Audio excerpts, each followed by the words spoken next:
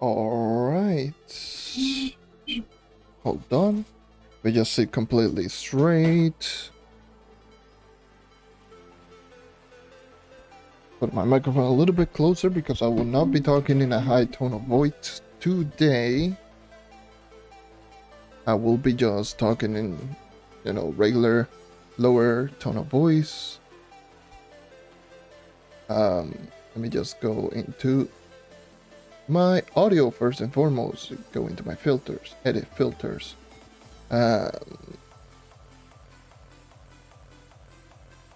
Put in the actual filters of the audio before I actually forget. Because there's actually going to be a thing that is going to be done.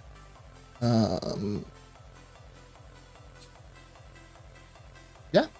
Alright. Welcome once again to another live stream. It's been a little while now since I did the last live stream. Let me just put my chair a little bit below. But yeah, it's been a while since I did my last live stream. My apologies on that one. But yeah, it's just my motivation has just been lately on an all-time low. So I'm just going to say that much. Let me just grab my controller. Hold on. Yeah.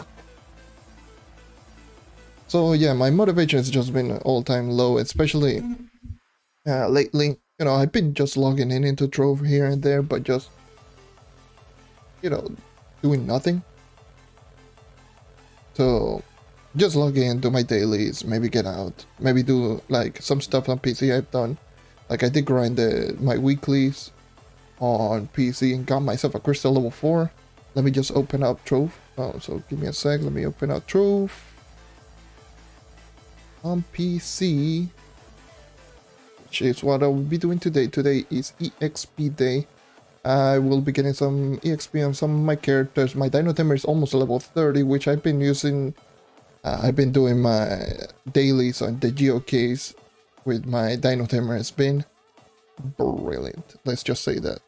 It's literally level 29 right now, and it's so good. Like, it's doing those daily has been just really, really good. But yes, I've already started working on my next hidden effects video already. Yes, I already got. Let me just put in the game. I've already got part of the script already written down.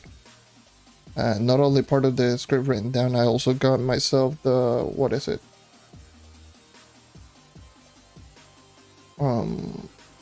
Part of the testing done. I haven't done all of the testing. I need to do all of the testing, but I'm already starting to work on the hidden effects video. I will wait no longer to make the series. Just wait a couple of days like I used to, and then during those couple of days I usually just lose motivation or just forget about the video exists. And just right now I just upload the video and start working on the next video immediately,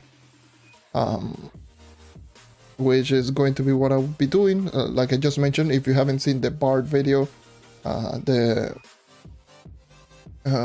Ice Age video is obviously going to be the next one, and then it's just going to be a list down the road, and all of the characters are already predetermined of which of the one I will be doing. So I will be personally just going over an actual list rather than just waiting out for polls and such. So I'm just going to be doing my own list on all the characters that are just going to be right there.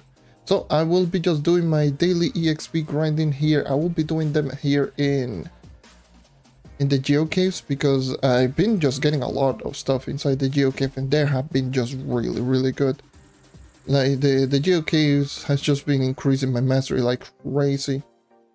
I still have plenty of locks, which I still had 9.3 mil. But the thing is like my mastery is right now at 67, almost 68, which is amazing. Almost 68 Geo mastery, 366 Trove. I've been just going ham on increasing my mastery, which is the reason why I am here doing EXP day and just grinding a bunch of EXP rather than just going for crystal level 4. Yeah, it's been really, really nice. And like I just mentioned, yes, if I go into my Shadow Hunter, right around here, you can actually just see that I do have a crystal level 4 phase. It actually did turn out to be a movement speed phase. I forgot about something. That was... Yeah, I actually forgot about doing something real quick. Oops. That literally went over my head.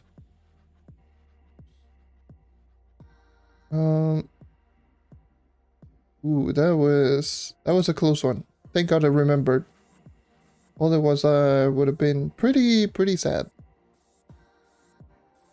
Because YouTube is weird like that. There we go.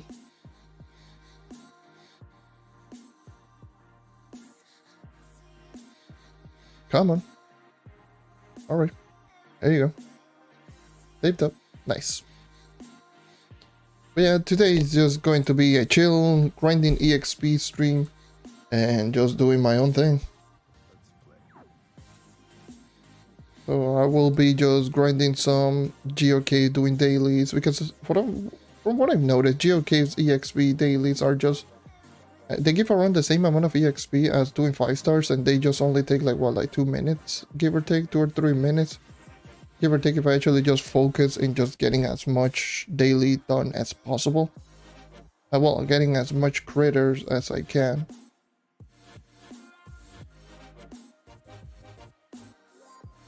So, especially if it turns out to be this good, this fast, like I'm just seeing right now. Right now is much faster.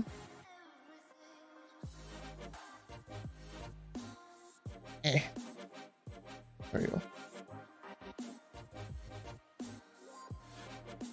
Really fast. Damn, there's like 2, 3 per room. Usually it's like... It's not that easy to actually just get this amount just done and over with.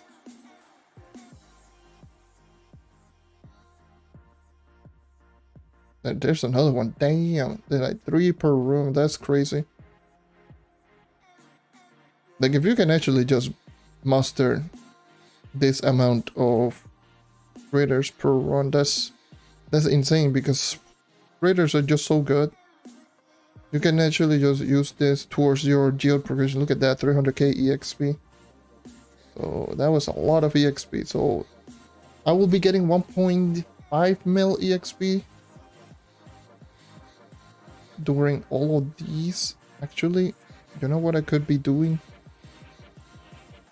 Which was already a waste. GG's. I could be using my double EXP potion. I'd still do...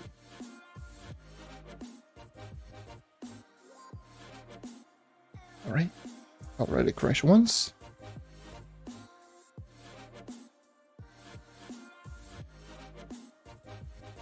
It's just classic Trove. Classic Trove right there. Alright. So let's go over... Ooh, the frame rate has been just pretty dodgy, pretty spotty. Very much maybe because V2 Studio is on, but shouldn't be that big of a deal. To put this... I got 3 double EXP potions, so I got 3 hours of 2 times EXP. Plus 2 times EXP from, you know, the actual weekly, not weekly, well, yeah, the weekly bonus, and then also a daily bonus, which is more EXP. So I should be, yeah, I'll be using 1 double EXP potion real quick. And I'll be getting a lot of levels. A lot of levels. I need to choose a route that no one just goes to so I can get as much critters as I can.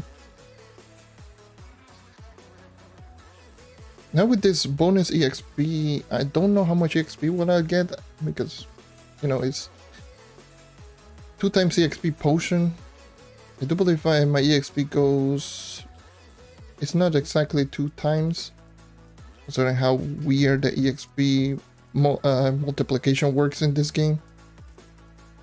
So I'm expecting around a 600k. If it is actually 2 times, actually exactly 2 times. Oh my god, 800k EXP. Just a big GG's right there.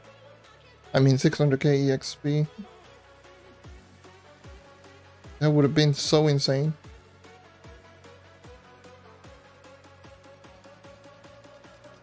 Did it get notified on the Discord? This actually didn't get notified on Discord. Of course it didn't. Thank you, YouTube.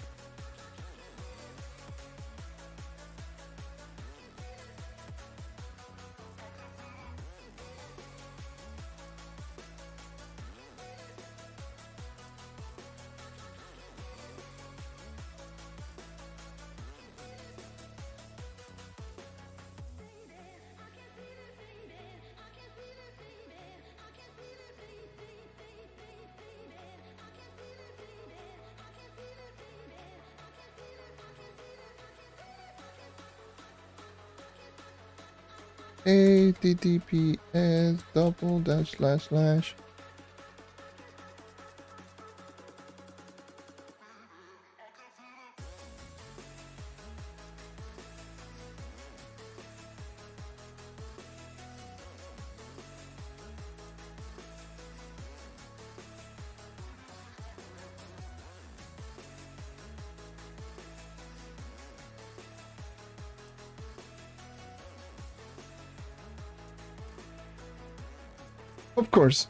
Of course it doesn't notify.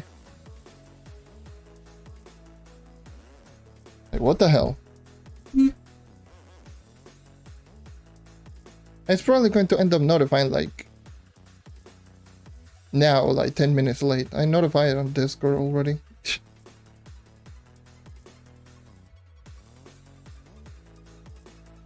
Bot be like, nah, I do not be working good.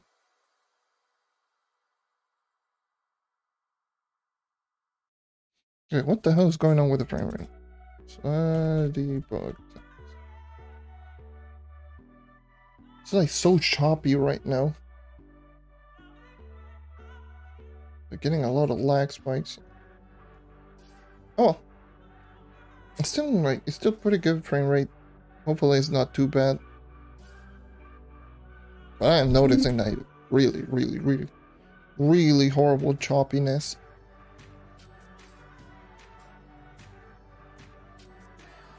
Ow.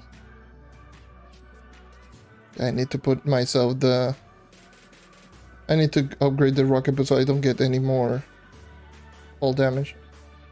For real. Staff fall damage really makes the movement just way slower. So I'm going to be talking about also another things that I've just been planning on doing. And like I just mentioned, I've already mentioned that I've been working already on the Hidden FX series once again, and I've already just posted the bar video for those who have not seen it, and I'm already working on the Ice Age video. But the other thing that I will be mentioning is going to be in regards to, I've been just thinking of doing a top 5 overall classes in the game. My own personal opinion of the 5 best classes overall in the entire game. Even though normally I would be like, I just don't want to start any 612k. God damn. Damn, that is ridiculous. Even though I normally don't try to stir controversy. Well, not controversy, but more so, I usually don't like talking about discussing, especially in regards to classes, because there's so many people that are just going to say some of the dumbest thing, and it's just not going to be worth it. Definitely is not going to be worth it. So that's why I'm just going to stir away from it, because it's just like, why? At the end of the day, just even if I just give away my own personal opinions, specifically mention that it's own personal opinion, give away my own opinions in detail, people are still going to go crazy. Like for example, if I put in my top 5, like some of the classes that I don't have on the top 5 that some people might be surprised is going to be, for example, Dino Tamer. Dino Tamer I don't have in the top 5. Not even post-patch. That is definitely going to stir a lot of controversy considering the amount of people that do like the Dino Tamer. But Dino Tamer is not on my top 5. Same with Boomeranger. Boomeranger is not on my top 5, including post-patch.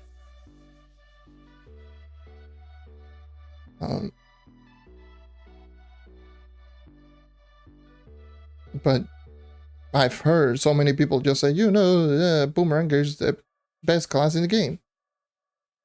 No.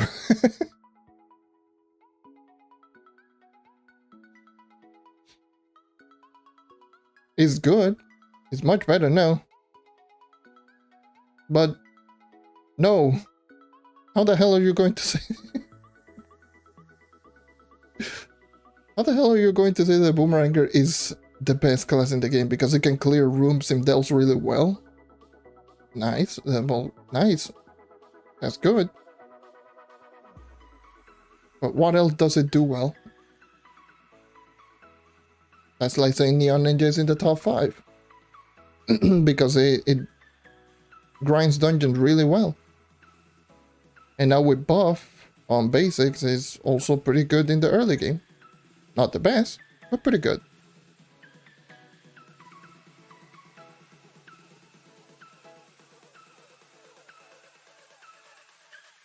But it's really funny.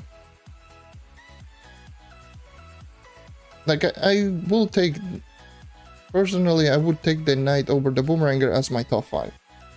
And I've already discussed why, in my opinion, the Knight is in the top 5 now, post Shadowy Spotlight. Before Shadowy Spotlight, no. Knight is around 6th or 7th in my own personal ranking prior to Shadowy Spotlight. But after Shadowy Spotlight, like, the basic attack buff it's just way too strong. It's way too strong.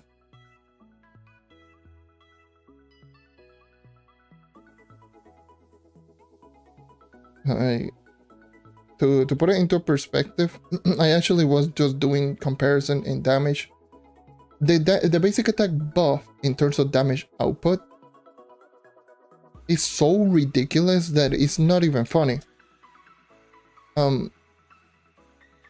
Let's just take it to an example. The Boomeranger, yes. The Boomeranger pre-patch without Blast Bow, no Blast Bow. So the damage on Boomeranger bow basic attack is 1.4. Post-patch with Shadowy Spotlight, they increase the damage from 1.4 to 2.4. And if you include Blast Bow, it increases the damage from 2.4 to 3.4. Even despite all of that increase, comparison from pre-patch no Blast Bow to post-patch with Blast Bow is still less than the increase that the Knight got on basic. Very slightly less, but still less. That's how ridiculous it was. And if we were talking that the Knight basic attack was weak before Shadowy Spotlight, it was among the highest in terms of damage output, but it got the biggest buff in terms of damage increase per basic, per multiplication. Which is why currently right now the Knight is the 5th highest non-flask DPS in the game. I'm going slowly towards the ground and still take 20%. That's GOKs for you.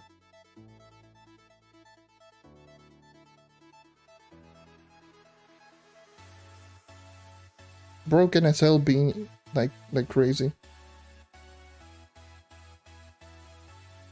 But yeah, getting an increase from 2.5 to 4.55 is just ridiculous. That's not counting the old passive, like that's just way too high. Considering that it is still the 3rd fastest basic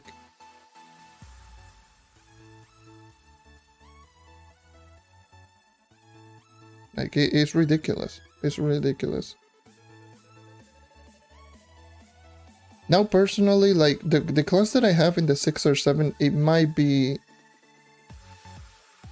Like, I have Dino Tamer around 7th or 8th. Personally. Boomeranger have it in the same round, 7 or 8th.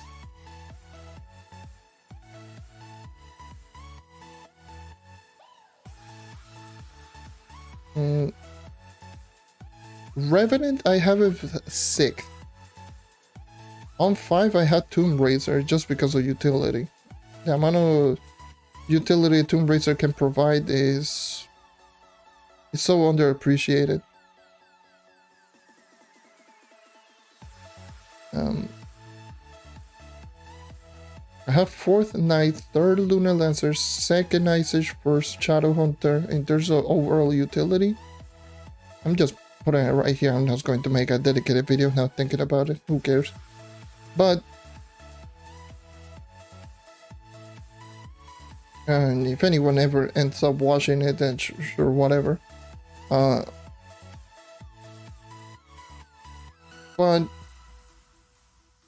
those are in terms of like my overall ranking. It goes to show how good like every single class really is, because it's so difficult to choose which of the class is going to be the best class in the game. It's just like, oh, if you want to use this class, then there's... If you want to do dungeon grinding, then there's this list of characters that are just good in dungeon grinding. If you want to use a class that is in the early game, then you have this list of characters that is just good in the early game. If you want to use a character for bossing, then you have this list of characters that are good for bossing. There is literally no perfect top 5 of the best classes in the game. Maybe the only character might be Shadow Hunter, in my own personal opinion. Nah, Shadow Hunter, in my personal opinion, it probably is the closest to perfection of the perfect character. Like, it should be pretty much either first or second in everyone's list.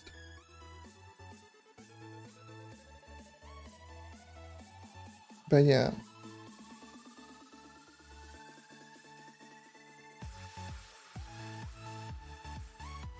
It pretty much just...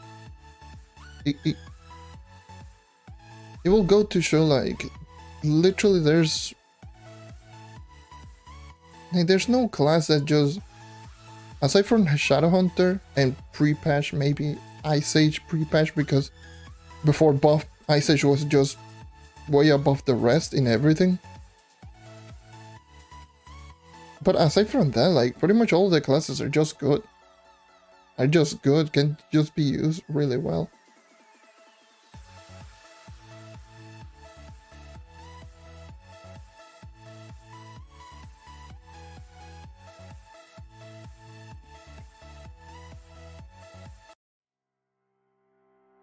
Yeah, pretty much. Like, if I made like a quick list on the top of my head in terms of like,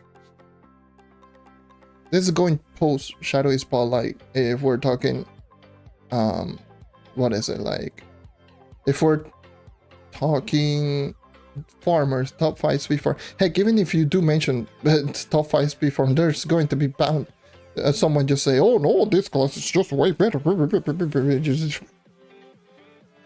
It's so annoying. Like, for example, what is the class that I've heard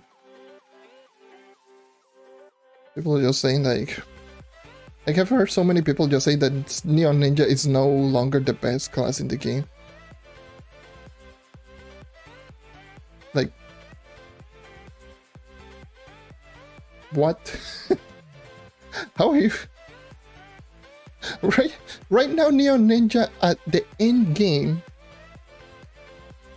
is better than it was pre-patch, and you're saying that the class is not...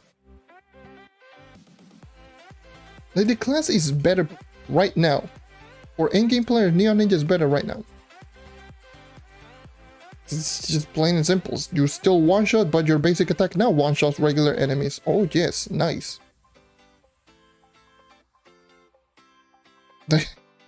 You see less number, but that doesn't mean anything. That doesn't mean anything. Like, it really doesn't mean anything. Like, the only weakness that the Neon Ninja had before was momentum building.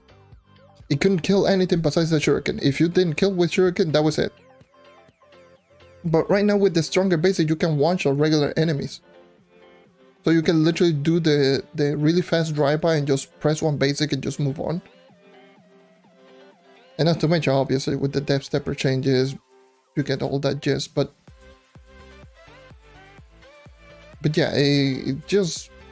And same with Curse Call. Curse Call was also a problem with Neon Ninja, but now you can just straight on basic and just go back and forth and just keep going and just destroy. Now I got level 30 DT. Nice, let's go. Alright. I think I need one more daily. I got level 30 on Dino Tamer. Nice. That's my next...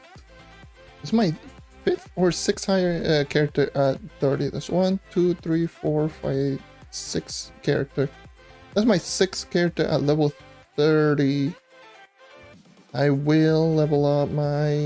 Oh, Ninja. And I'm done with this. Okay, cool, nice. Let's move on.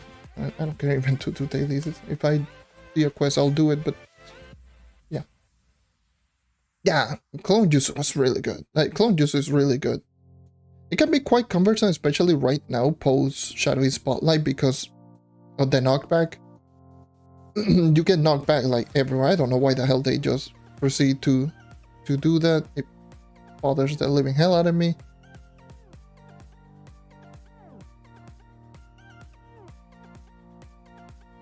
So I don't know. With Clone Jutsu is now a little bit more cumbersome to use because of the amount of knockback that enemies just do right now. It's just so ridiculous. I mean, it shouldn't be that big of a deal. My damage is so bad. Hold on. Hold on. Hold the front door. Level up. Sure, level up you. Great damage, of course. Nice. Why? More crit hit, nice. I'll take it.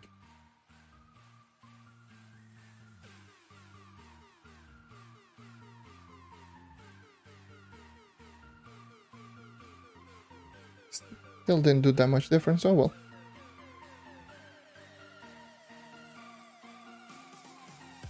Yeah, I personally, in my top 5, I had Neon Ninja first, Shadowhunter second, Lunar Lancer third, and maybe Bard fourth, especially now with all of the musical master shenanigans that you can do. Bard definitely is fourth, and then it's a toss-up. There's plenty of characters that can actually just fit right there. The Dino Tamer, of course. Especially post-patch with better AoE, it's just really, really good. Obviously, the Overcharged Knight is high up there. Spin to Win Candy Barbarian, definitely high up there. Like, there's so many characters that you can just drop in, so many of them. So I would not say any character in particular, because there's so many characters that, depending on how you use them, it's going to be right there. But definitely in my top 4 would definitely be over there. I didn't have Bard high up there, but especially once I discovered in regards to the Musical Master. Musical Master is just ridiculous. Like, it really is. Like, it's really so ridiculous. I was able to maintain 350 dungeons per hour with my Bard, where before I couldn't even do that with 35k. Why am I losing my voice already? Hold on.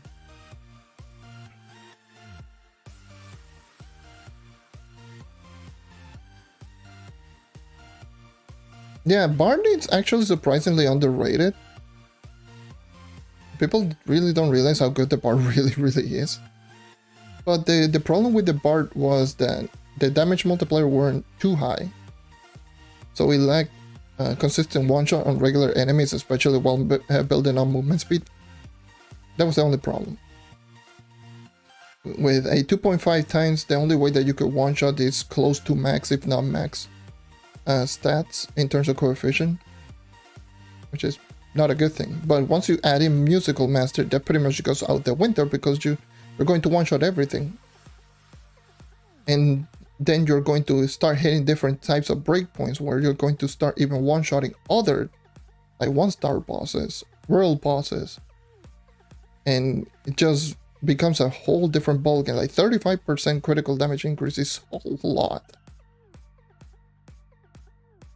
Let me just put that out there. Like 35% critical damage increase is a lot, and it is for 30 seconds, and it is super easy to maintain.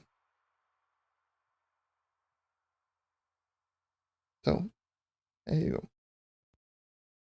Hey, how's it going? Not much. Really enjoyed the vid. Thank you. I appreciate it. My Neon Ninja is so trash. Hold on. Can I get more attack speed for crying out loud? Movement speed, attack speed. I cannot.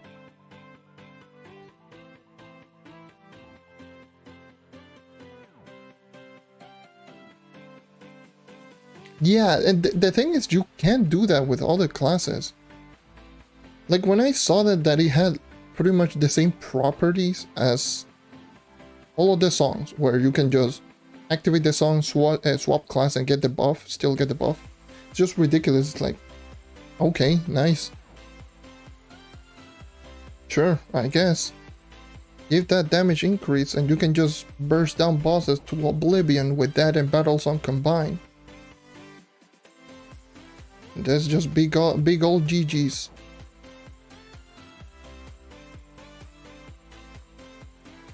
To be honest, I don't know why am I using the Neon Ninja, but I'm using it. And I shouldn't even be doing U7, I should be doing U6. But I don't care.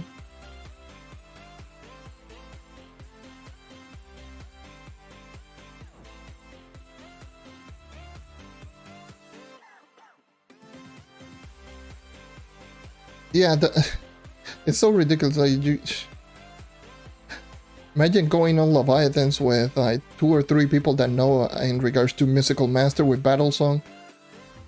And now with it's still on console pre-patch Chloromancer. Those Leviathans just like, hello, I'm dead. Okay. Just getting just burst down to oblivion.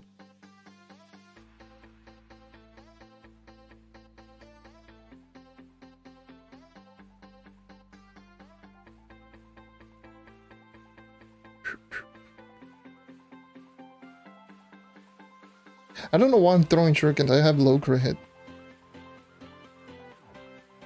I have really low crit hit, so sure.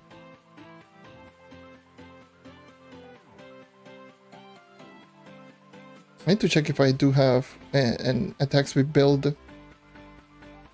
Because Neon Ninja with no attack speed is kinda disgusting, not gonna lie. It is kind of disgusting.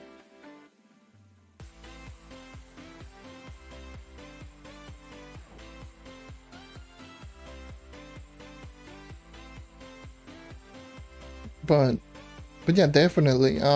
Mystical Master has just brought us so many interesting tactics, especially for the Bard. Like, I've already liked the Bard a whole lot. Like, for me, in terms of like magic damage character, Bard is high up there among my favorites. But one of the problems that I have with the Bard, it was just like, you know, it's just I just don't like the consistency of the character, even with my max stats. Like, the consistency on the character was just But after using Musical Master and especially just running 340s DPH, like running 340 DPH with a Bard is just absolutely ridiculous. Especially with my Bard that doesn't even one-shot 1-stars. Oh my god. Like imagine if it starts one-shotting 1-stars.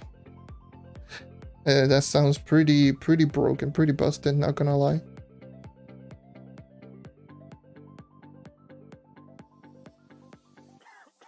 I've been tempted also as well on just going on seeing how fast I can actually go with every single class. Is that time a weekend? Indeed.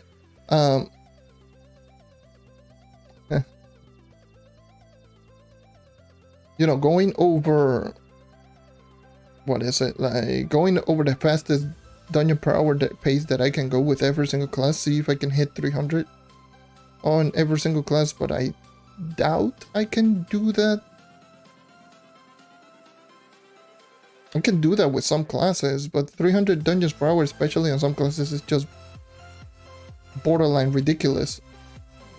Just putting some raw gameplay with a high dungeon per hour pace, which is the same thing that I did on my Musical Master video. For those who didn't make it until that point, pretty much the last 8 minutes is just one pure raw grinding session of 345 DPH pace with the Bard, which is really fast pace. And the dungeons per hour at 345 is like close to 6 dungeons per minute. That is including all in the in-betweens and, you know, pretty much essentially everything. So that was the pace that I was going, essentially. And yes, I went over the 8 minutes and just counted all of the objective and then did the math and then divided. It was like, and then just did all of the multiplication and division. It was like, oh yes, I was doing 5.75 dungeons per minute, which is 345 per hour. In that 8 minute span.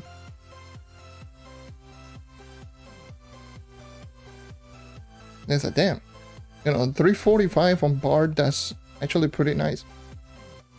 I think it's definitely my fastest pace that I've gone with Bard, obviously.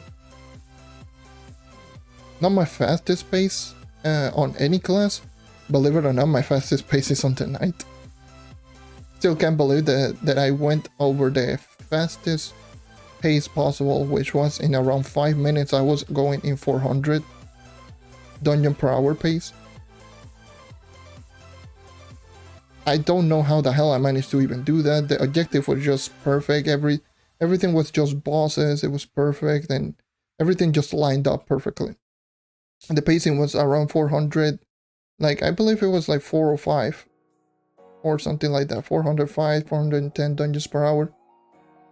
And I don't think it reached 410. It was around 405. So that was my dungeon per hour pace. My fastest dungeon per hour pace that I did on the Shadowhunter and the PTS was 361. Was my highest dungeon per hour pace. And that was a full hour. That was at full on hour.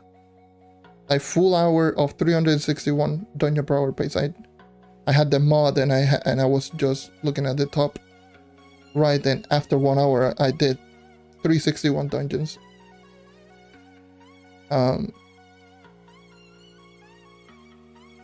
That was my highest like maintained pace with Shadowhunter. Like, I was literally pre-firing wall-shotting almost everything. It was really ridiculous pacing. I want to do like a I wanted to do the one with Vanguardian no Marshall Vanguard, and I want to see how fast I can go with that one. 361 with the Shadow Hunter on the test server, with 97 base movement speed and no subclass. So base crystal level 3 equipment, no subclass. So that was the 361. Yes.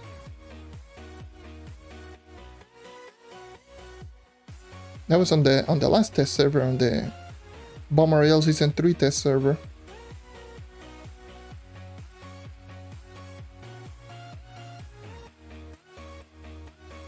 And I want to see how fast I can. Actually, on the Neon Ninja, I don't think my pace is just going to be that much greater. I never been a good Neon Ninja. That's another thing. I never been just great. I could probably just hit 310, 320 on Neon Ninja, but I don't think I can just increase my pacing really, really high. Maybe in U8. That would be kind of pointless, but yeah, maybe in U8.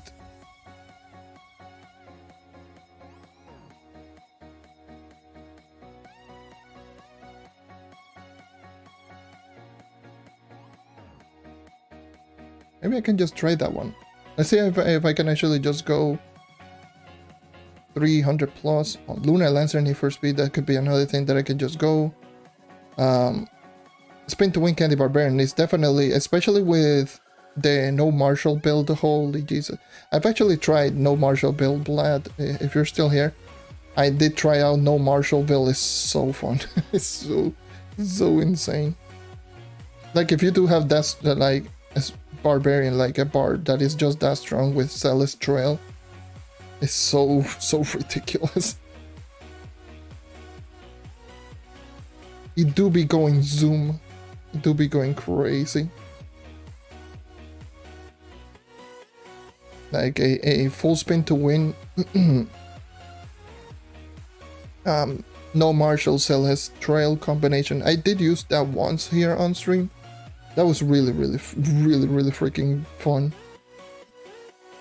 But oh my god, can't go downstairs.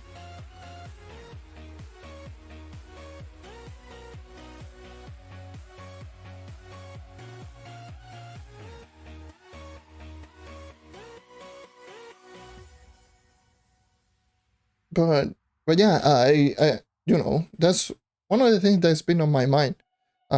Also, I've been dying to try out the new build, the Spider-Man build that I've been just rocking with the Lunar Lancer. It's so fun. It's so ineffective, but it's so fun. Which I was using it on when I was doing the U9 throwback. All the movement speed shenanigans that you can just pull off with grapples. Which sucks. Honestly, like, the grapple would have been really good if you could. What is it? Like, it would have been really good if the grapple did damage immediately as soon as you grapple, rather than just as soon as you do land. If it did, like, the damage was dealt on the grapple, that would have been super crazy, because it means that you can just maintain insane movement speed buffs on the character, while being able to one-shot, while being able to cancel out all of your grapple movement speed shenanigans. That would have been pretty ridiculous. Or the other thing would have been as well, like, if you maintain all of that forward momentum while doing the grapples. There's also one ability that as well on the Lunar Lancer that it reduces the cooldown on your grapple. I think it is a little bit unnecessary, but maybe that will be something interesting to try on. Maybe I'll try it. Well, I'll definitely try it on while I'm doing the hidden effects video on the Lunar Lancer, which the Lunar Lancer should be after Candy Barbarian? I don't remember. I don't know if it was. Yeah, Lunar Lancer is after Candy Barbarian. So next episode is Ice Age, then Candy, Barbarian, and then Lunar Lancer, so maybe by the time I get to that point, I will be able to test out all the abilities on the Lunar Lancer. I mean, I can test them out right now, but I'm not going to, because I want to do the hidden effects videos. And definitely the hidden effects video is something that it's been on my radar. Let's just say that much. For a while. I'm no longer taking breaks on that series. I really want to just to get it over with.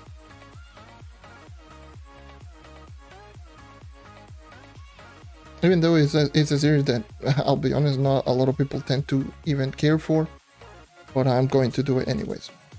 It's information, it's valuable information that should be just thrown out there. And if no one's going to do the testing,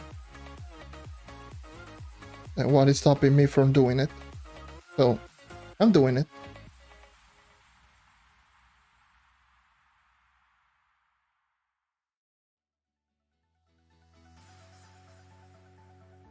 That's mainly my main reason why I'm doing the Hidden Effects series. I'm doing the Hidden Effects series so more information is thrown out there.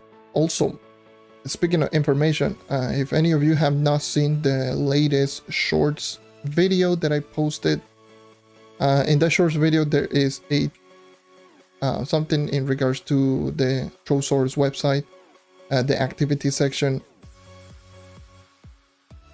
Make sure to send that to anyone who is just starting off the game and such. I will help them out. Just let them know and give them something that will just help them out. It's not the best way explained, but at the very least it's something, and would definitely be insanely good if they just put in the overview right there, and if you click it, there is a page just 100% dedicated into that. But some of the problems is that some of them actually you can click them, like you can click on the category and it will send you to a page, but some of them doesn't even explain anything. Like for example, like if you click on the delves, instead of just dropping you into a delves overview and just explaining what are the delves, they just drop you into the full delves update. Literally everything that they just drop into the update, which really doesn't explain anything, because you know that is when the delves update drop, rather than just with everything that they just added into the game as well after. And then the profession, you know, it was the profession was also pretty nice, but the problem was that with the profession it doesn't explain how to increase the profession. It just tells you what are going to be all of the items, which what are all of the profession, what are all of the items. It doesn't tell you anything else, you know. I think it's just going to be a perfect opportunity for, and that is a bot. Okay, and that is my friend a bot spamming.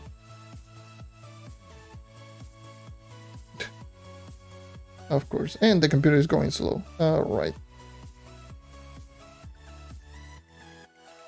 because Streamlabs is not letting me to do anything.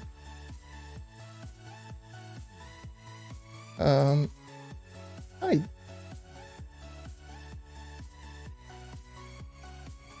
There we go. It's just a bot, unfortunately.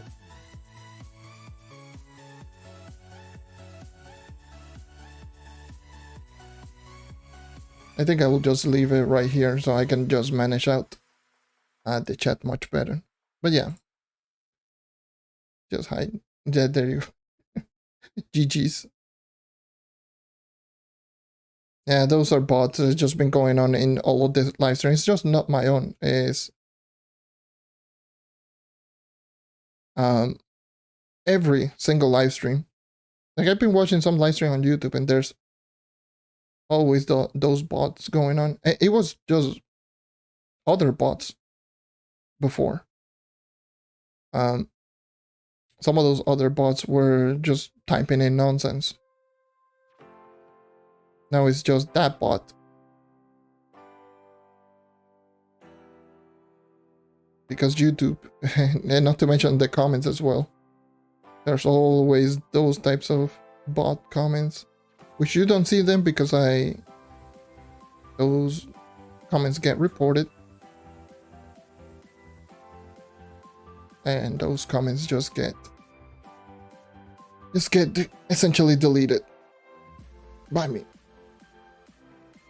I just have much rather have this one is much more delayed on on YouTube.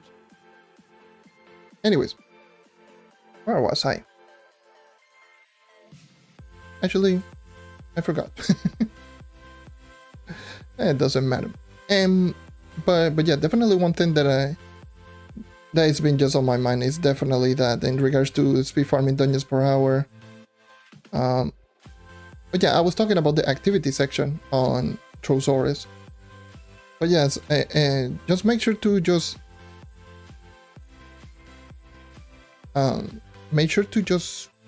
send them if you have a friend or someone that doesn't know anything. Just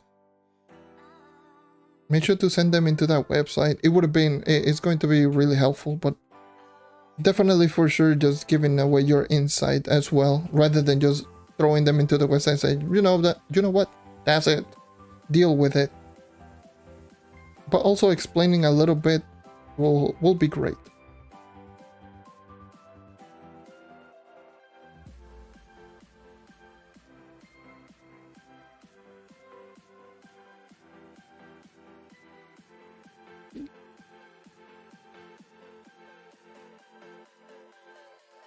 Actually, let me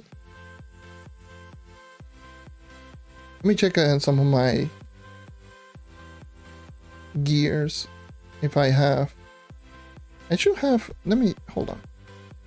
My Chloromancer has health regen, crit damage gear. God damn it. What do you have? Can you stop attacking me? What do you have? You have a movement speed, attack speed gear. Face in a hat. I need the face, so the face will be great. Neon Ninja.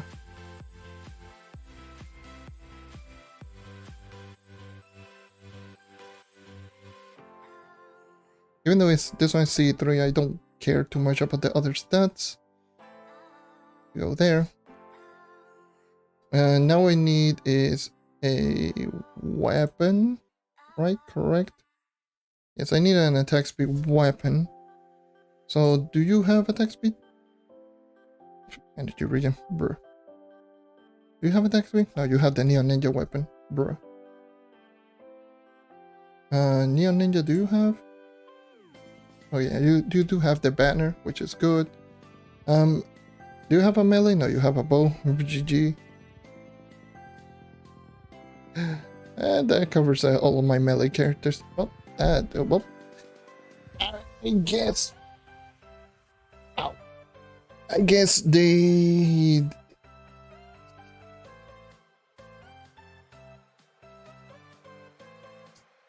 Guess that will be everything. But I guess with more attack speed, it's a little bit better.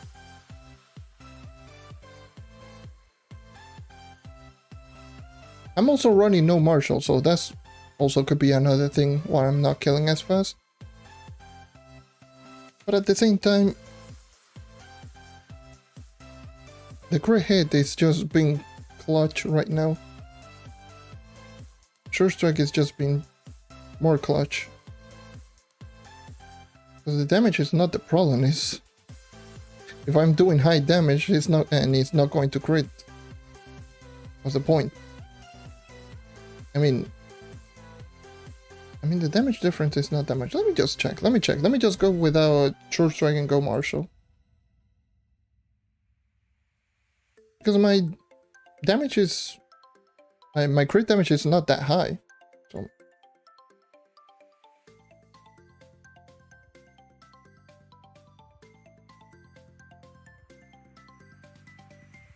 yeah, definitely. Okay. doing more damage was just better. Noted. Okay, cool. Yep. And I could be using True Strike Marshall, but Trail. Come on. It's Trail. You can say no to Trail. You can never say no to Trailblazing.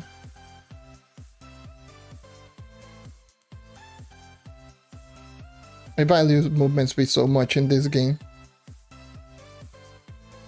Could be a bad thing, could be a good thing. It depends on who you ask. But for me personally, I just value Trail way too much. I value the movement speed in this game. It's such a good stat.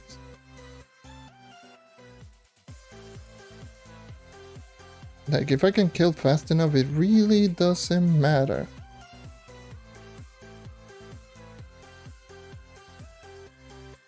I'm just like moving around really quickly. I mean, you already know, I've done so many speed farming, movement speed videos. It's honestly kind of ridiculous now at this point.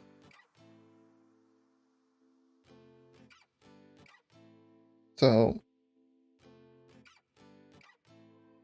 I mean, I do my best just to explain and just teaching everyone how do I move, because you have no idea how many people I get this question from, like, how do you move so fast? How do you move fast? Even though there's so many videos in regards to speed farming. Already done so many videos. I don't mind doing another one, but I mean, sure, here you go. But hopefully this last speed farming video is something that people just actually just taking, you know, more into heart rather than just leave it the way that it is. You know, use that video more as an actual guide, because it's not because that video took me like literally like 20 hours to make. But that video it pretty much just covers most of the actual basis of speed farming that I know of, and I don't think I can explain any more than that. I can go in detail, more in detail on every single category, but I cannot explain I cannot bring any more new info.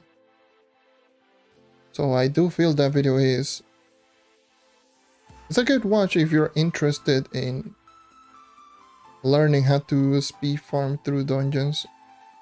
Just move fast. Do high pacing dungeons, grind efficiently, all of those things. All the things that just makes you complete dungeons really quickly. By the way, look at the Bomber Royale. Been doing Bomber Royale every now and then. The AFK Royale. But yeah, in that video it's just, hopefully that helps out all of the players out there. I'm also going to be just 100% honest with everyone out there. The Trove has just... How should I put this? Trove lately has just been the most unmotivated that it has ever been. And let me just tell you, I played last year. Last year was just extremely unmotivating because not getting any updates for 8 months was gruesome and brutal. But at the very least, during that time period, we still had Dells, and Dells was just ridiculously grindy to the point that it was just disgusting. But now that we've already done Dells for almost 2 years now, I'm losing my voice again. For almost 2 years now, we've already done Dells. And probably in PC it's already been actually it's been over 2 years for PC. Because on PC it was on May the 5th when it dropped on 2020. But pretty much being Dells for over 2 years is, you know, we already got most of the things in regards to Dells. So we don't have that same, you know, that same amount of stuff to do as we did back then, because even though we waited for 8 months, we still had a lot of things to do inside the Dells. Some people didn't like it, obviously, and I'm not saying that it was good, but it was definitely much better than what it is right now, considering that we don't have anything to do. Like the constant, like the amount of players that has just been, they are not playing the game anymore. It's increasing more and more. Like the game feels like there's much less players every single day. And the problem is that they are not taking into account on that one. Like I actually went into the official Twitter on Trove to see if there's something. And the only thing that I managed to find was someone was asking in regards to Shadowy Spotlight on console, and the comment that they got, it was like there was no date. Like there was no date, but it's just going to come out soon. Pretty much just being as vague as possible. I was like, damn, this is not reassuring. Let's just say that much. That doesn't sound anything that anyone wants to hear or see.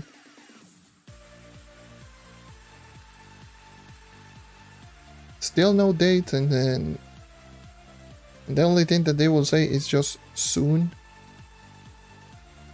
Goddamn, what are you, a parent?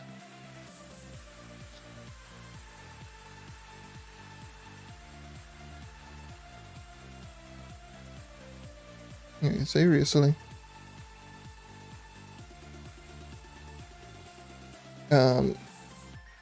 Is ridiculous.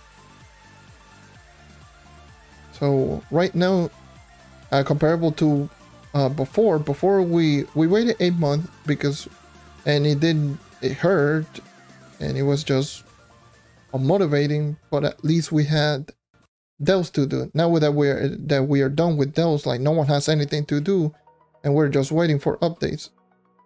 And the only 2 updates that we're missing are, let's just say, not the best updates. I mean, Shadow Spotlight is great, but it doesn't bring anything aside from class rebalancing. So people are just going to be motivated for like the first 2 days and then just stop playing because they have nothing else to do. Bomber Royale, same deal. Only for like the 3 fans of Bomber Royale are going to be happy. And everyone else is just going to sit there and stay AFK or just grind flux and buy credit pouches. And just buy the bomber boxes. And voila, GG's.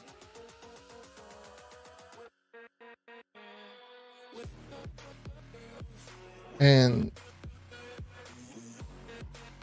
that's just the issue, the big issue. And the thing is, like, from what I played, from the time that I did play Bomber Royale here on PC, and obviously everyone being AFK, except like the couple of people that were just going full on tryhard, which that happened. There were people that was just trying, like they were going full on tryhard, and they like literally half the lobby, not even half the lobby. Like there's like 10 players. Out of those 10 players, like 7 of them were AFK. There are some people that were just trying hard, just grabbing all the power ups, just going really crazy. Like, yeah, I'm going to kill a lot of AFK people.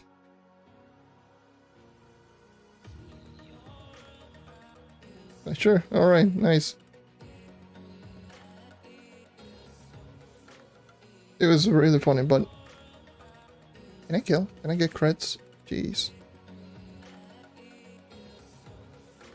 But yeah, for the most part, most people are just going to be AFK, either not going being AFK or just throw themselves off the map immediately as soon as the game starts, because the game will start with 8 players. Sometimes you are going to get 10, and when you get those 8 to 10 players, you only need to place in the top 8 to get a coin. So people are just going to start, throw themselves off the map, and just get a coin immediately.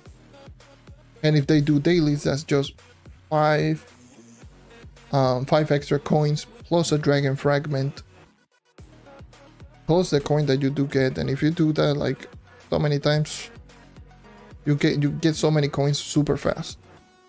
Like getting the stuff from Royale is super easy from what I've saw, or what I've seen actually.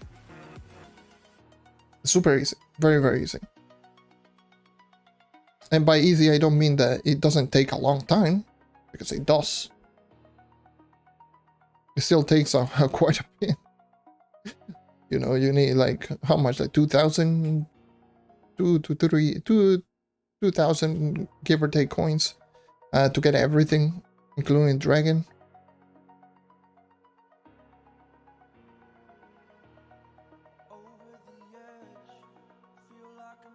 So yeah, I would probably just say, if you are ever wondering which of the coins or the item that you should be getting priority, the first thing that I would recommend to get is the dragon, of course. The dragon is the first thing that you should be getting. And secondly, it's just going to be the volatile boulder, which is the mount that just grants you the bomb jump. And then pretty much everything else is just grab it, grab the one that will grab you the most amount of mastery for the least amount of coins. And just keep going through that, essentially. That is essentially the route that you should be going. Because pretty much nothing just brings anything unique to the table aside from the... aside from just the volatile boulder and the dragon. And the dragon is just because of that, and the volatile boulder is because of potentially just really good be farming mount or vertical movement. It's a good thing. That mount is ugly as hell, but it's a good thing that it's in the game. Because one of the problems with Trove in terms of the movement is vertical movement. You can move really quickly horizontally, but moving vertically is a pain in the ass. That's just the way that it is. Going vertical is horrible. Let's just say that.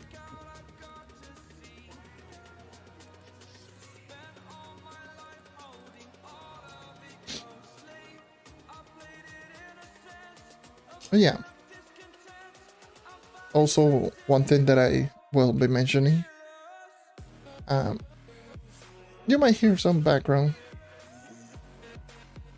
things. Hold on. Yeah, as I was saying, you might just hear some background sounds here and there. So, my apologies if you hear the background sounds.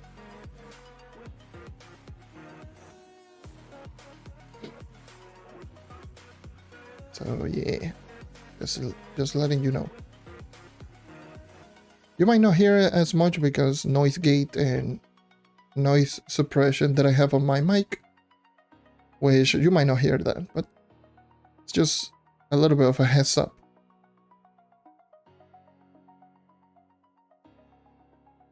By the way, can I find a goddamn T-Rex? Seriously? We're talking about the actual swamp. We're not going into the canopy trees.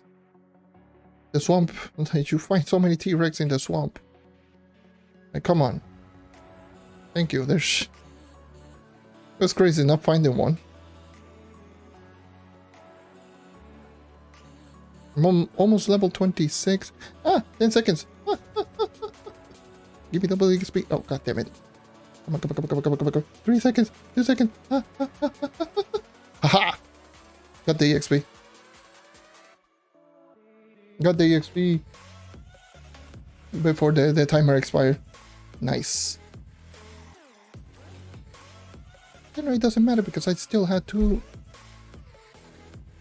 XP coins right there. So let me just complete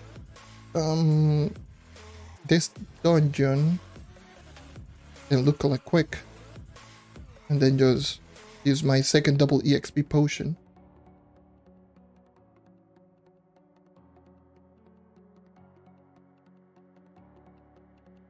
Two times EXP pots. There we go, level 26.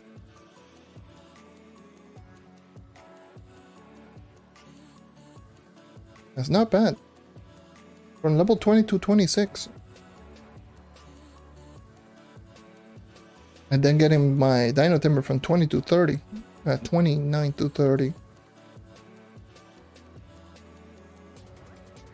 Let me just... I already got all of you.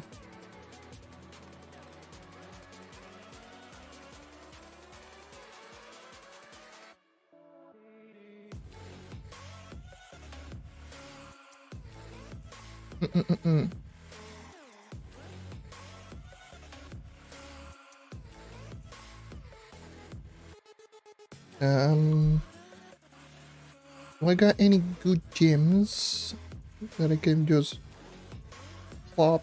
Oh, I do have one good gem, but I have to be level 27 to get it. Yeah, I need to be 27. God damn it. Why? I need to be level 27 for the cosmic. I mean, I could just keep it, just leave it right there until I reach 27. Once I do reach 27, then I'll just equip it.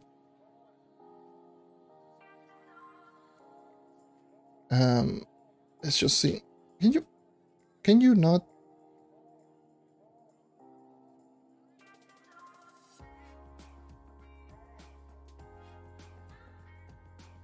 Let's just equip any types of wings, who cares? Just equip these. Let me just put me more appropriate.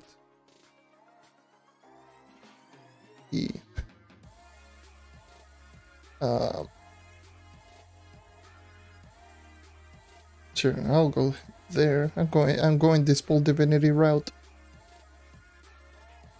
You know, that is obviously the standard noob combination. If you're a new player, this is usually the custom that you're using. Either the level custom or this.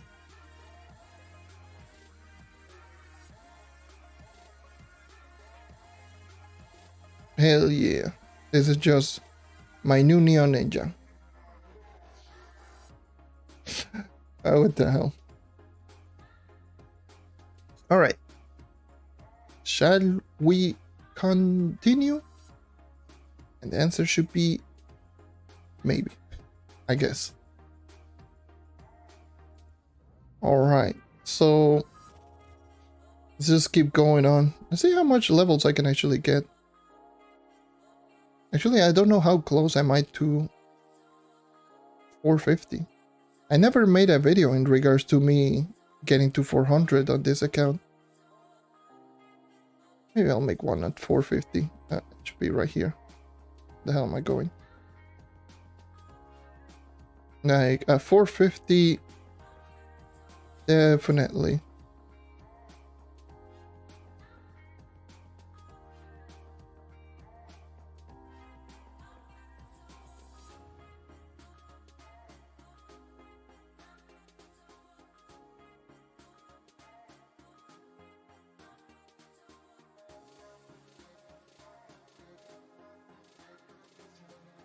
$450 mastery. Still crazy.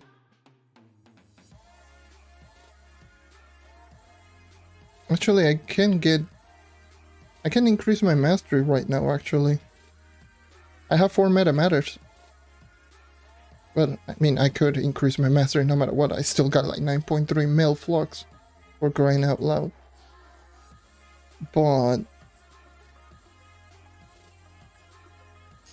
what is it like? I've got 4 meta matters because of the tome.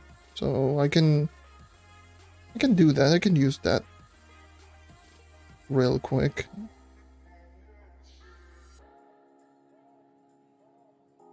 I also need to just spend the remaining flux. Well, not all of my flux, but I need to spend in just getting all of the remaining stuff that I'm missing on the Shadowy Merchant. I'm missing only 3 costumes, and I'm done with everything. Like, I got everything for Titan Sword, Lunar Souls, and essentially all of the craftable items except 3 costumes for the Shadowy Merchant, which is very nice. I also started crafting stuff in,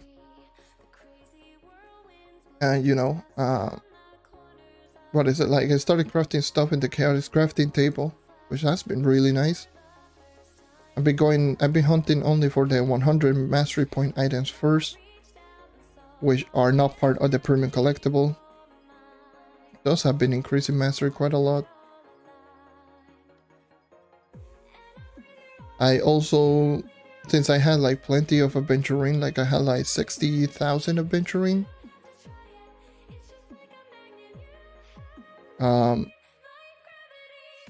Not anymore, but I bought most of the stuff that are not part of the clubs in the merchant, so that's something.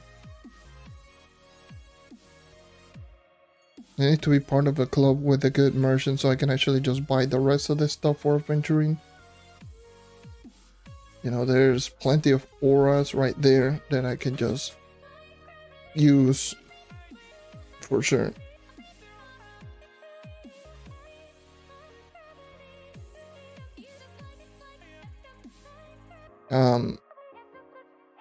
What else? Can you not lower my attack speed? I started crafting some stuff here and there in the Crystology table. I can see it's ah, Jesus. Woohoo!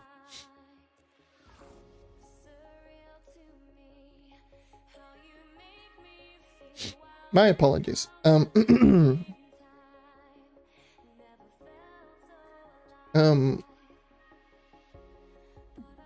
Right, what was I saying? Oh yeah, the Chaos crafting table, the Crystology table. Like, I crafted some legendary tomes here and there. I started upgrading some of the modules. I also started crafting some of the items in the Crystology table that are mounts stuff.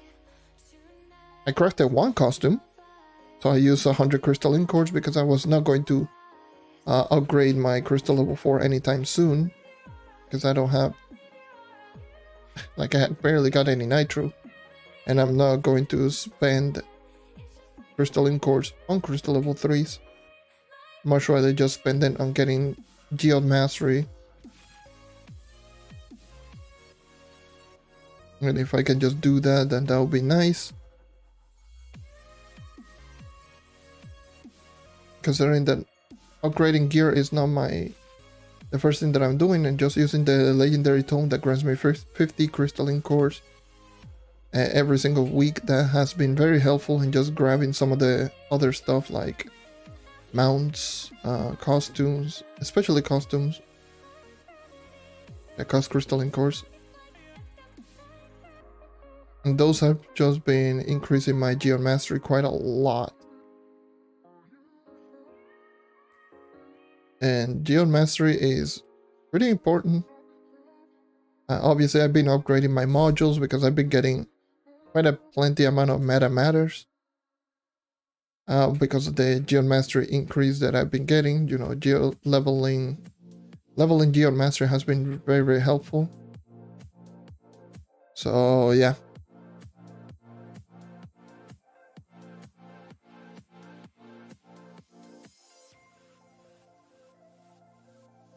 Let me just mine some chase, don't get some Some of those dailies done. So let's go over those. So that will be more EXP down the drain. Obviously just leveling up characters, which is what I'm doing right here, is definitely a lot of mastery points.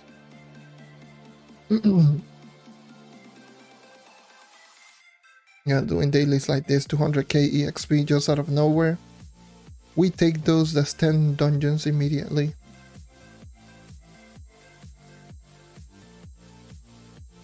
We just grab Flask.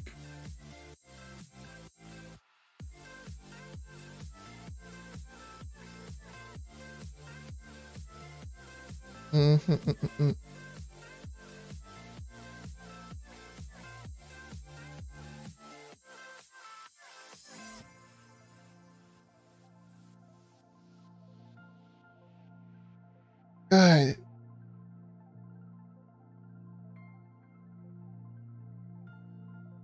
Leveling up classes. I need to just consider also fishing. I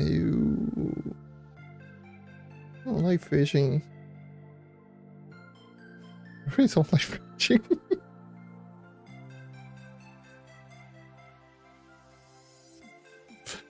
I really don't like fishing.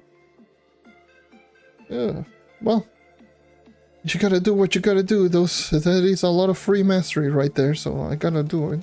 I'll probably just do that next week. Next Tuesday, I will probably just do a fishing stream.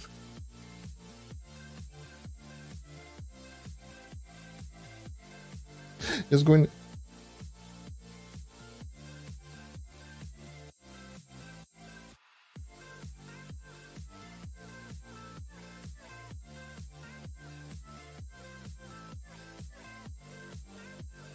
That's going to be something that I never thought I was going to do again.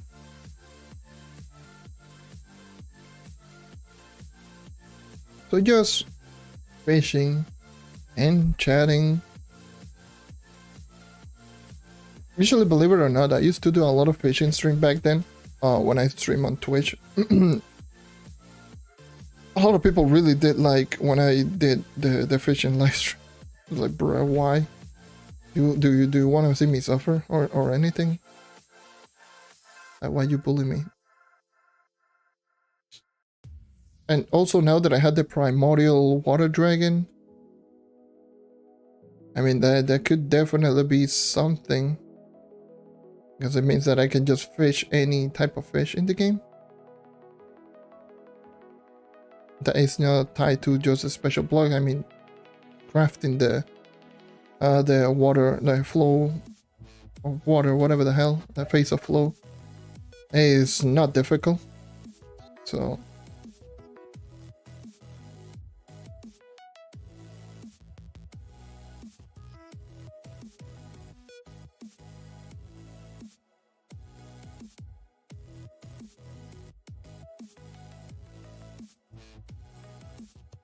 same with the lava flow, same with the chocolate flow, like pretty much all of those things are going to be pretty easy to get anyways.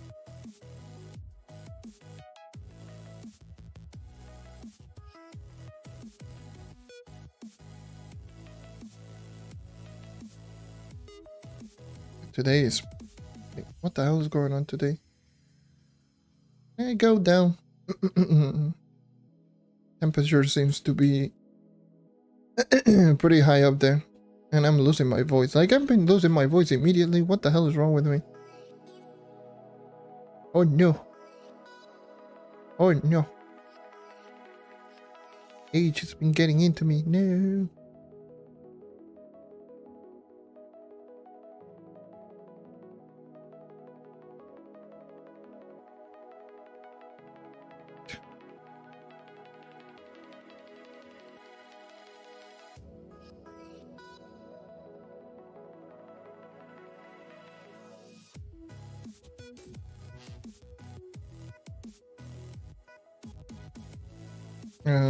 Wait, what the hell?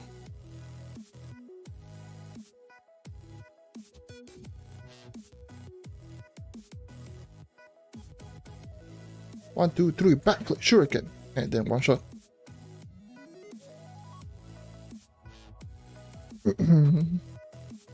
So I might just keep quiet a little bit more. See if I can rest my voice. I don't know what the hell's going on. Like, I don't know why I'm losing my voice. Okay.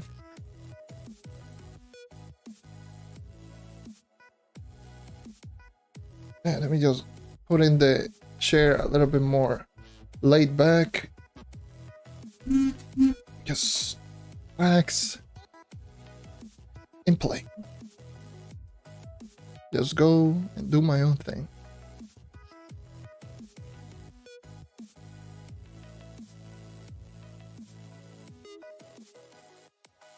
Come on.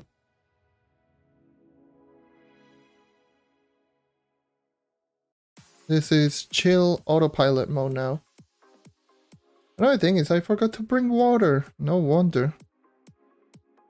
Like, I finished up my water before doing this live stream. And yeah, that wasn't the smartest idea, let's just say that. Not to bring another one.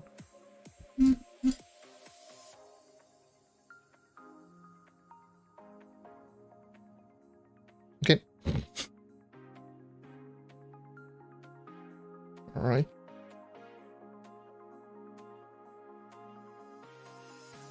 I need to also check some of the items that I'm missing to increase my mastery.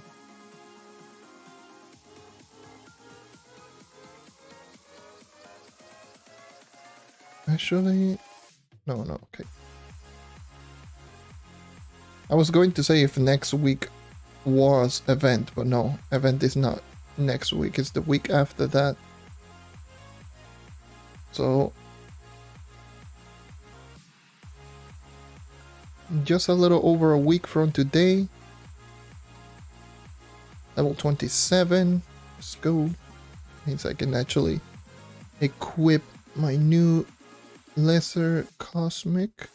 Yes.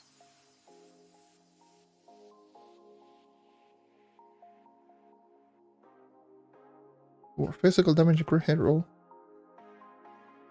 Make sure. It means that my damage is now more respectable.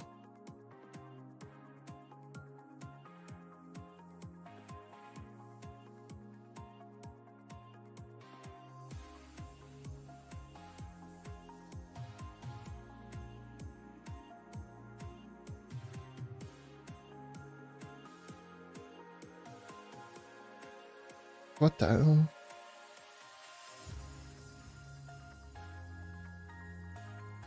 Is that my brother just listening to music? Or my dad?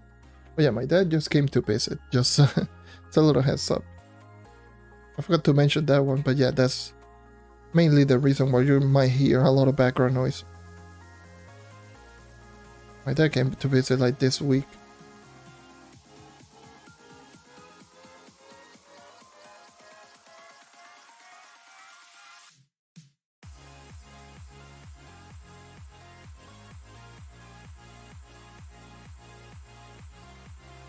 Okay, that's definitely my brother.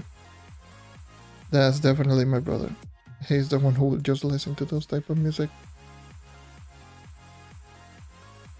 I mean, actually, I take that back.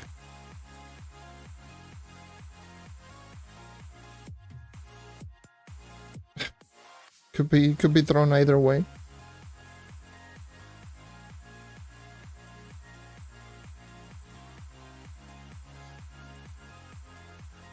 Oh, I wanna see that. What type of recommendation I do see in the global chat? I'm not even going to answer.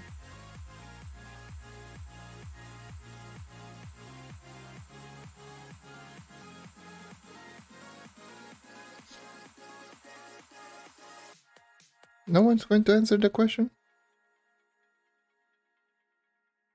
Someone's just... Oh my god. Again with the bots.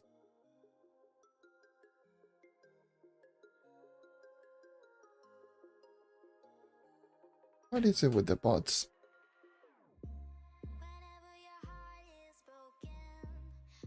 Please. Why? Why?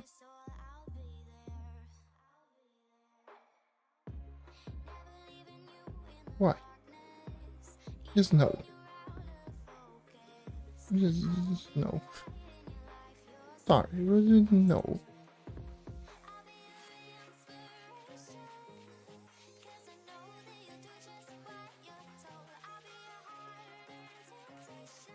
It's been a problem lately. It's been a big problem.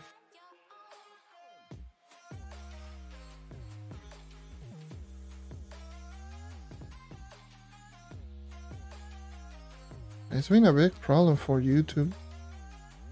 Like, I've been seeing that more and more frequently.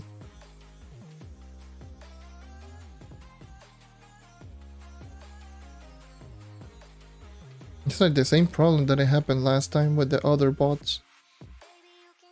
These people just typing in nonsense.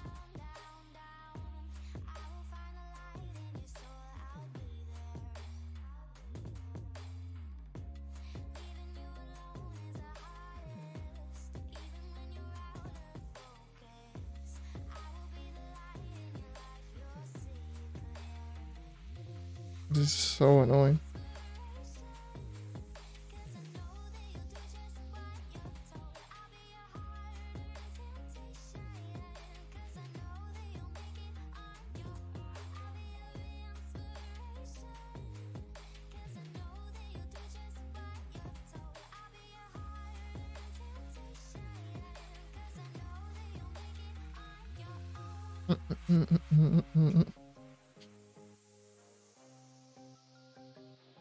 I don't wait. What? Why? And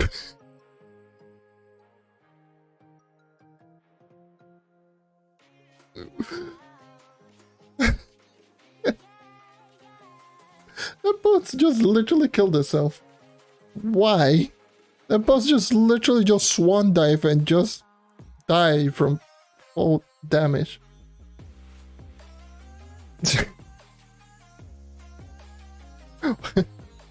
Okay. Just started walking like throw myself dead from fall damage. Alright. Sure.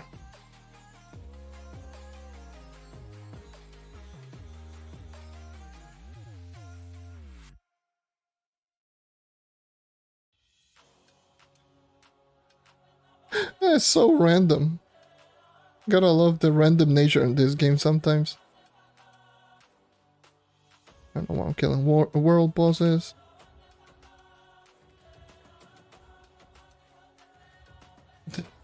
This game is just so wild.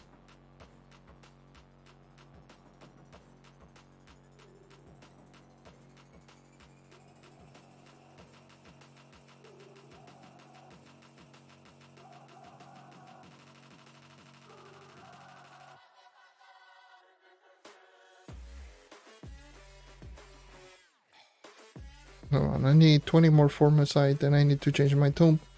Let me just do that real quick.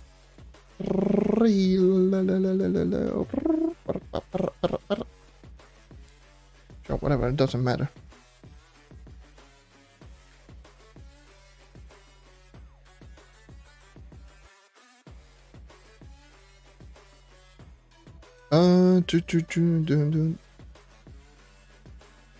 Level 27. 32%. And I could be doing those, but it really, like, I'm doing U7. Even though I could be doing dailies, I could be doing other stuff to get my levels much easier. It's not as fun. Like, I got no rush. Okay, and this even is including the fact that I'm using 2 times EXP potions. I technically got no rush.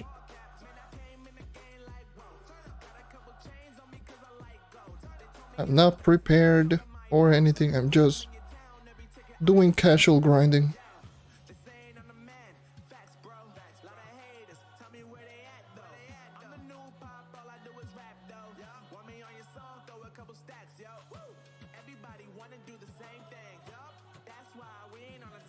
Come on. Yeah. I knew it. This is Cursed Vale. There's plenty of Formasi everywhere in Cursed Vale.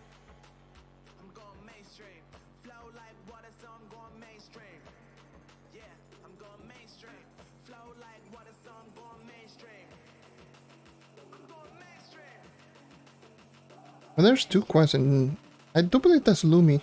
Yeah, I think that's Luminopolis. Let's see if I can actually get some good. Okay, the first one that I see is fishing. That's a great start. Where's the second?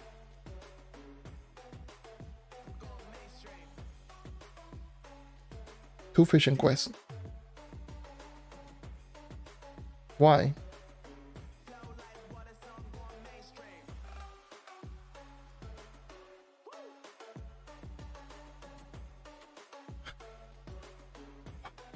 Why? Why? There's so many different types of quests that you can find in Luminopolis, and I find the fishing quest. The same quest, and it's a terrible one.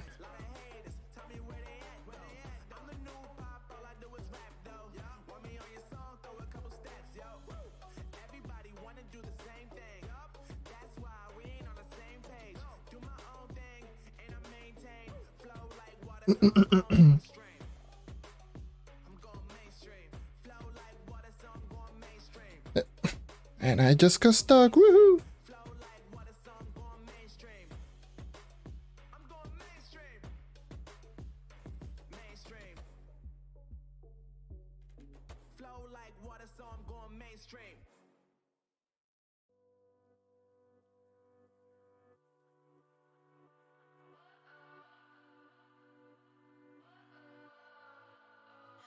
What does perfect even mean? Is there even such a thing? Ooh, can we switch up all the rules and imagine a utopia? Darling, I'm just so fed up with these expectations. They keep weighing me down. My heart is begging me to get the hell out of my head. I'm gonna live inside the upside down for a minute and pretend, honey, I'm a perfect 10.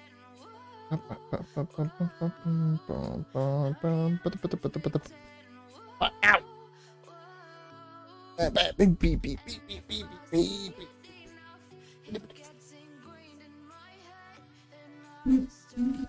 beep beep beep beep beep beep beep beep.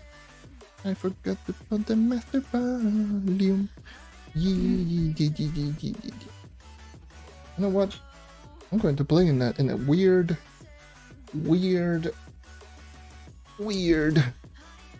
position. Just both my arms on top of the. Okay, that is not a good idea. It's not a good idea. But I don't care. I don't care. I'm just going to play like this for a little while. You might hear like the controller now. Sorry. Just like literally both of my arms are just rested on my desk, which normally I never play it like this.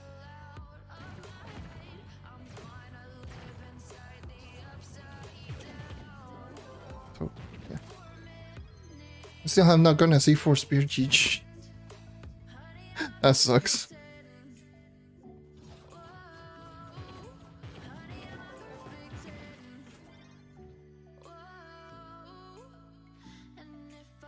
Like I'm in the corner of the map. I should just restart this world. Let's see how much EXP do I get for dungeon in U6. See if I can actually just destroy U6. Let's see. What is my EXP? Actually, let me just grab you. No, I'm not 30k, no.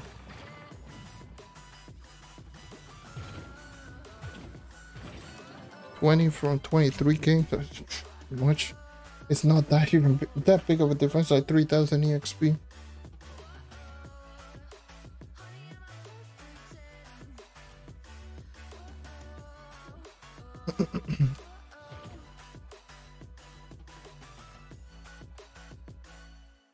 Um, I'm 29.6 by the way. 29.4, sorry. Oh, 29, 424. I'll be going in the middle. Sure.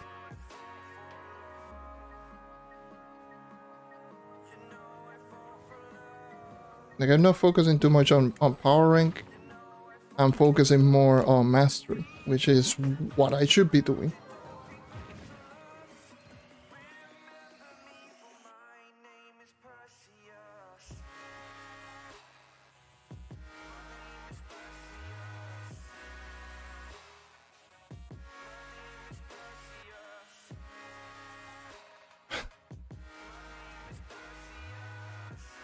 Have I heard of Rec Room? No, I have not.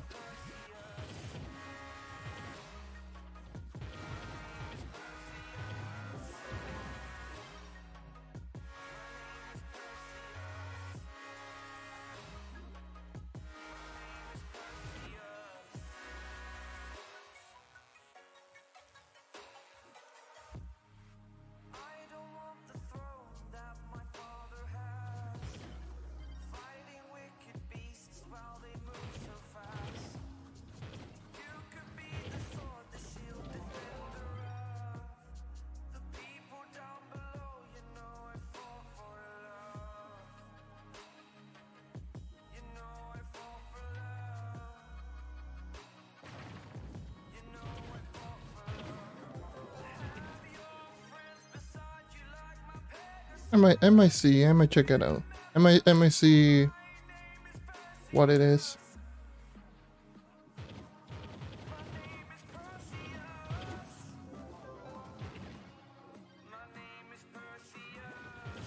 If you hear the controller, it might just sound very annoying.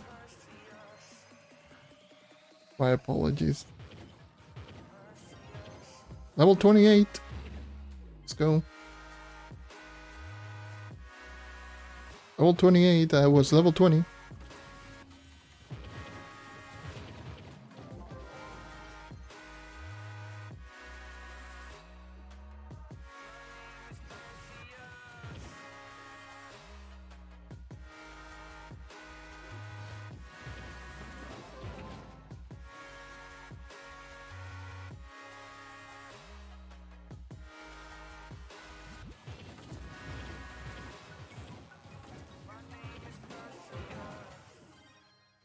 VR screenplay. And do I know who you are? I do know. I don't remember the name exactly, but I do know. You're the one that keeps kept joining in on me randomly, out of nowhere.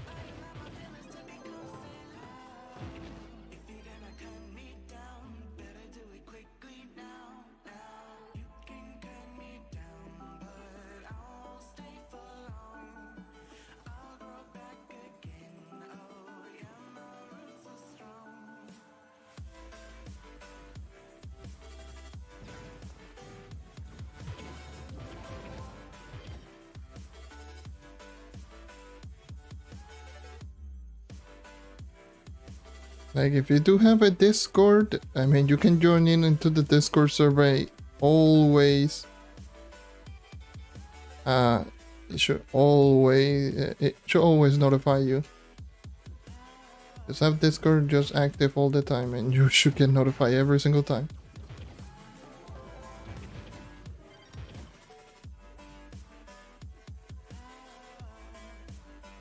But this is the new Bomb Royale Season 3 3-star dungeon.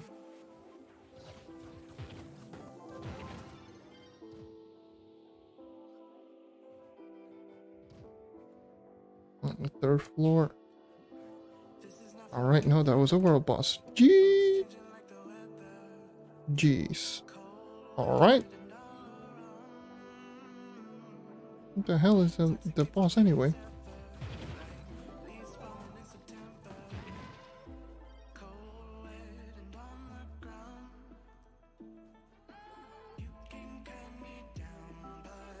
Gee. He spawned on the second floor. Oh no.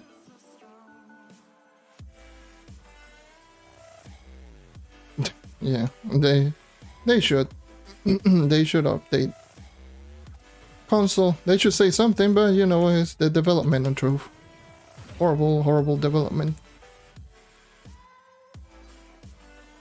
Nothing we can do. It's literally nothing we can do. It's unfortunate.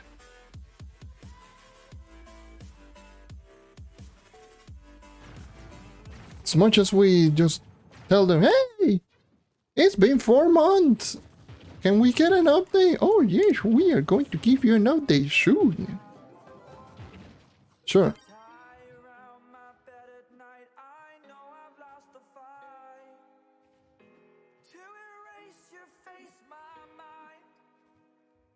What the hell? Yeah, it's a collection challenge. I should be doing those.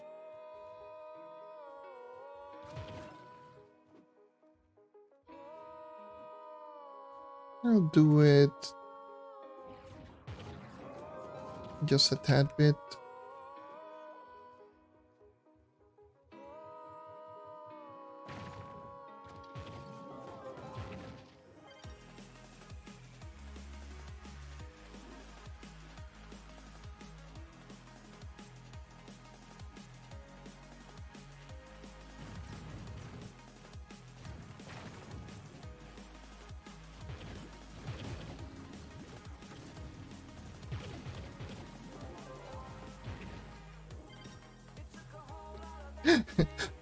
You know one thing that is just going on? I play Trove without, well, more often than not, pretty much every single game I play them without vibration on my controller. I hate vibration on controllers. But the problem is, not the problem, well, technically yes. On PC, since I'm playing with controller, it has vibration. And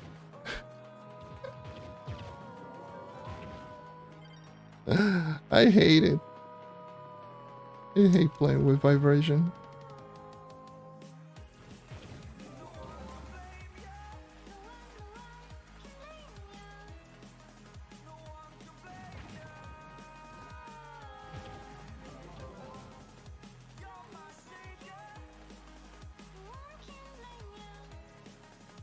I mean, I don't get mad, but more often than not, where I'm just...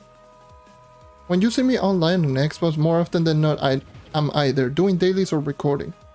And for recordings, I generally don't want anyone around me because I try to do a lot of visual representation. So I prefer no one around me where I'm recording. And for dailies, I'm just like, I don't grind for a whole lot. I just do dailies and get out.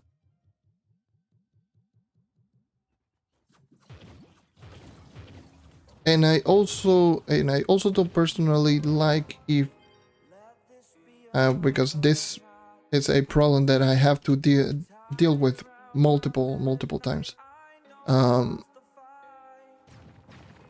If you can do the dungeons that I'm doing, or if you can do the objective that I'm doing by myself, well, by yourself, then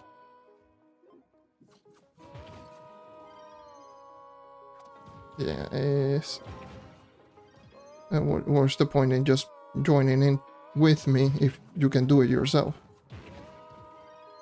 Because I had people joining in through me.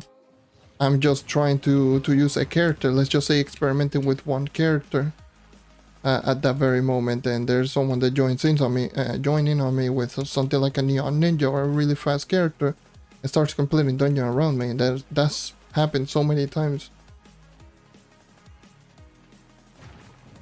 So yeah, You rally blade through me? What? I mean, my rally blade is deactivated. If you manage to rally blade through to me, then the rally blade system is broken as hell because... And again with the stupid bots. What the hell is happening? It's just going on like crazy. No! Shut up, bot.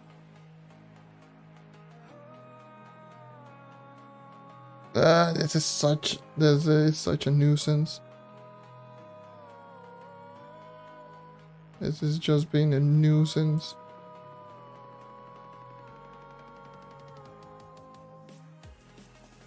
This has been really like an actual nuisance.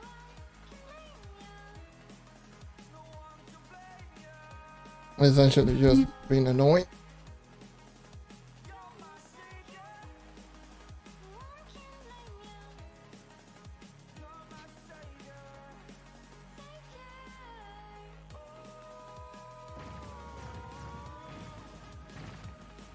But yeah, more often than not, I just...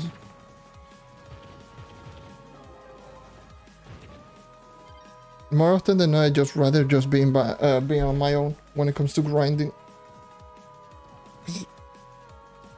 Yeah, more often than not, most of the people that can join in on me can do all of the objective by themselves. And even if they cannot, they usually struggle to keep up.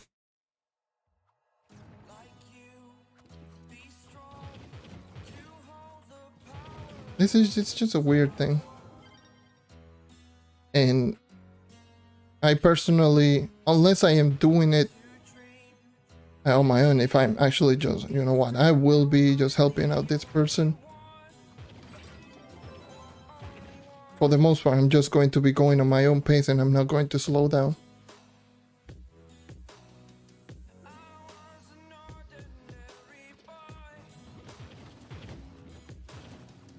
Yeah, more often than not, I just don't have anyone joining in on me because I prefer not to. That's why, like, I don't get mad, but I'm just like, I prefer not to.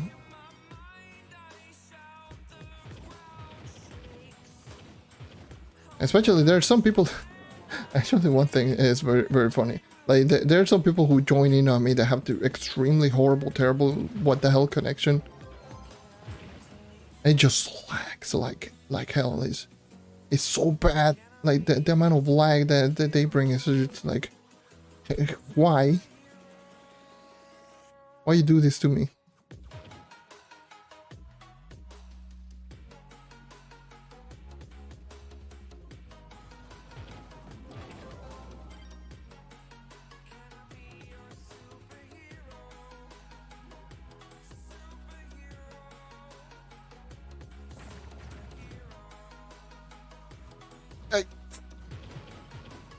Level 28, 8 minutes remaining on the collection.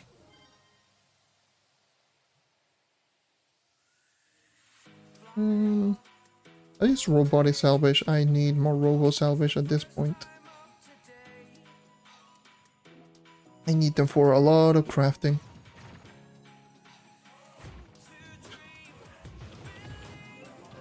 I don't know why the hell I keep throwing bombs. I was just like going directly into the boss. I just kept yeeting bombs into the ground like an idiot. Like, what is going on?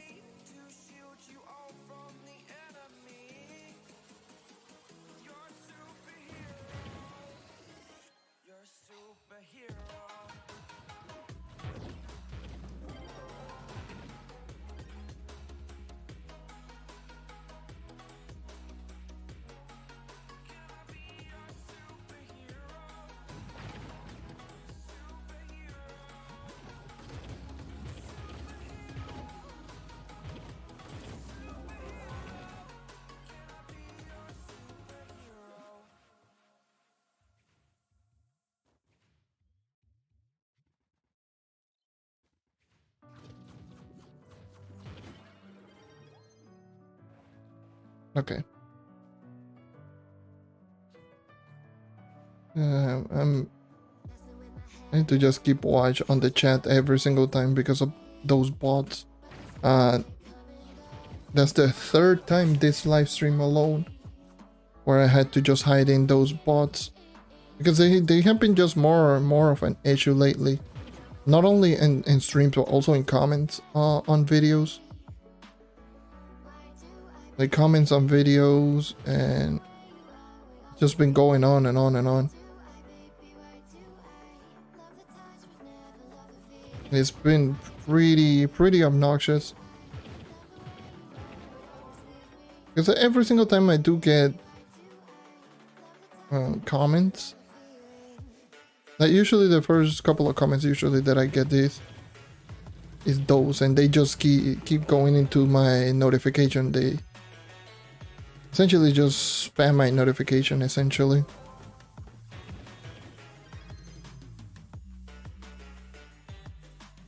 It's like, hey, there you go.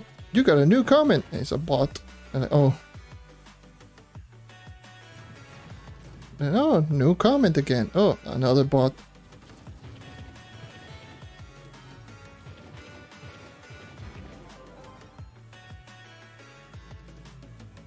It's so annoying. And it happens pretty much every single live stream will happen at least once.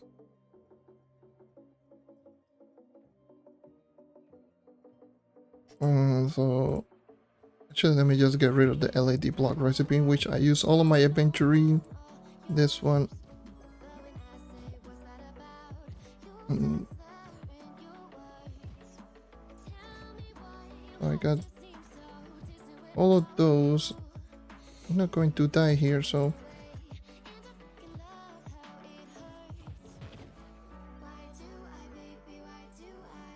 But yeah, it's super annoying.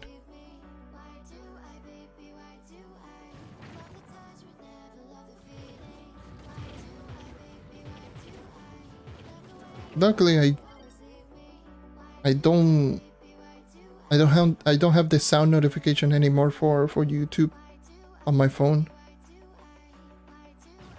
Because holy Jesus, that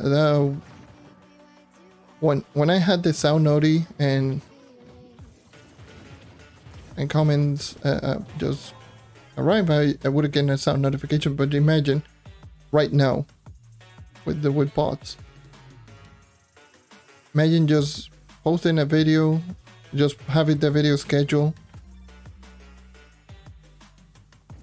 and then to have that video just being spam commented by bots. Holy, how about no?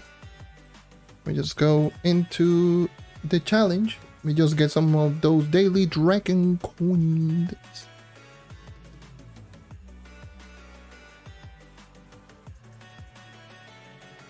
Oh, it really just started right now. Nice, I guess.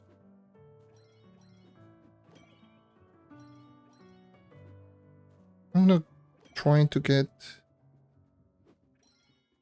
This map is super easy to actually get all of the coins.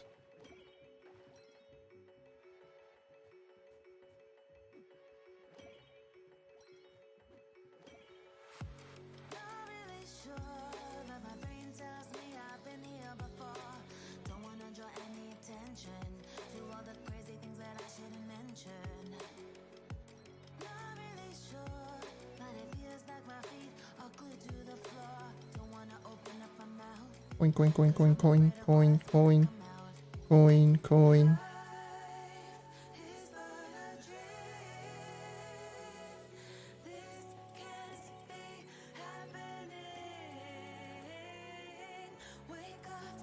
Oh, there's coin right here.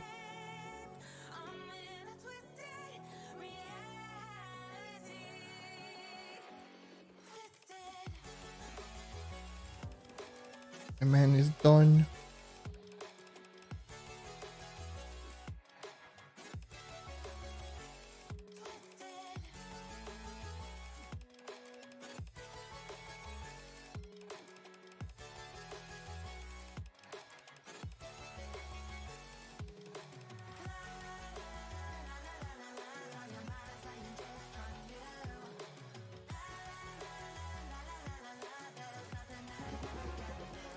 Oh, okay. There we go. Done. Getting the daily. Let me just grab the dragon coin.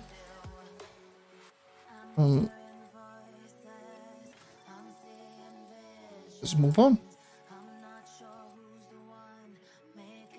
Let me just go back into U6.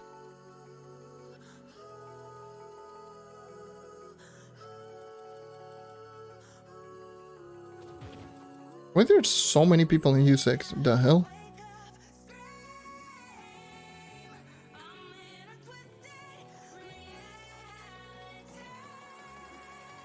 Hopefully that doesn't cause a lot of lag.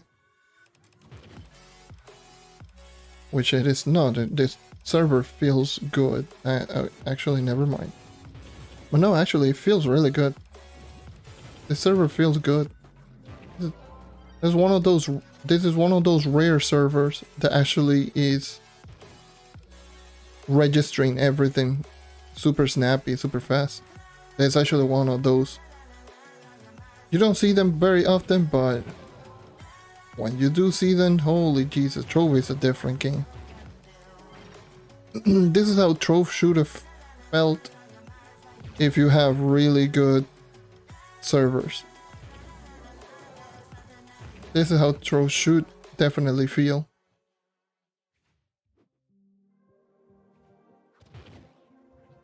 With proper 80 ping server. 80 to 100 ping server.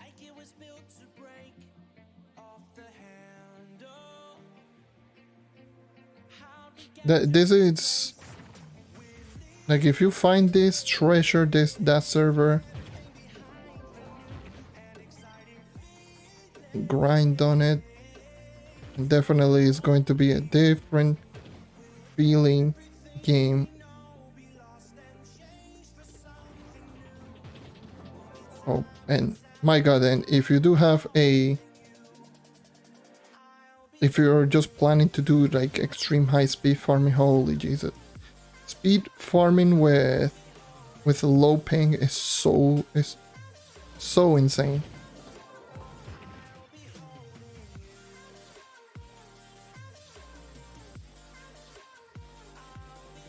Why is someone just doing Bay Forest in U6?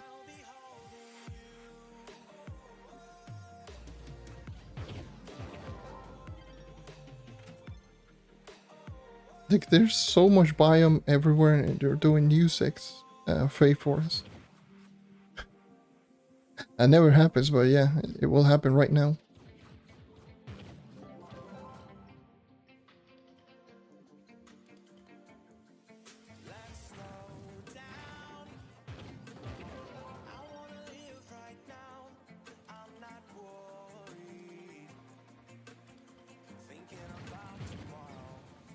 Fun.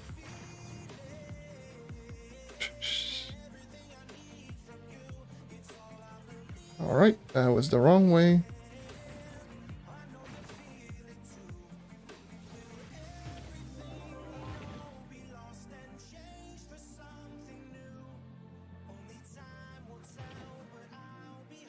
All this time, by the way, I'm running without class gen. I don't need it, for obvious reason. Okay, not one-shotting anything consistently with shuriken, so what's the point in having it? But it would definitely be a good addition to add in, you know, to give this class a class gem, especially if I get an air gem.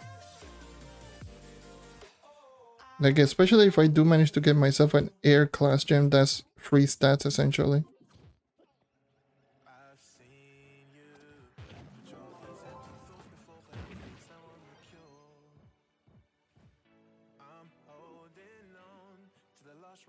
Can't believe I'm already almost level 29. Damn. With this character.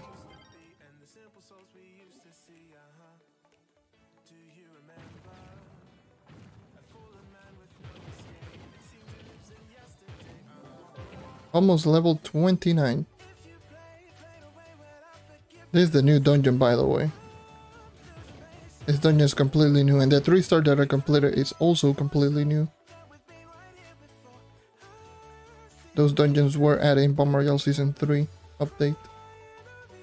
But yeah, that 3-star right there.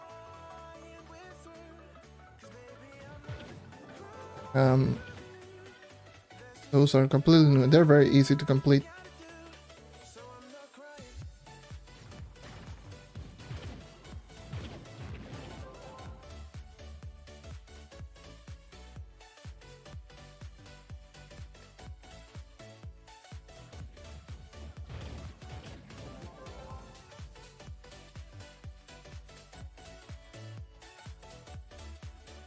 We can go down here.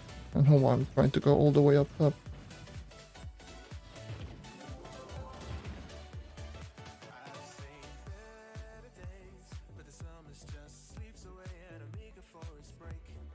Cover your eyes, this is going to get painful.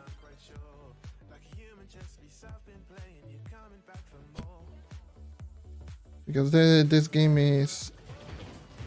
It do be like that with this dungeon.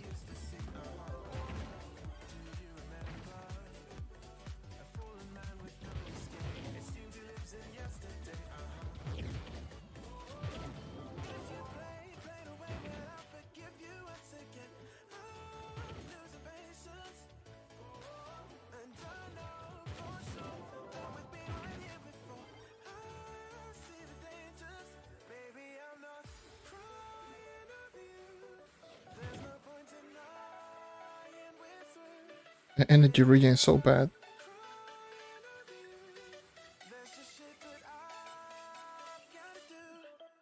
Yeah. I wish I had Zealous. But I don't.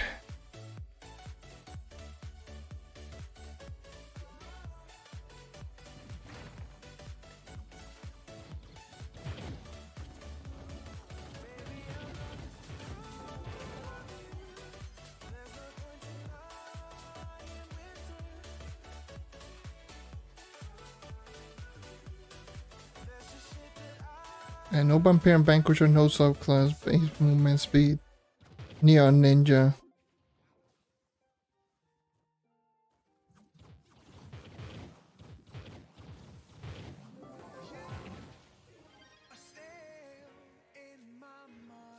Like 103 base.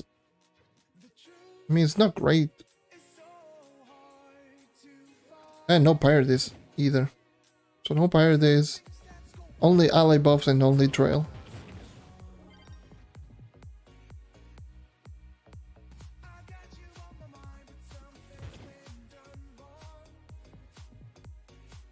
And terrible energy regen.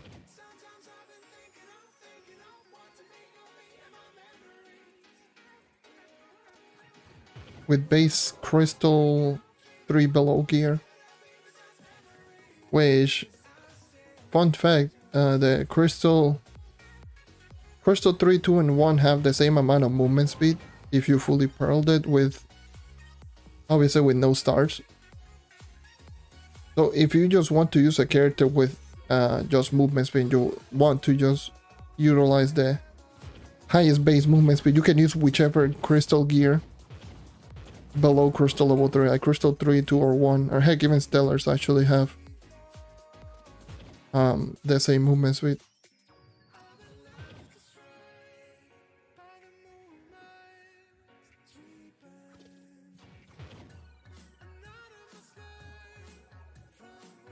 So 16 base movement speed per piece of gear. It's the same across the board with the exception of C4 and Crystal 4 is 17.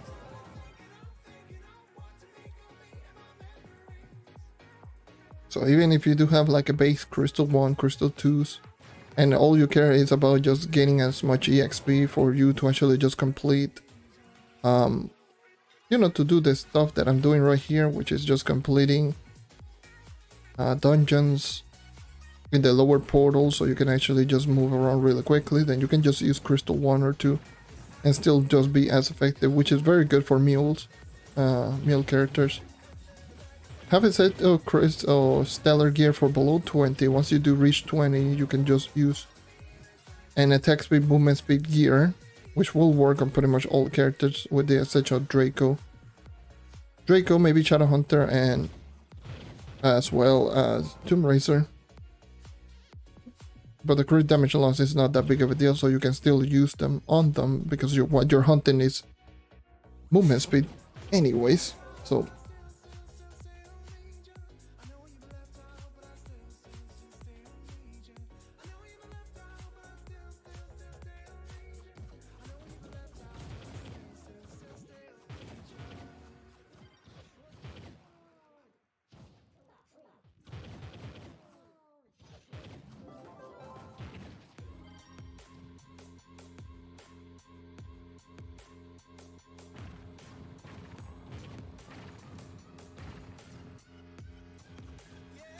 kill 30, the swarm.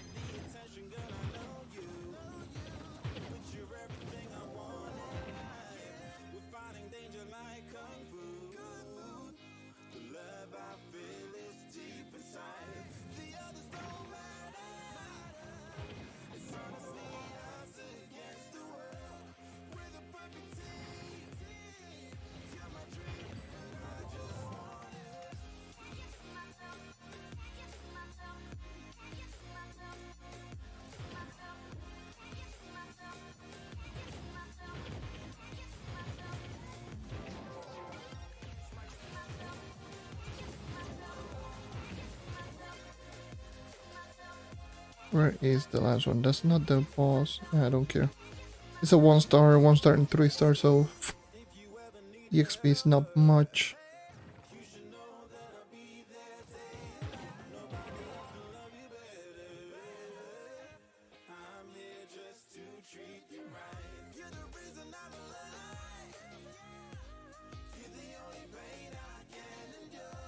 Okay. Sure.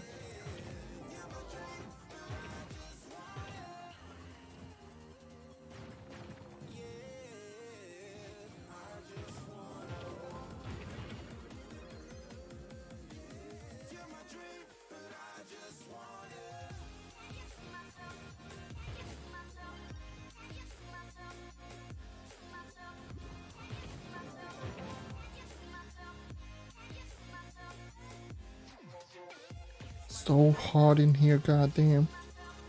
Please get me to level 29 before EXP potion runs out.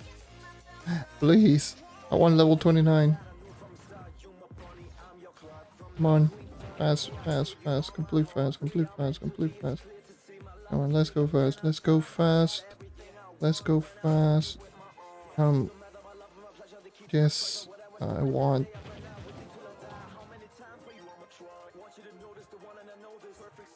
Let's go fast. 45 seconds. Oh, that 3-star is really easy. I don't think I will be able to just get to that point. Goddamn, this Neon Ninja is so slow with no sellers.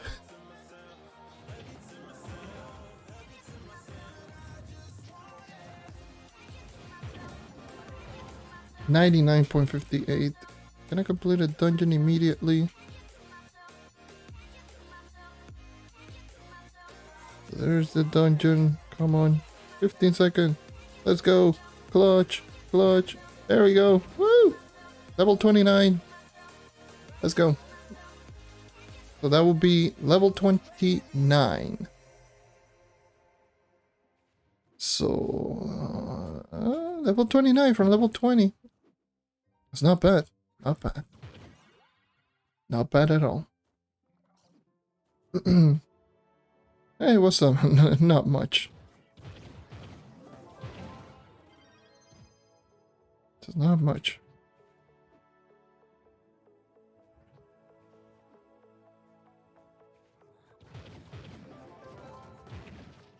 Just doing EXP grinding on PC. Got my Dino Timber to level 30. And now on my way of doing the same with the Neon Ninja. So yeah, not much. Nah, gotta stretch a little bit.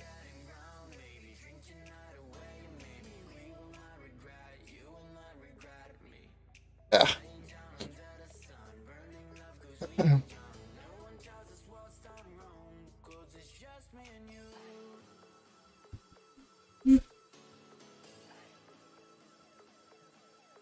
And someone's still here. Oh, and I activated my ult. Didn't mean to do that.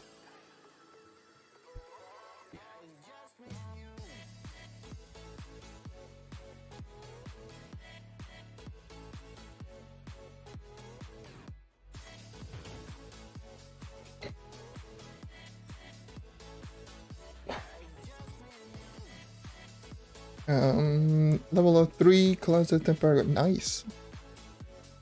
Very nice. Let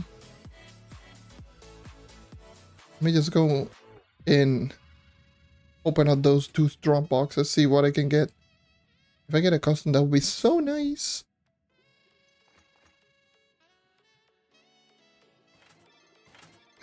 No. Eventually, one of these days, I will get another costume. I already got one. Actually, I got 2. I got 2 costumes. And one of those costumes, I already had it because of a code.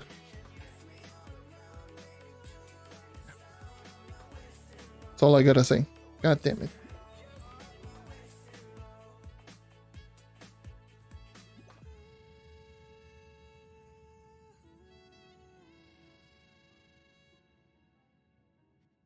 That's not going on.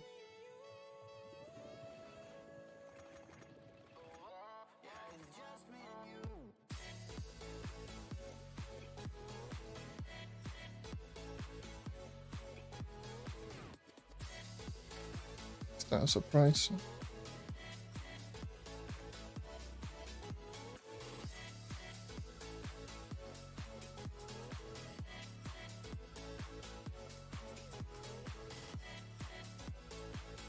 Damn, that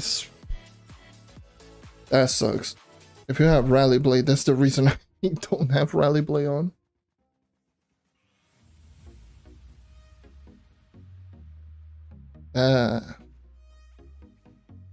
I hate that too. I hate that like a lot. When people just join in on you and they activate, or you activate a curse code, they just start running around.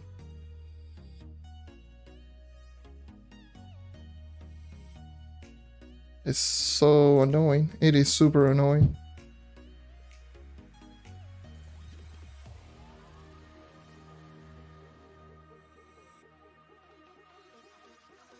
Very, very annoying. It's like the curse code. Let's just say this tree is the curse code. They're just either standing here in this corner and all enemies will just spawn, go directly towards them, or they would just go like attacking and just keep going back, and they just jumping around everywhere. It's super annoying.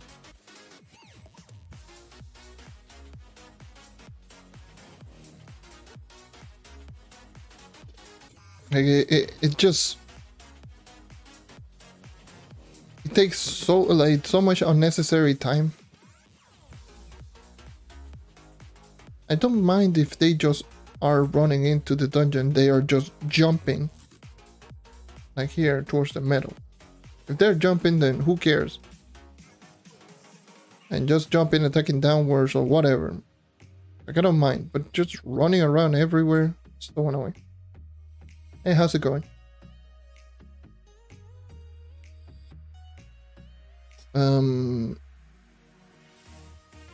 Let's just continue. One more level and we are done with the Neon Ninja. That will be my 7th level 30 class.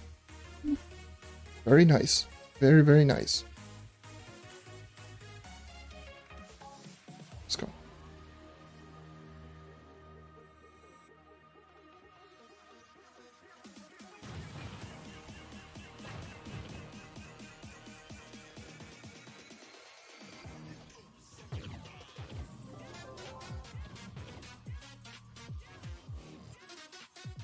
Yeah, they really don't know how to.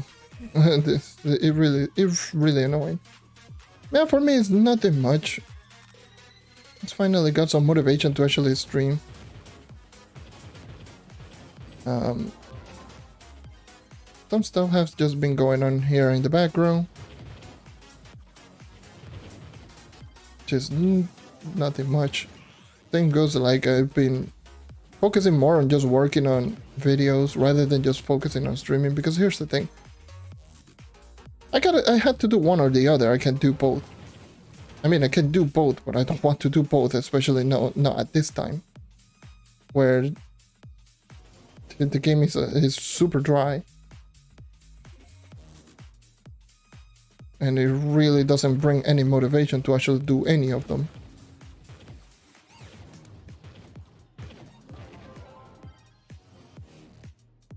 So for a little while, I'm just been focusing more on videos, and was like, you know what? I haven't done any stream in a while. Why not? Why not do another stream? Today's EXP day. I got some EXP potions. I can just level up some of my other classes. And it's super annoying. Like, this is literally all we can do. Yeah, we're super 11.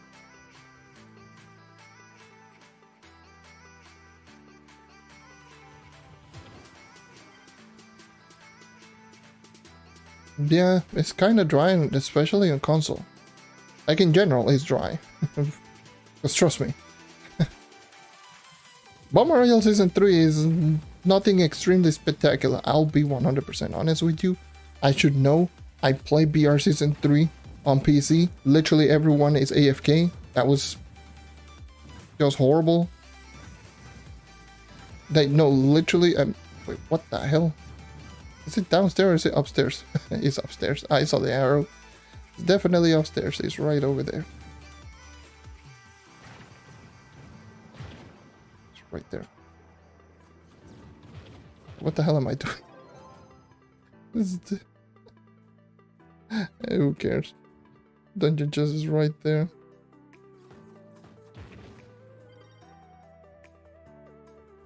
I forgot that it's this dungeon. The boss is literally right next to the entrance. What the hell am I doing?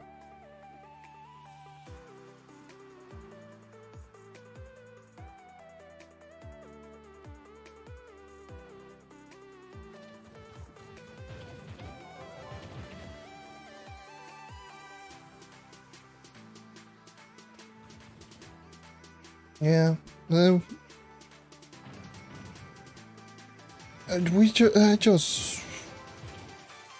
Like in the case of the with the shadowy spotlight, even though it's not a whole lot in terms of like quote unquote content, but at least it's something different because it brings a fresh new brand look on some of the characters in the entire game.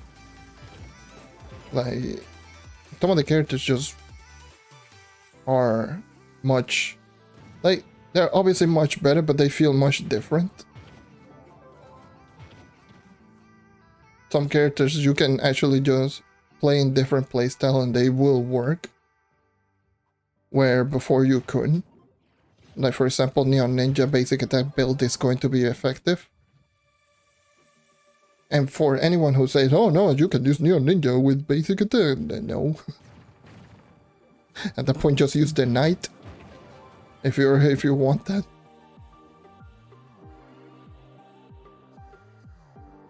Or heck, even use the Luna Lancer. Luna Lancer is basic only.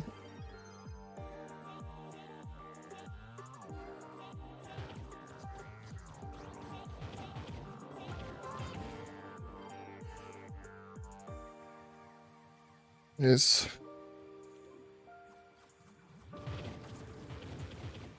It's gonna be crazy. It do be crazy. Ow.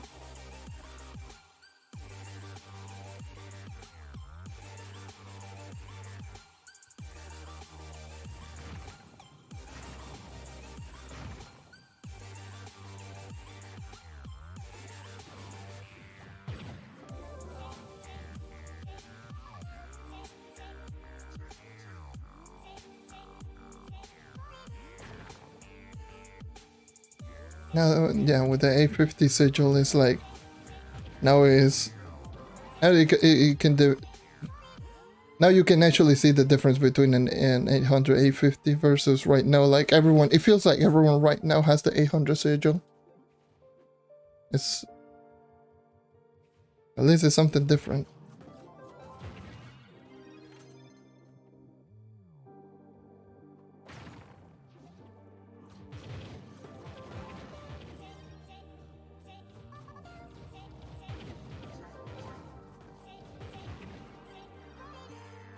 I remember I was talking to a friend of mine. He didn't know about the 850 sigil, and he just got to 800. I was like, yeah, he was just talking like, yeah, doesn't matter. I'm already in the max sigil. I was like, oh, well, wait until Royale Season 3. Then there's going to be a new sigil. The pure disbelief that I hear from him. There's going to be another one. Yep.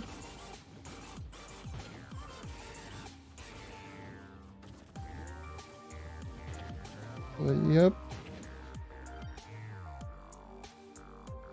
850 will be a thing. 850, 900, 950 is going to be a thing.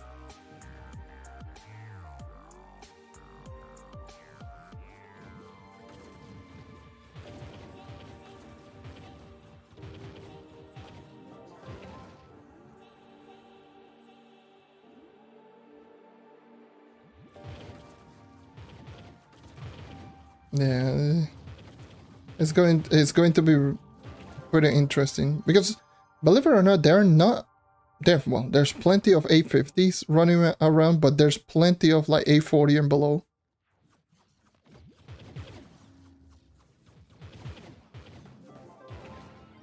So definitely something.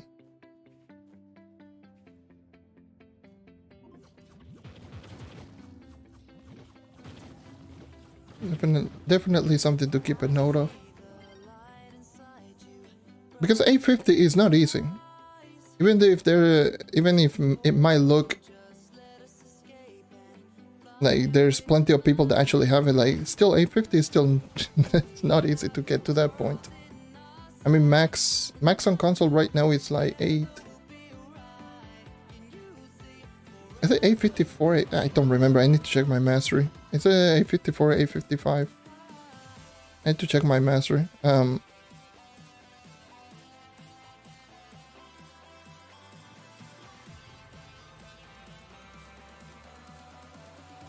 So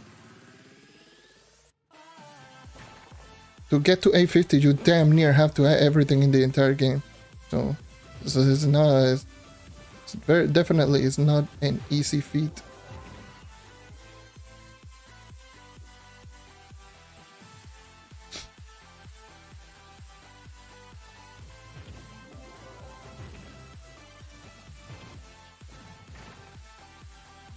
But yeah, just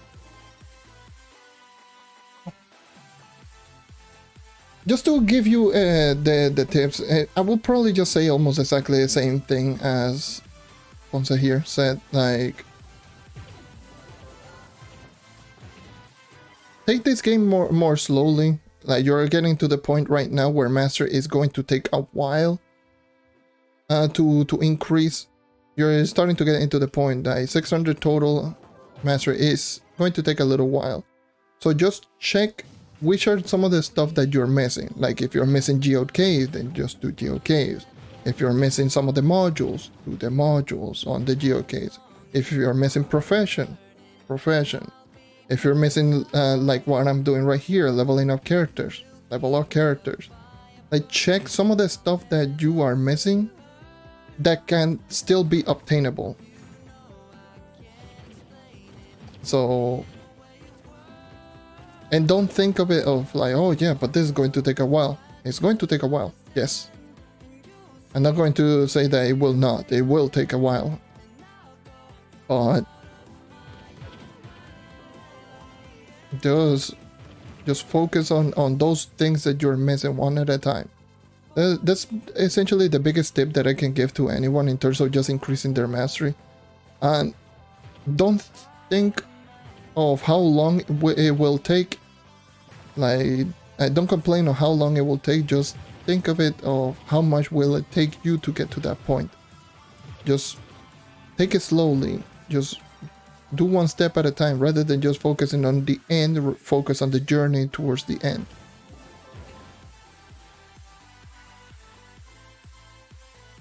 And that's what you should be focusing more if you're increasing your mastery. I know there's plenty of people that just look at their flux. Like, for example, myself. Let's just take this account for example. I have 9.3 mil flux, which is essentially unheard of for usually players around this mastery. Well, not unheard of, but more so like 9 million flux is like, what the hell am I doing? I should be spending this amount of flux so I can actually just keep increasing my mastery. But yeah, there's plenty of people that actually fit in that category. It's like they usually are afraid to spend in order for them to actually increase their mastery. And that is one of the biggest drawbacks that you are going to see a lot of people in terms of their progression. They are going to be afraid in spending to progress. That you're going to spend anytime soon. You're going to just spend it rather than just waiting for it. Just get it if you can.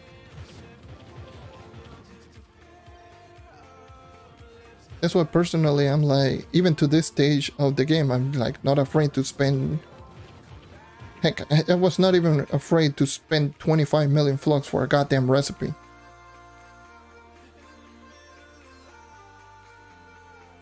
You know, just take it slowly, just one thing at a time, and that's how it is. Yeah, well, I never said that you need to spend money, but yes, you don't need to spend money on the game anymore.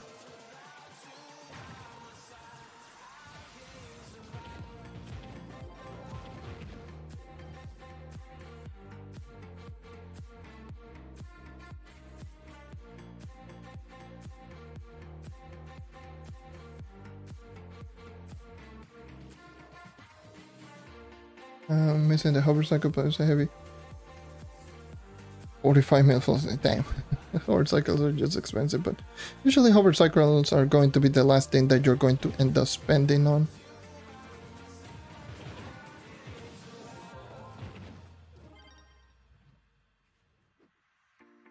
Your modules as well, if you haven't gone all of them to level 10, you know, those are Trove Mastery, Geo Mastery, 50 each. They're not too difficult to get. You know, Geo KV can be hit or miss depending on who you ask, but I mean, it's something.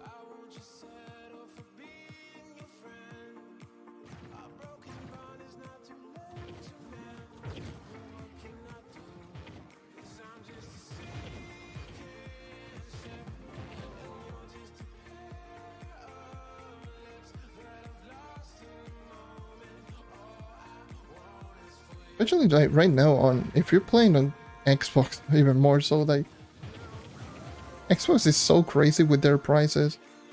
Have you seen the prices on Xbox? Like, what the hell is going on? Like, I've already sold 200,000 Radiant Shard at 30 each. Like, what the hell? Like, over the past 2 weeks, I've sold like 200k Radiant Shards at 30 a pop. I sold 10,000 Nitro at 300. I don't know what the hell. I don't know what the hell happened to the marketplace on Xbox, but it did. And then all of a sudden, I'm like, oh yes, let me check how much flux I have. Oh, sure.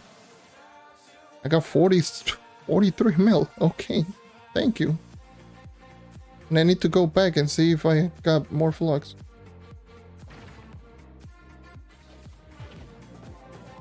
Am I still doing delves? Not much. Well, yes, for weeklies and sometimes if I want to get some extra EXP, but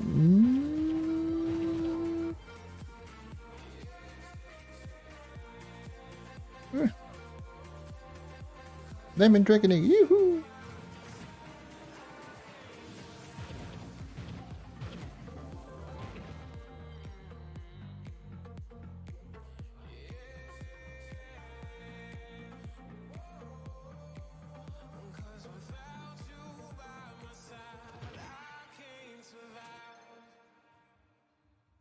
But that's the dungeon. I thought it was a random building.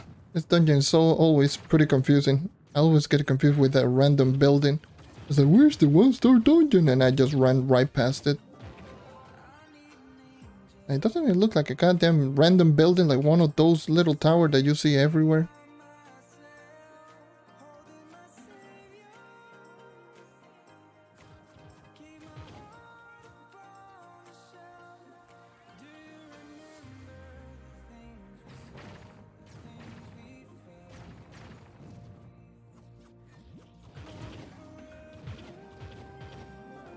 Yeah, those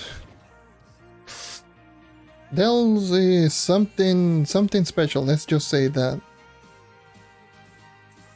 It's not like they're extremely horrible, but did you have to do so many of them that it just gets tiring? It really does.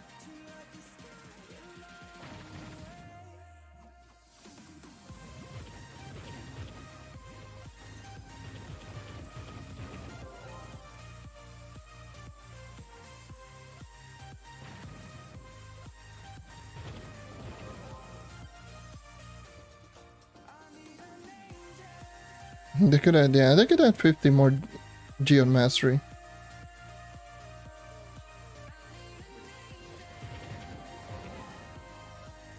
Right now it wouldn't be the best idea to do it.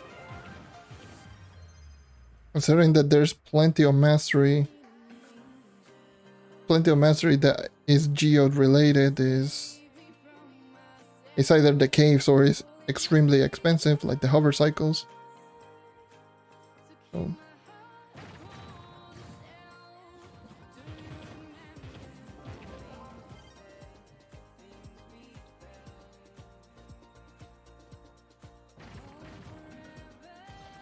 Yep. All of the dragons in the game are extremely important, not only for stats and power, but also for farming in the future.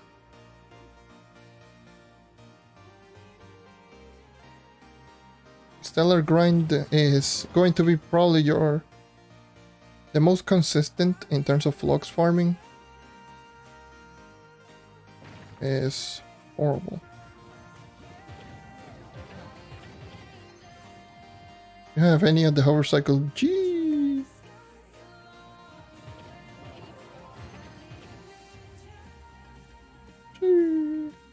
No hover cycle.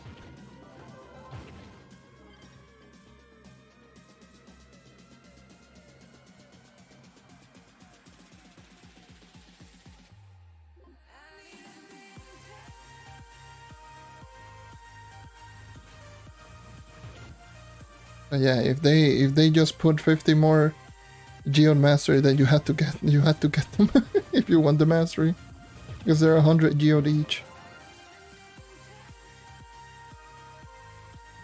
But yeah, they're not worth it. They're only for freaks that want everything in the game, like me. Woohoo!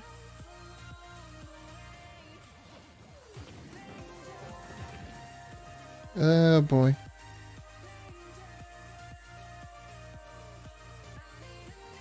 Yeah, 500, like 500, 6, 750k, 800k flux an hour, depending on your speed, obviously. That's why speed farming is super important to learn.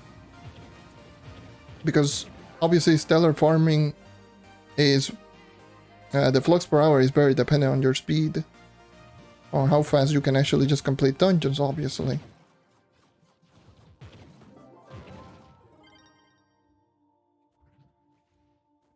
So it's ridiculous. It can become really ridiculous. technique.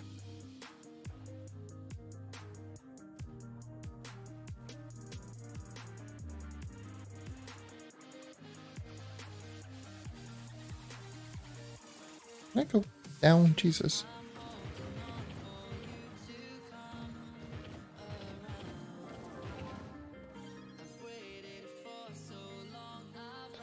Yes, well, the club that you do see in pretty much every single video, that's my own personal club.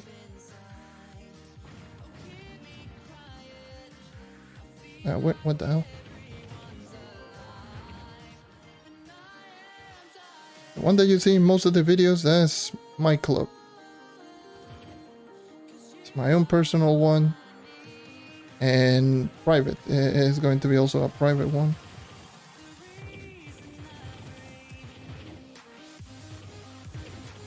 Yeah.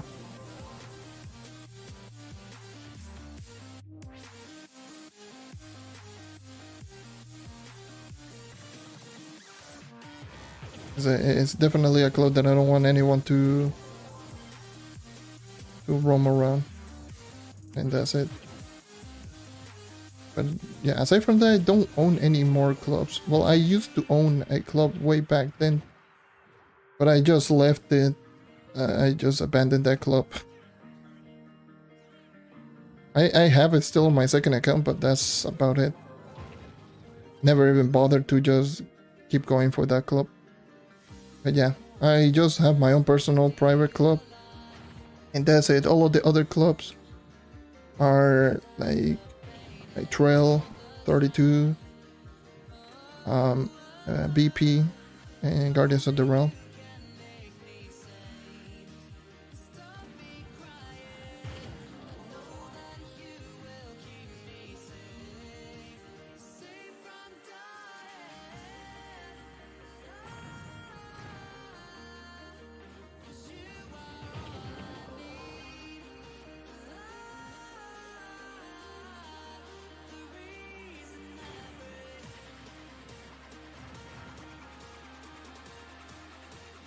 Yeah. I made the decision just pretty much just to have my only club to be private and just be, god damn it, can I jump? I hate when they have that stupid modifier that doesn't allow you to jump. I personally just prefer to be just 100% private.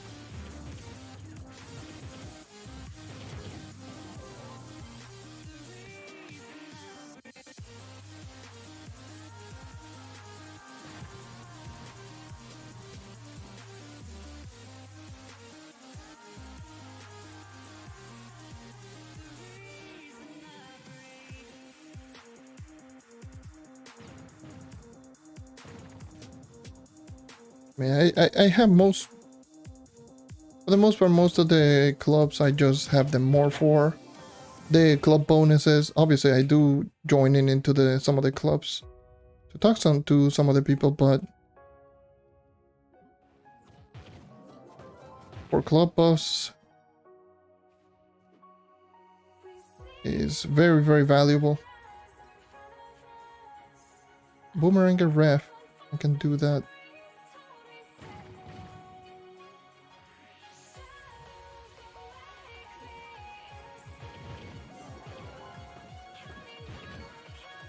Ow.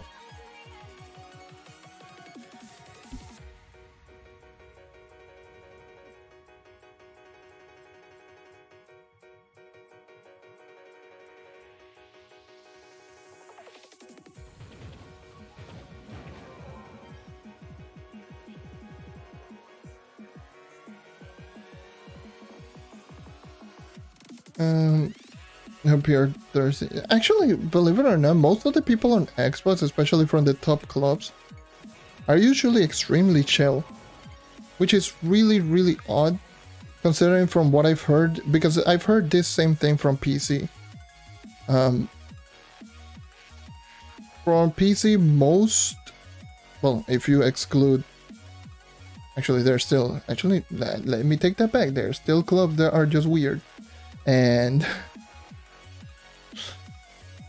yeah, I kind of forgot about some other clubs that are pretty hot around the community. Sovereign. Just saying, that's one of them. But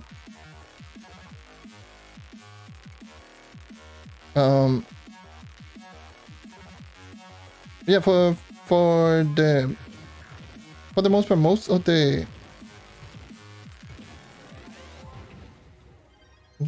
there's plenty of clubs that are just extremely chill on Xbox. And I crash. God damn it. That's the wrong button again. Oh, Jesus. I mean, 2 hour 46 minutes. 2 hour 46 minutes. And it crashed. Yay.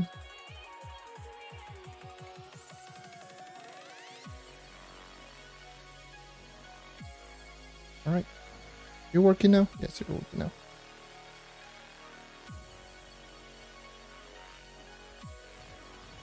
Even though, like, I kind of understand when they just mean, like, you know, this is the amount of power required to join in. I generally don't mind on that. But there are some clubs that are just straight on toxic that it will literally just downplay it and just talk to new players like they are complete trash. I know those. Oh yes, I've been around the block for longer than you think. I know about those pointing out to those clubs.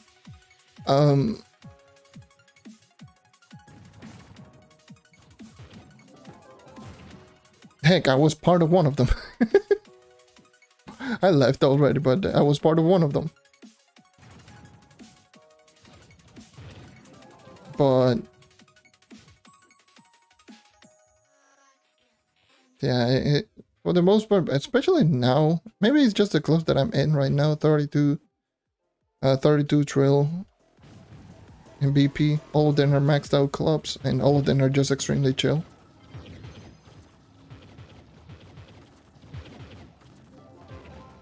Guardians of the Realm is also maxed out, but no one talks there.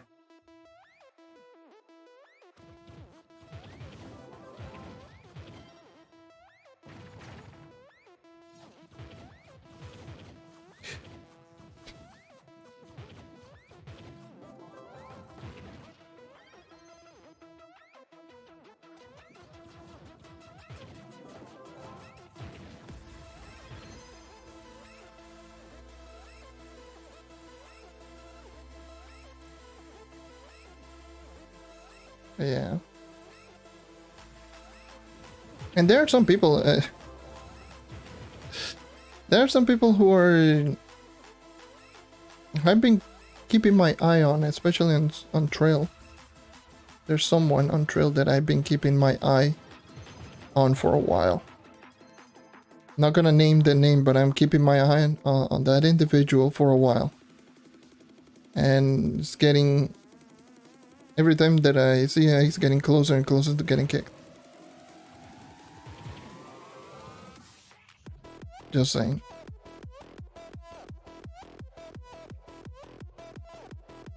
Not you. Actually, no, there's 2 people now, if you include yourself. Yeah, sure. So...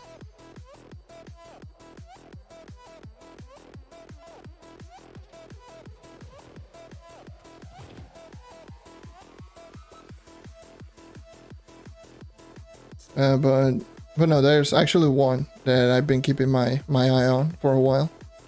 For a while. And that individual actually did get kicked for... on 32. For the same reason is that I'm looking at that individual. Okay, from 32 for being an asswipe.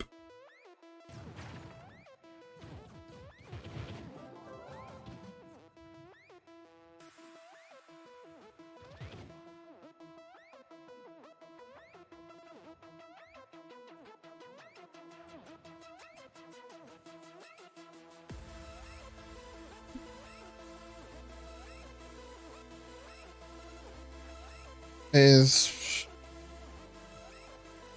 but yeah, they for the most part, most of my club experience has been pretty chill. But from what I also from what I've heard is on PC there's also clubs that are just extremely toxic.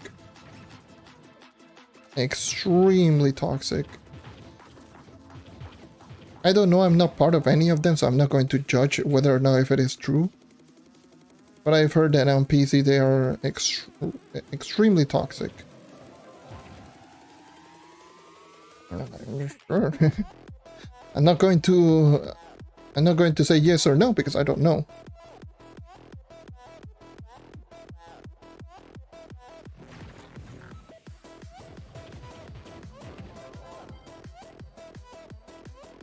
I've also heard on PS4 EU,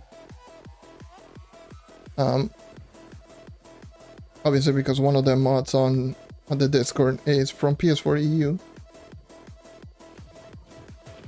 Also, well, I've also heard, you know, even though there's not a whole lot of players, the toxicity can be quite high.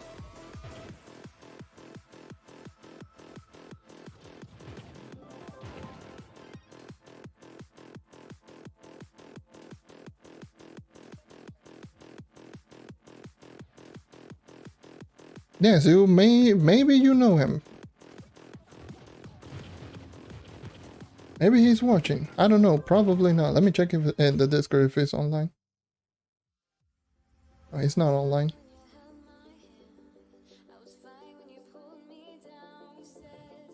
Actually, there's a high possibility that you do know him.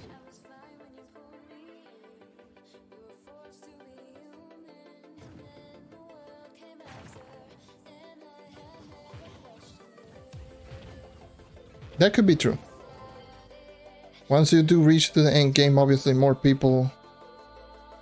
less people talk trash or talk nonsense. It could be very true.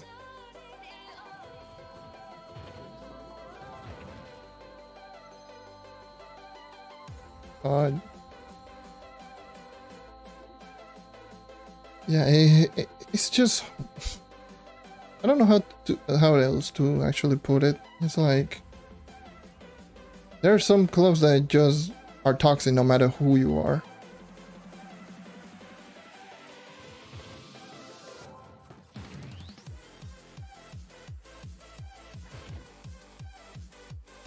Seeds and full inventory.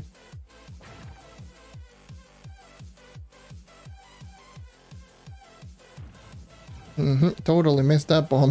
That was a terrible throw.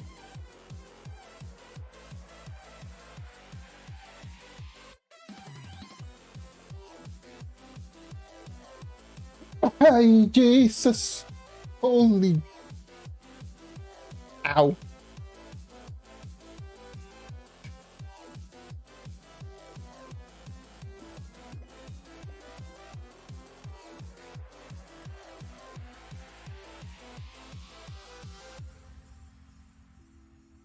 Oh.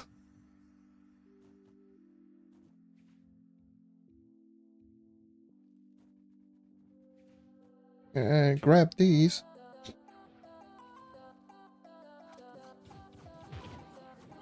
Is there another progression video? I mean, not at the moment, no. I don't know what the hell am I doing. I don't know why I'm running all the way through this. Rather than just looking directly for the 3-star.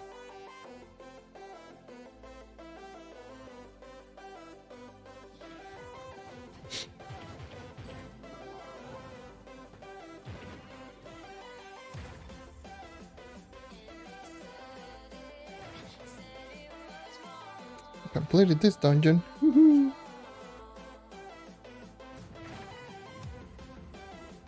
Not paying too much attention. Wish I should, but 6 minutes.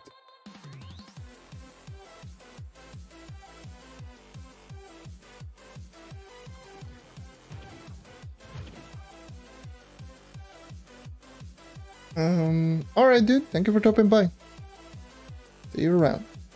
And I do have one Crystal 4. Yes, I do have a Crystal 4 face. I don't have a Permatorch, of course not, because I don't do less. But I do have a Crystal 4, yes. I got myself a Crystal 4 face.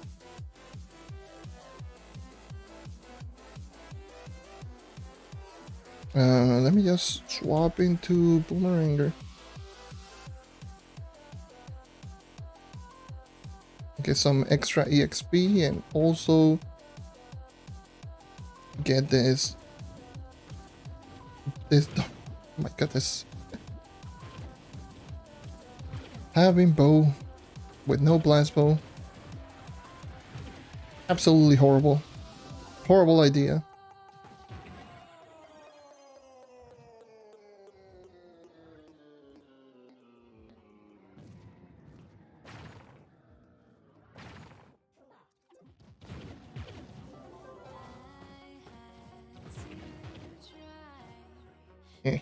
Ow.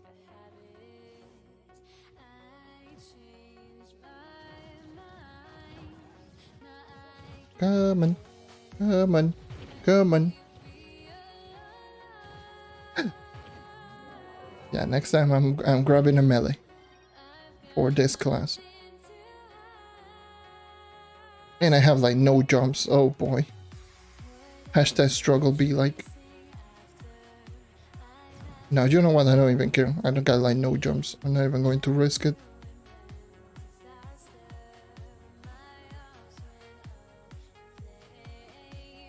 Look at this parkour with like 3 jumps.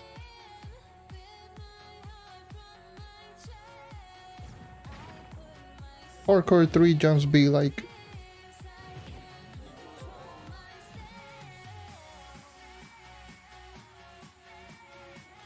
Next time grabbing a melee would be a much better idea.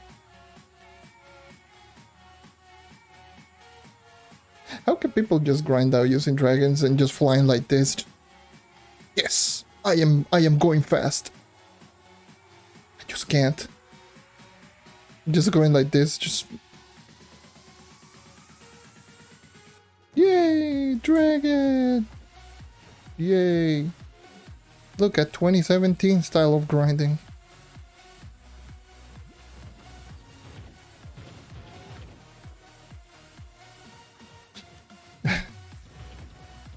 It's just as plain and simple how it is. There we go. We'll go back to this. He's like, yeah, using dragons, using mount. No. That is so slow and so sad.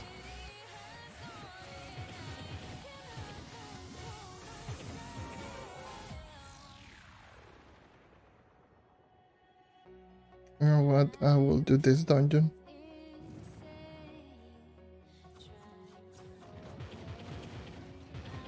Should be getting to level 30 now. Should be my second level 30 class today. Technically, yes, it's my second level 30 class.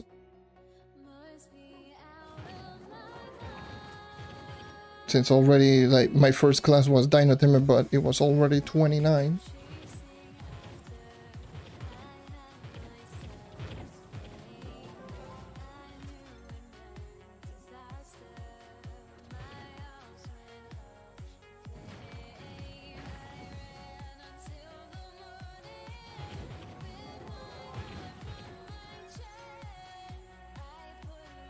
I'm so slow.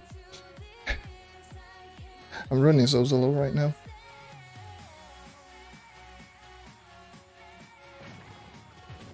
And for a Neon Ninja, you should be just flying by all of this dungeon. And with no energy regen and no salads. Oh boy. Lord have Melcy?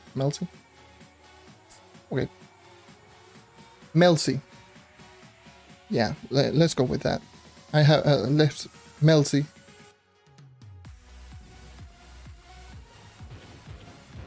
There we go. That's level 30. Level 30 Neon Ninja. Nice. Let's go. Ooh. I got to, hold on. 370? Yeah, 370 Trove.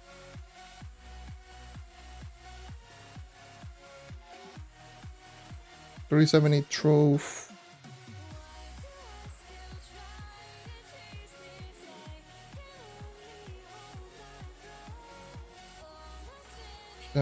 Got this. Good. Now let's move on to the next class. Thank you. Appreciate it. I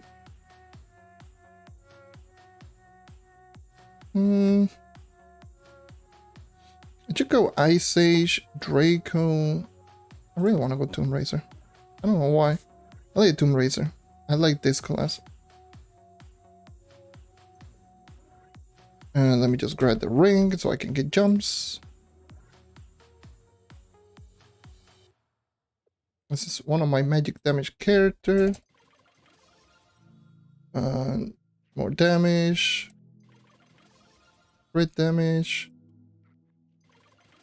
More crit hit. Physical damage. Yeah, more health. Level 5 gems across the board. Alright. Let's move on. Just probably I should level up at least a couple of times before this spot goes away. This is going to be one of those classes where I'll be using mount for the most part. So good old-fashioned 2017 grinding right here. But the good thing is that this class can at least delete everything. So this shouldn't be an issue. This one is going to be the complete opposite, just moving slowly but killing fast.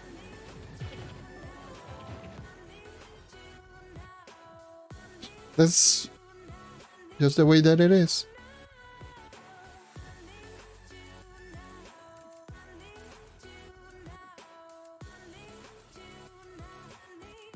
So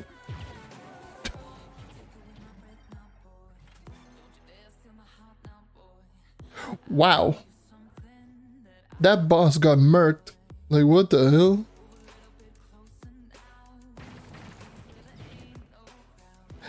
Jay!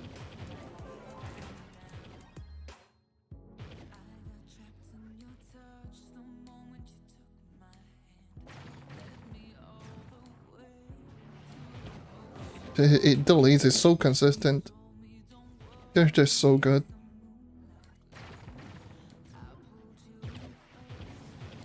Hey, what? Oh, why? Why are you here? Why you do these?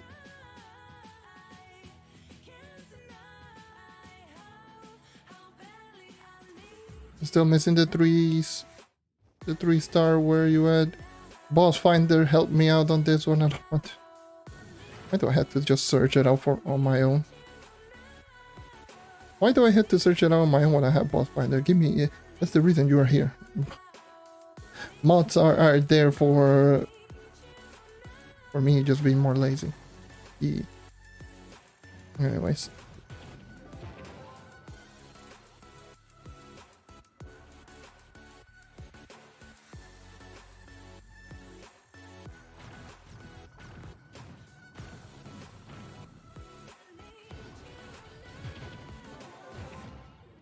Let's go. Tomb Raider is such an interesting class in a lot of people's eyes. Like I just mentioned towards the beginning of this live stream, I do feel that if I put top 5 in terms of overall classes, I have Tomb Raider at 5th. Like in terms of overall classes in the game.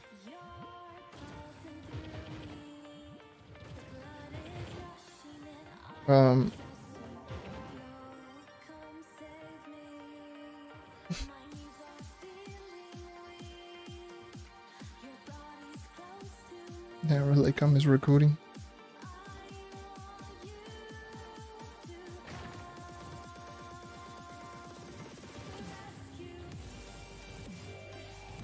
I can actually join into the club. That's interesting. 400 total mastery. I'm a big boy now.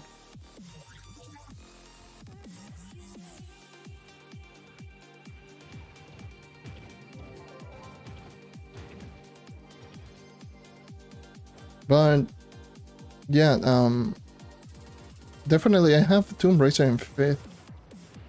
In terms of classes that I feel that are in the top in terms of overall.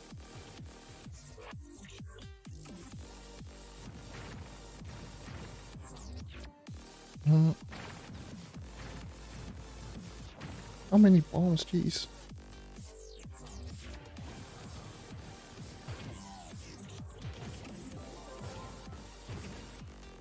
It's just so effective at everything. It's not the best in terms of like speed farming. It's not the best in bossing, obviously, but it's just good. It's so consistent. It's like a class that you can just start off and then literally towards the beginning of the game. Don't need anything, don't need any stats, you don't need anything in particular, and you are immediately effective. You don't need class gem, even though class gem helps.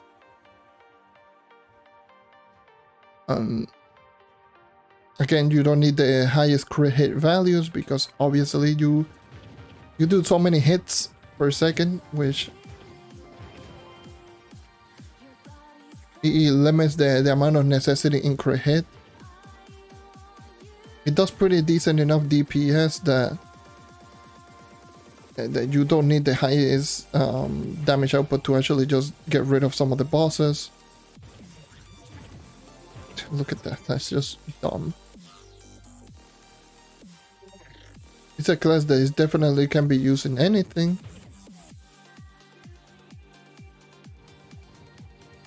It's definitely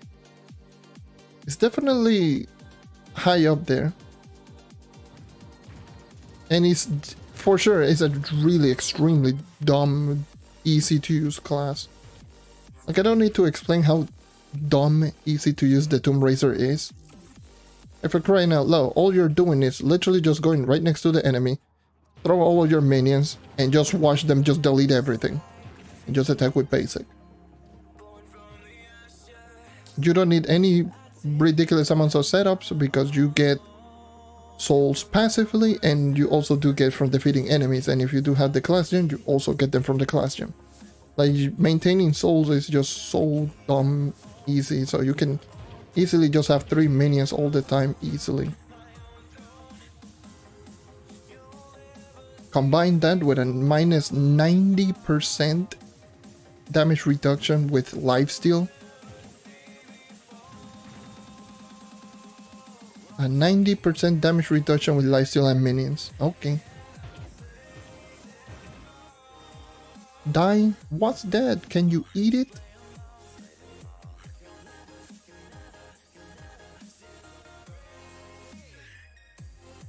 You know what? Let me just blow my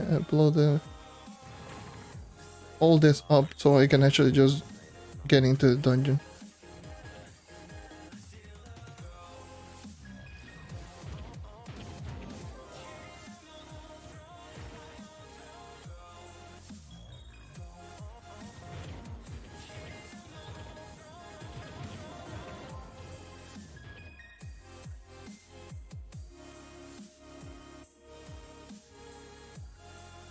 Yeah, that's Colormancer. Colormancer is the type of character that is just spam flash throw plants and just delete everything. But the only problem with Chloro for me is like literally the definition of what one-trick pony. Oh, it's such a one-trick pony. Get old, get Green Gatling, and just watch Green Gatling do everything.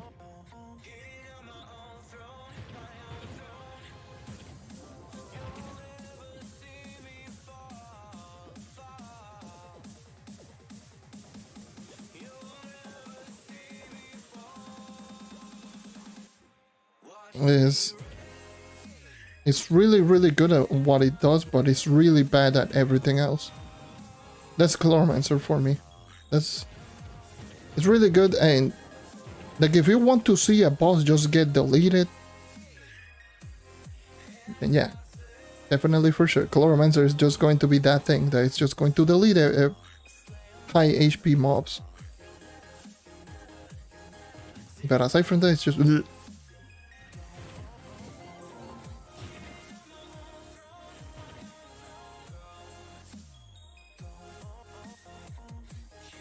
yeah. You play whatever you want in this game.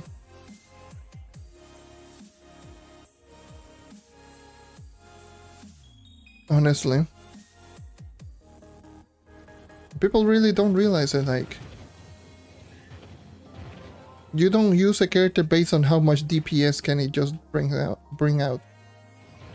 This is not a first-person shooter or something like that DPS is everything. No, in this game, DPS is only good for bosses. High HP mobs. That's it.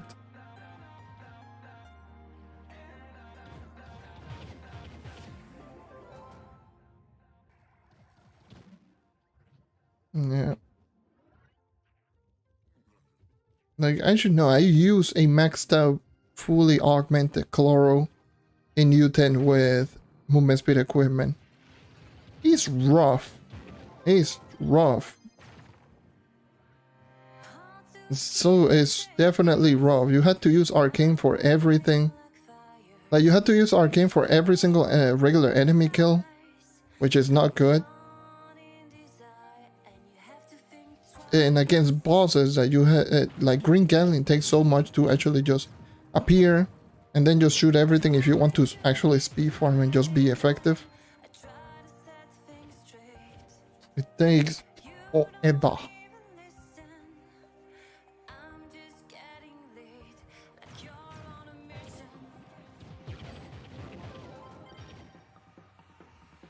And don't get me started on leveling up a Chloro. Leveling up a Chloro is a sin against humanity. It's like pre-rework Lunar Lancer without Crescent combo. Level so bad. Like, it is rough. It's so bad. Because the only instant cast ability, or the only instant ability that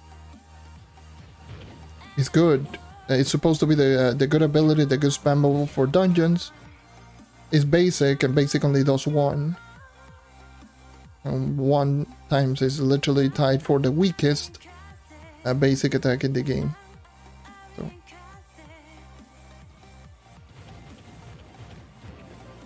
It's a good thing. It's meant to be a class for bosses, but people think that just because it's good in DPS is the best class in the game, and it is far from the truth. And why whenever I do see a lot of people just, oh no, Chloromancer is the best. Oh, Chloromancer is broken, or why did no one complain about the Chloromancer being so high DPS when it came out? Because it's probably one of the dumbest arguments that I've ever heard in my goddamn life, and it's not even close. Like, in regards to everyone just complaining about the Chloromancer when the Shadowhunter was getting constantly nerfed. No one took into account, like, oh yes, no one was complaining about the Chloromancer because the Chloromancer only was a one-trick pony. The Shadowhunter was a class that did everything.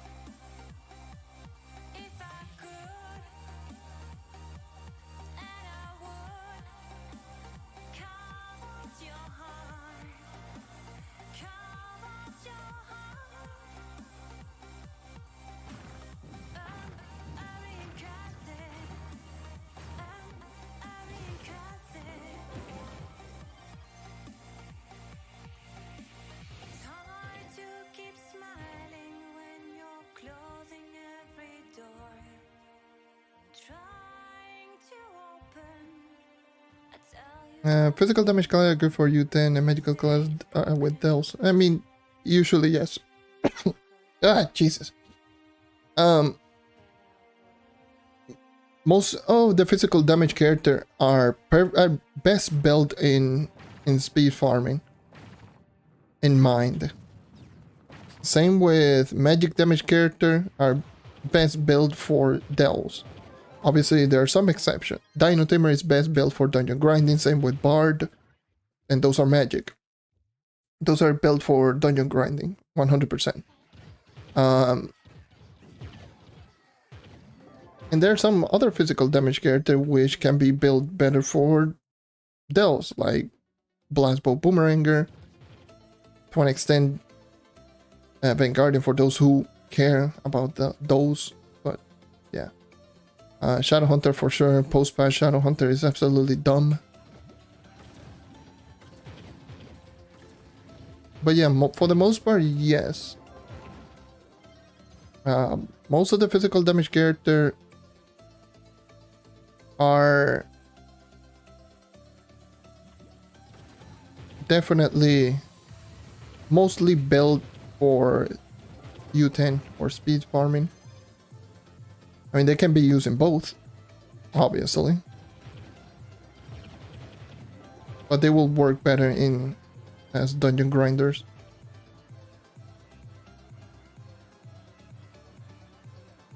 That's my feel. That's what I honestly think on those.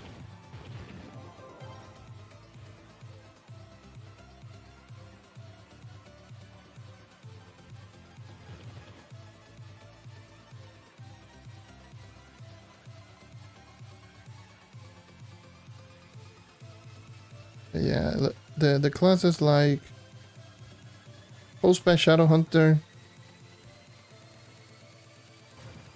Post-patch Shadowhunter is just one of those classes that are just ridiculous. Ice Age is another those god level classes. Same with Lunar Lancers. Lunar Lancer is getting high up there on the god level classes, which are classes that are just good at everything.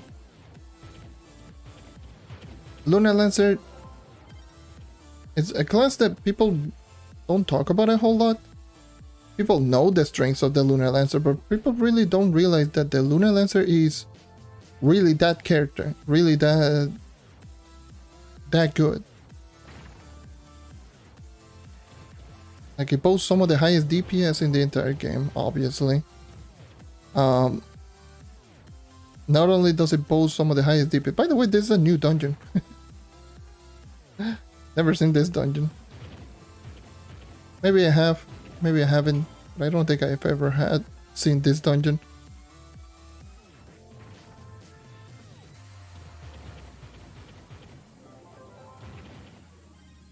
But yeah, Lunar Lancer is definitely that class. High DPS, really good speed farming, really easy to use.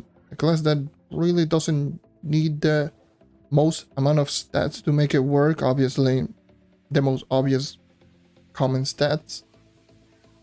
But it's a class that doesn't need any stats anymore. No! Timer is about to expire.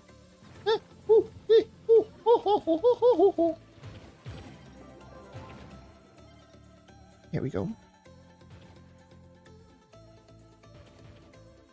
And that's it. Those are my 3 hours of double EXP potions.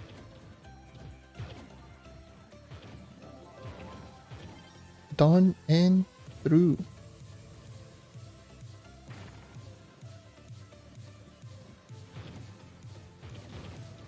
Yeah, just Lunar Lancer is just a beast. Ice Age is a beast. Still, even post nerf. People, speaking of nerf, like that nerf on the Ice Age is so minimal. People are just going wild. They're going wild on, oh yes, no, Lunar Lancer is absolutely terrible now. Oh, it got nerfed really hard, and the strings on the actual Ice Age doesn't come in the how much DPS can it dish out. It's pretty much on the all of the broken mechanics that it does have.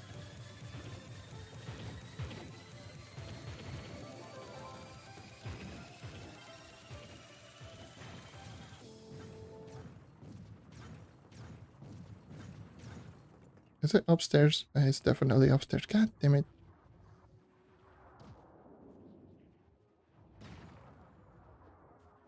I hate that modifier so much. Can you not?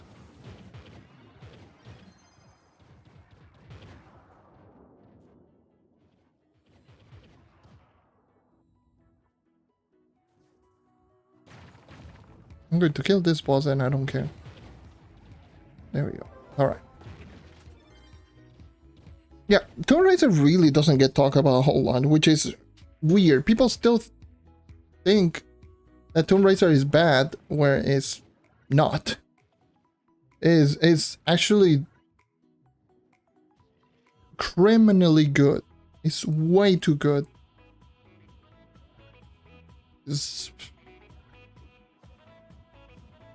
They call it like a weaker Draco.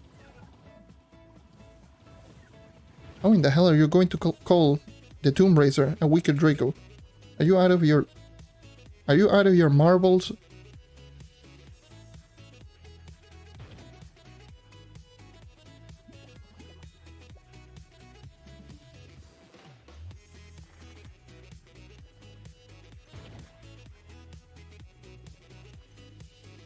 That's no longer the case. It's no longer a weaker Draco. That's...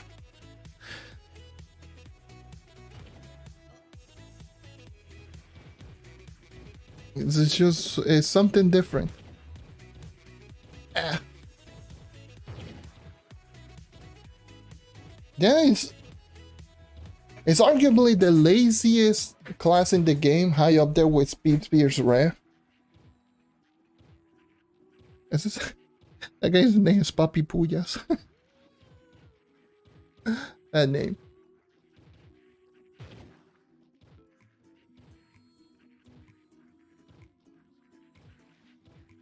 I gotta stretch.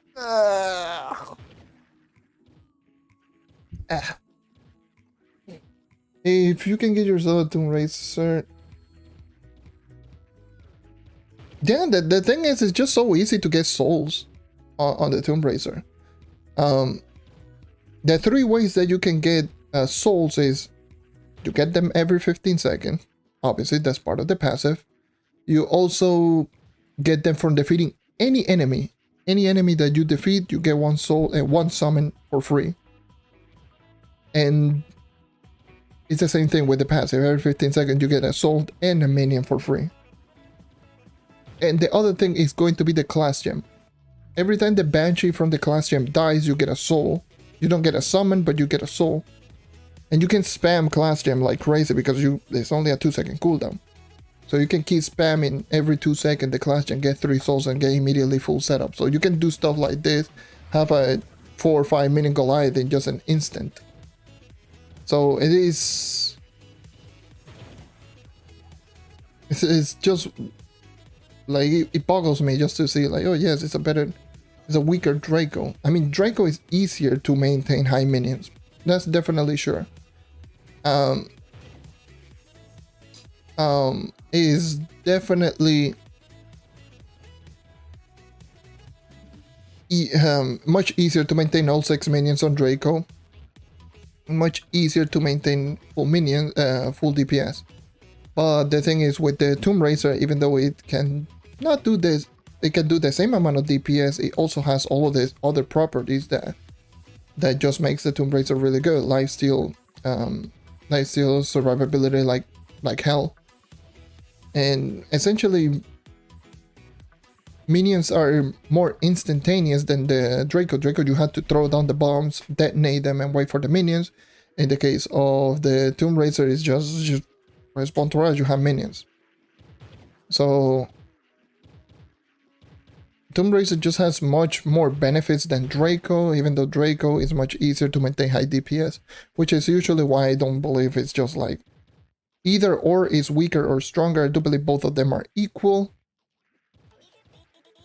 in terms of like power, but Tomb Raider being much easier, so I just put it much better than Draco. And obviously the Tomb Raider doesn't need class gem. So I prefer Tomb Raider over Draco, even though I feel Draco is underappreciated as well.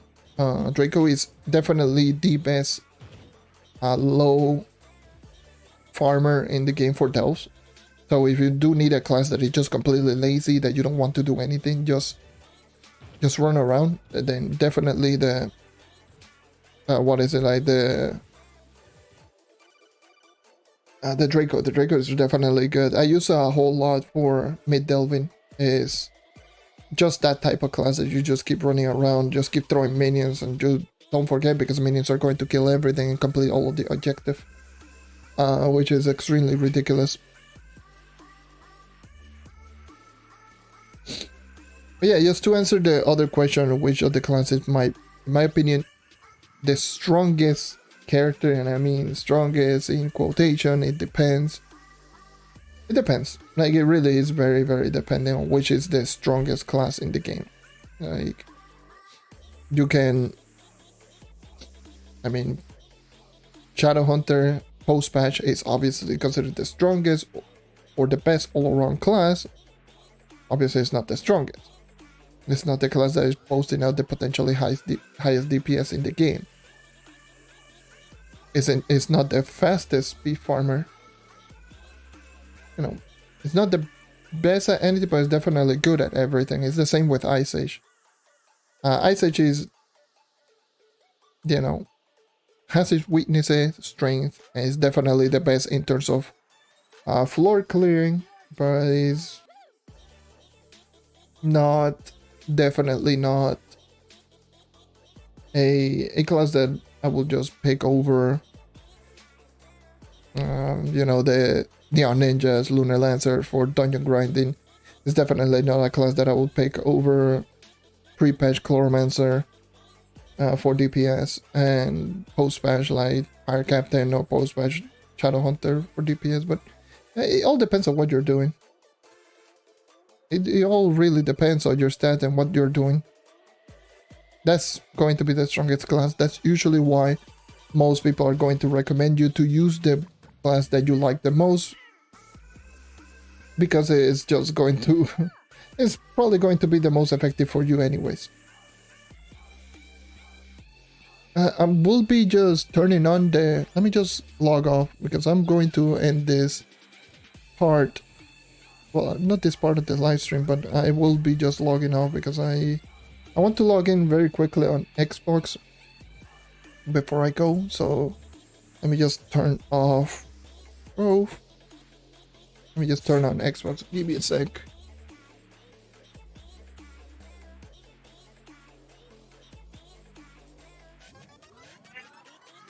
Hold on.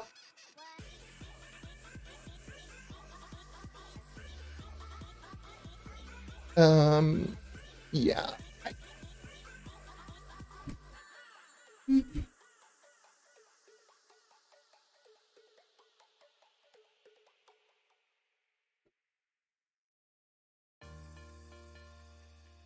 Usually that's usually how you run on Trove. You pick the class that you want, and then you put, and then your secondary class is going to be the class that is going to fill all this stuff that your main class is weak on. So if your class is really, really good in bossing, let's just say if you're playing on console, you're using Chloromancer, for example, as your main character, then obviously having your secondary character as a character that is good for dungeon grinding, like a Neon Ninja, like a Lunar Lancer, or whatever. Like, personally for me, my main is on Xbox, on my main account, is the Knight, and I do have a secondary Ice Age, and also a Chloromancer, and a Vanguardian, and pretty much any class, but for the most part, I do have either an Ice Age and a Chloromancer if I ever need the extra DPS. Hold on, I'm logging in right now onto my Xbox account. So yeah, there we go.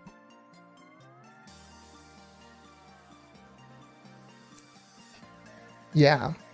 Faye! Hey, Faye! Faye is underrated to some people and overrated to some, which is weird. If you look at it that way. There's some people who just swear by the Faye Trickster and just, oh, Faye Trickster, top class, ah. But there are definitely some people that just say that the Faye Trickster is absolute trash. Not the case in either way. It's not the best, it's not the worst, it's really good. It's solid. It has its fair share of strengths and its fair share of weaknesses. So let me just see. What did I manage to sell? Hell yeah, I sold everything. Yeah. So I sold 40k of Crystallis Colors and my Paragon pins. So yeah, how much do I have? 40 mil. Yay! Yeah, I just wanted to check if I sold everything. So yeah, I was curious, what is the mastery? It's 855 the max. I see. But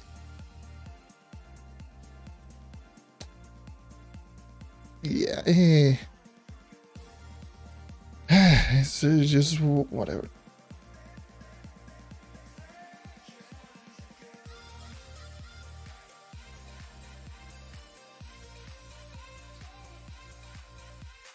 That is usually the case.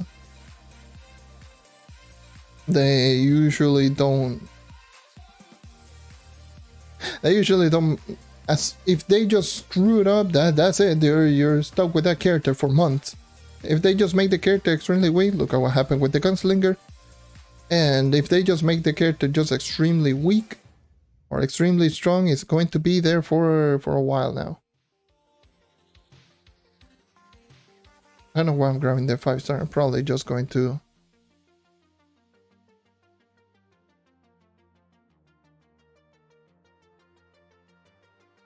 I'm not going to be grinding on my main account just now.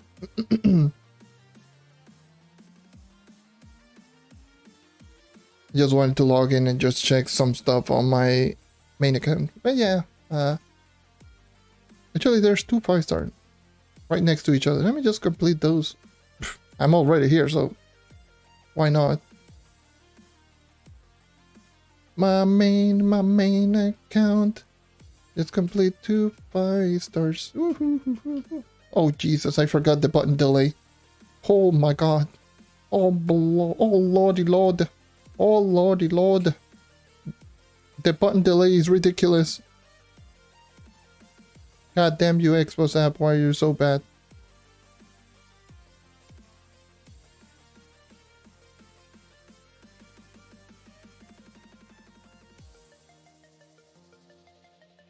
Oh lordy lord. Oh lordy lord. I feel so slow. I feel so slow right now because of the stupid button delay. It's so disgusting. There's so many people in that 5. I'll change tone real quick. Let me just complete the other 5.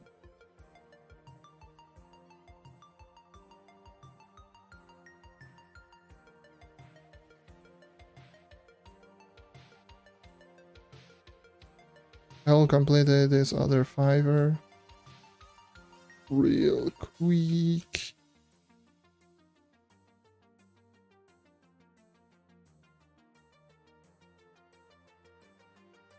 Need 2 curse goals, which are downstairs. Playing with button delay, by the way, is so bad. You have no idea.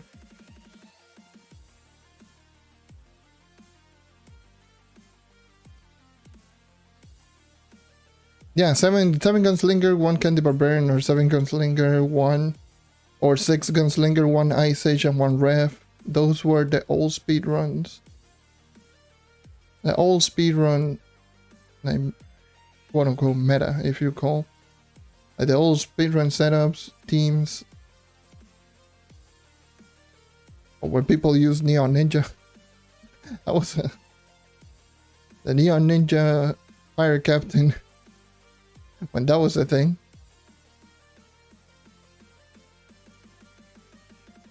Anyways, that's what I just wanted to do those two five stars and go back to the spawn.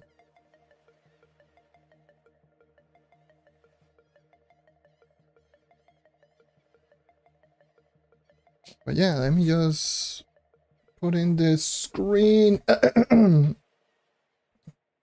real quick.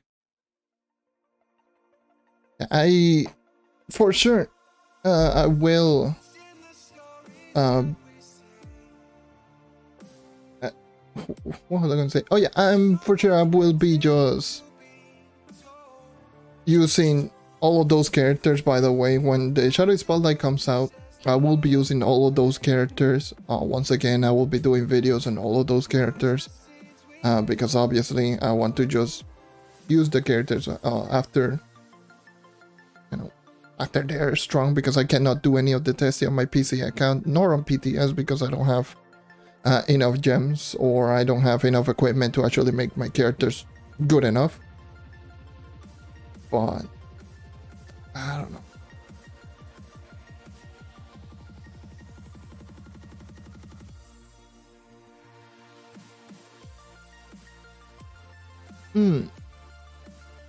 They should do something for a boomerang. Yeah, I had to agree and slightly disagree, but yeah, mostly agree. Everything, because here's the thing. You know how funny it is when you hear everyone just going crazy. Oh my god, blast bow boomeranger. Oh, Jesus. Okay. When they just keep. Oh, sorry about that. When they just keep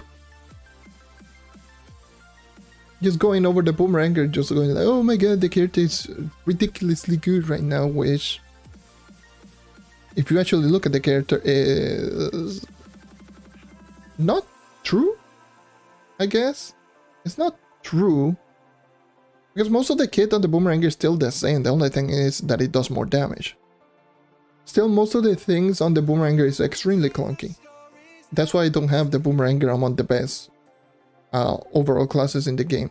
Like, it has way too many things that are just clunky. Like, boomerang can still get stuck on enemies, and it still has all of that dumb mechanic that you had to catch the boomerang, which is absolutely terrible. The bombs, both big bomb, bog bomb, takes like 1.5 seconds to detonate, which is extremely slow. The chicken's alright, it's good, but I mean, it's minions, it's nothing too special. And the mysterious urn is a chance, is random. Sometimes you are going to get a really good ability, sometimes you're going to get healing or cooldown reduction, which you don't need. Well, you might need, but is what do you prefer? Having more chickens for more DPS, having cluster bomb for one shot, or having more cooldown, 12-second cooldown reduction to all of your abilities? Like, why? At that point, just use one boomerang. It's 7 seconds. It's a lot of the abilities on the boomeranger are just extremely clunky. Extremely clunky.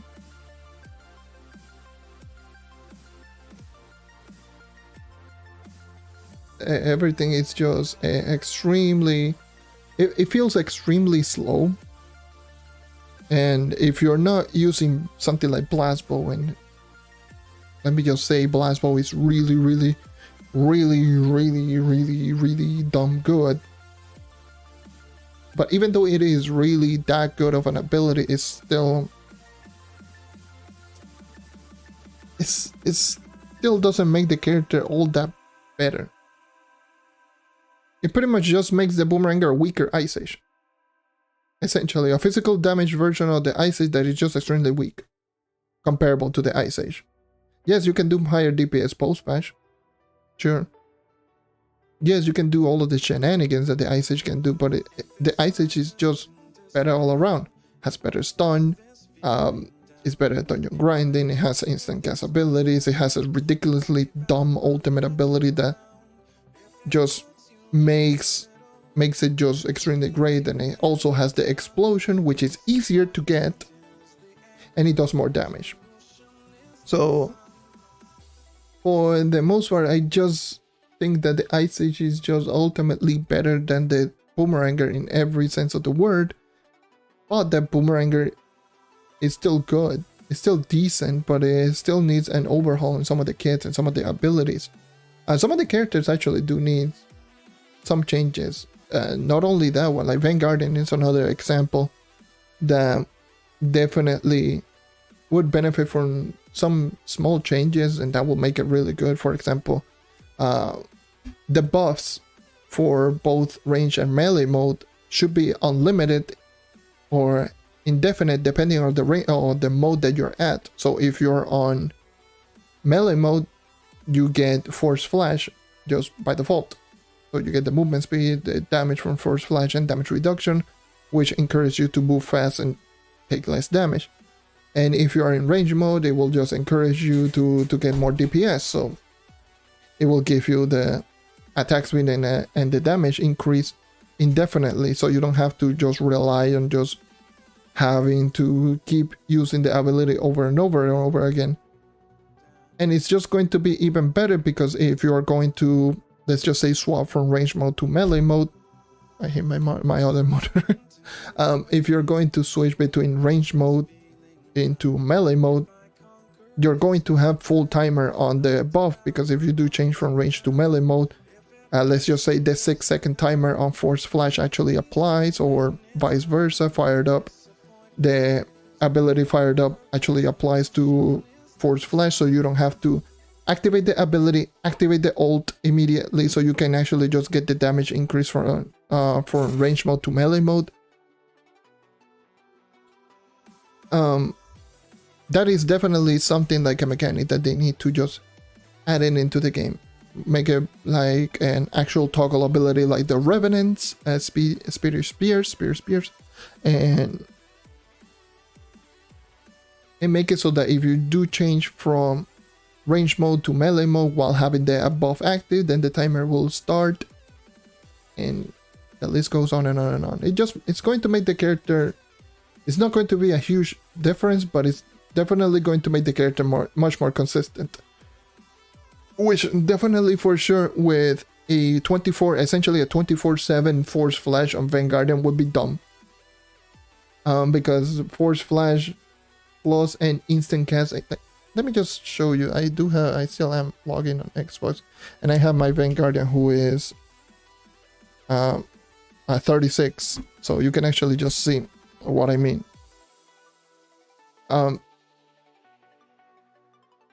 Oh yeah, I don't know why I was using Beamer. So let me just go Trail. What was I going? It was Trails LS. Yeah. No, Trail Chrono. No, DDV is using Conjurers.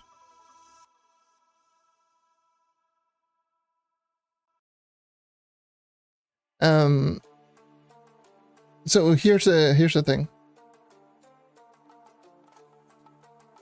Vanguardian has ridiculously strong upsides.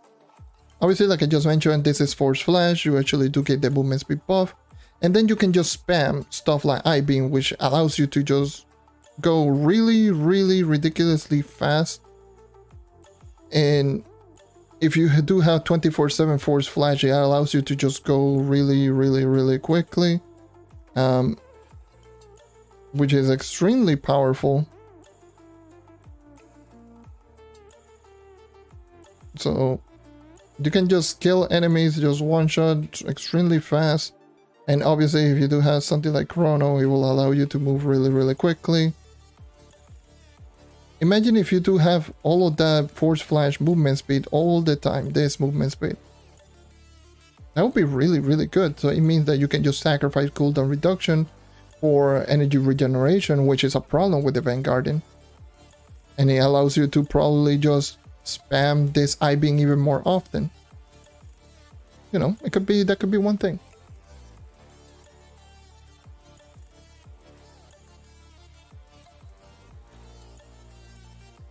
Oh yeah. Yeah, the Colosseum on the night, even though like personally, like here's the thing. Spirit Square is arguably the best, among the best abilities in the game for dungeon grinding. There's no question about that. And anyone who says otherwise, I can literally just throw down all of the facts regarding this ability. It's absolutely broken beyond belief. But the thing is considering all of the buff that the knight keeps receiving, Spirit Square is just going to ultimately become less and less of an ability that is just needed on this character. The basic attack just got buffed to a point of, holy Jesus, this basic is ridiculous. But the problem is like the basic attack is so good that Spirit Square is almost not needed. I mean almost. Because this ability is just dumb. There's no other way for me to put it. Spirit Square is just dumb. This ability is just ridiculously dumb.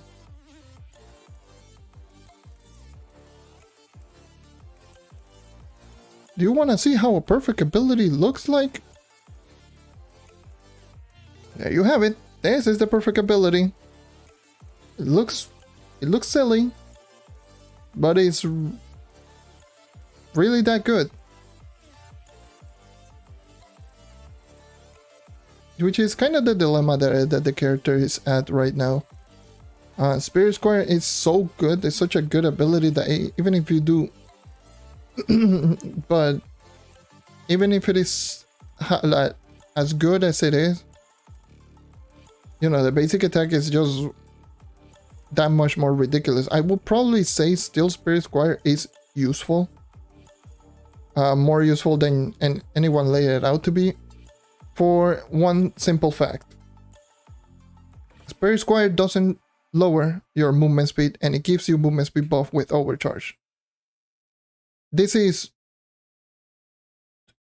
You have no idea how valuable this is. Not lowering movement speed and giving you a movement speed buff. It allows you to drop crazy shenanigans like this. Just allows you to just see enemies and just kill them one shot. And this, you can do this to bosses as well, which is even more ridiculous, and I miss. Okay. Which allows you to just go like this, and this is no energy regen build, like nothing of the sort. This is just me running around with extreme button delay, holy Jesus, and just being able to kill all of the enemies essentially one shot, which is probably like one of the best. If it weren't for the simple fact that overcharge exists, then yeah, it's ridiculous. I'm becoming a Trove teacher. I mean, all of this, I already did talk about this multiple times in videos. This is the type of thing that I just talk about in videos in regards to character. But yes, in regards to Spirit Square is so dumb good. Like, you know what? Instead of just going over how dumb good it is, let me just give you the numbers behind it so you can actually have an idea on how good it is. Alright. So the damage multiplication is 8 to 8.5. 8 times damage pre-patch, though right now on console, 8.5 post-patch. So 8 to 8.5. It is instant cast ability, 25 energy cost. So low energy cost, instant cast ability. 9 block range, 4 block width, so it will hit enemies in that distance.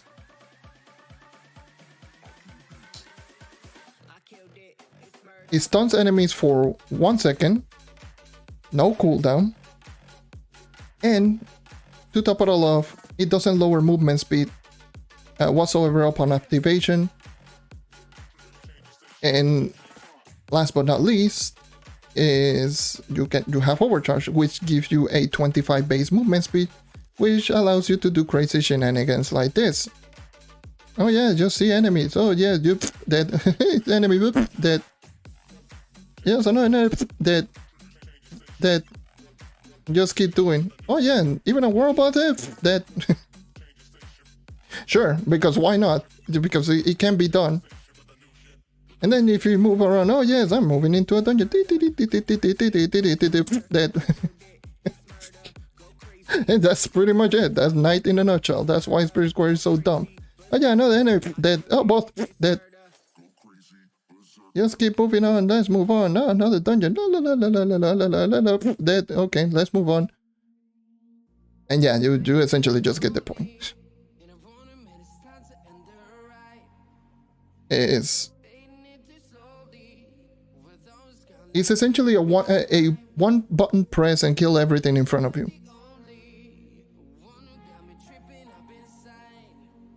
With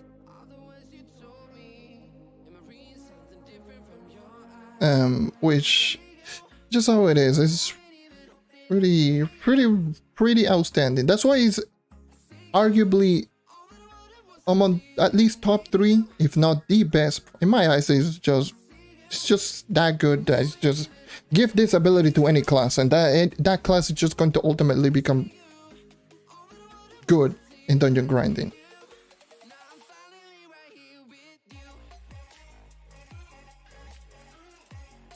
So that's why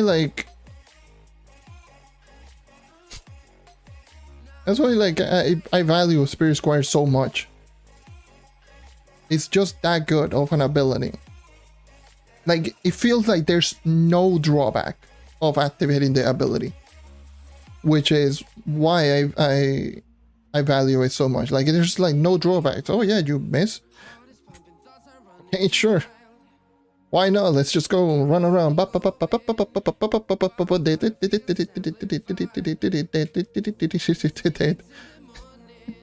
so funny. It's really funny. It's just so funny. This is how I was able to run 400 dungeons per hour, running with this character.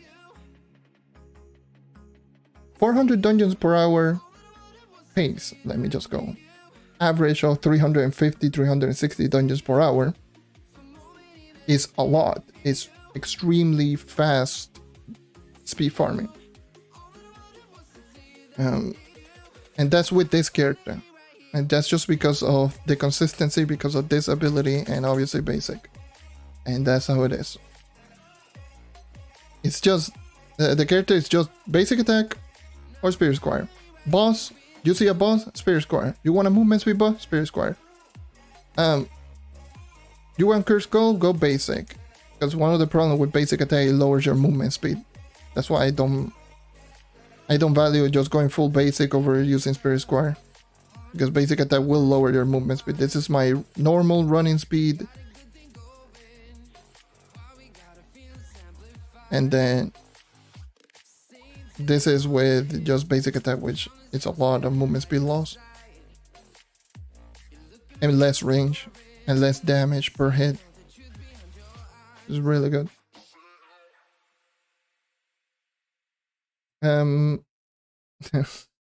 And consider using the Knight as a main. But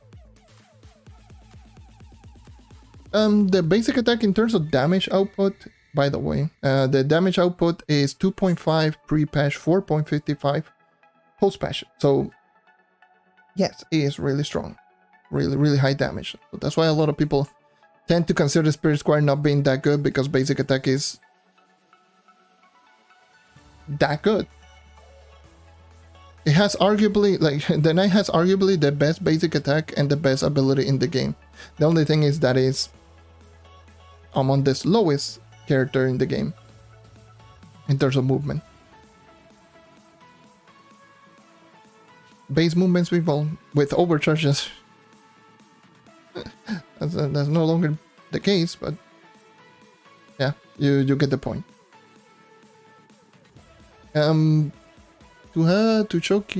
showcase, like, the problem with Candy Barbarian no class gem is that it causes a lot of lag. I don't have class gem, but it causes a lot of lag, especially if you spam. Because Candy Barbarian really, especially if you jump and use this ability, you're guaranteed almost 90% of the time to lag. But Candy Barbarian is, you need to get yourself spin to win. If you have never seen a spin to win Candy Barbarian, I done a video. I mean, you can check that one out, but you can try it out yourself. It's ridiculous. Spin to win is just absolutely ridiculously fun. But the only problem with the non-class gem is, like, if you spam, you can actually just go really fast, but yeah, it's ridiculous.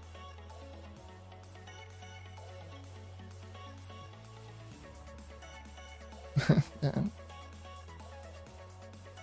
And when I'm normally grinding, having the map, like, if all of the dungeons full of X's is usually a thing that's going to happen. But yeah, spin to win is just dumb good as well. Spin to win really transformed the Candy Barbarian. Just makes this ability, instead of lowering and killing your movement speed, it pretty much just increases your movement speed by 50%. And not to mention, it becomes automatic because you can hold it down and it's going to keep activating automatically like this. It costs half the energy. Like, okay.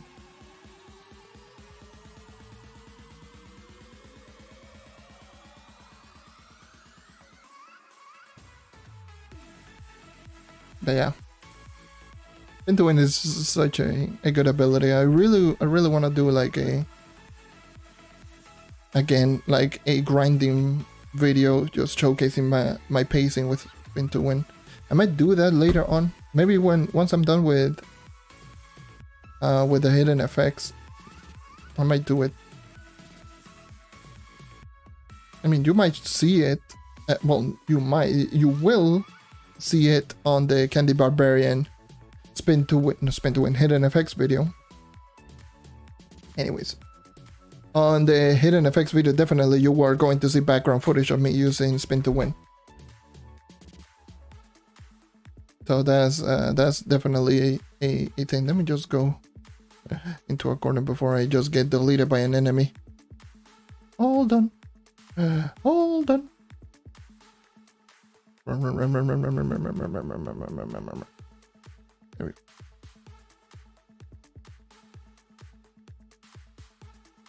go. Alright. I'm safe. Should be safe now. Hopefully. Actually, no, I don't feel safe. Screw it. I'm staying on spawn. I don't care.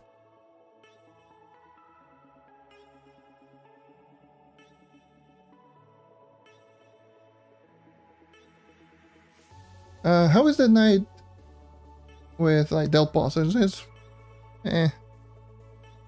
I mean, pre-patch right now on console is meh. I mean, you can do it, you can use it, but it's meh.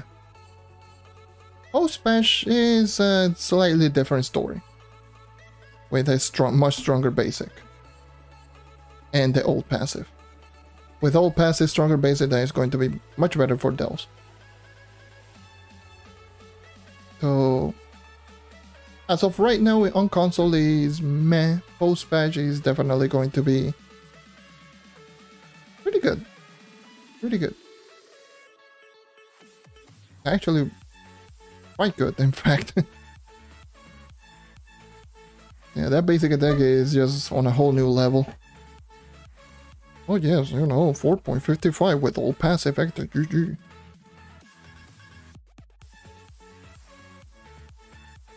Hidden effect level? What do you mean?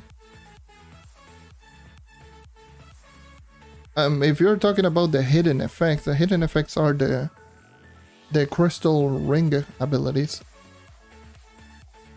That's what they are called. If you see hidden effects. Yeah.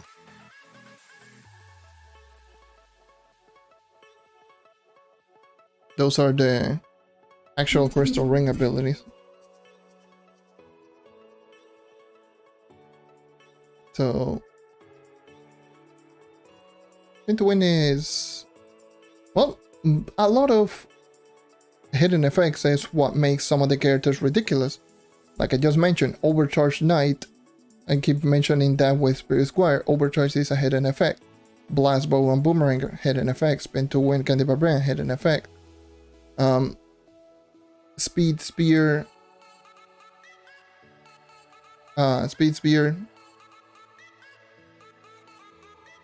hidden effect.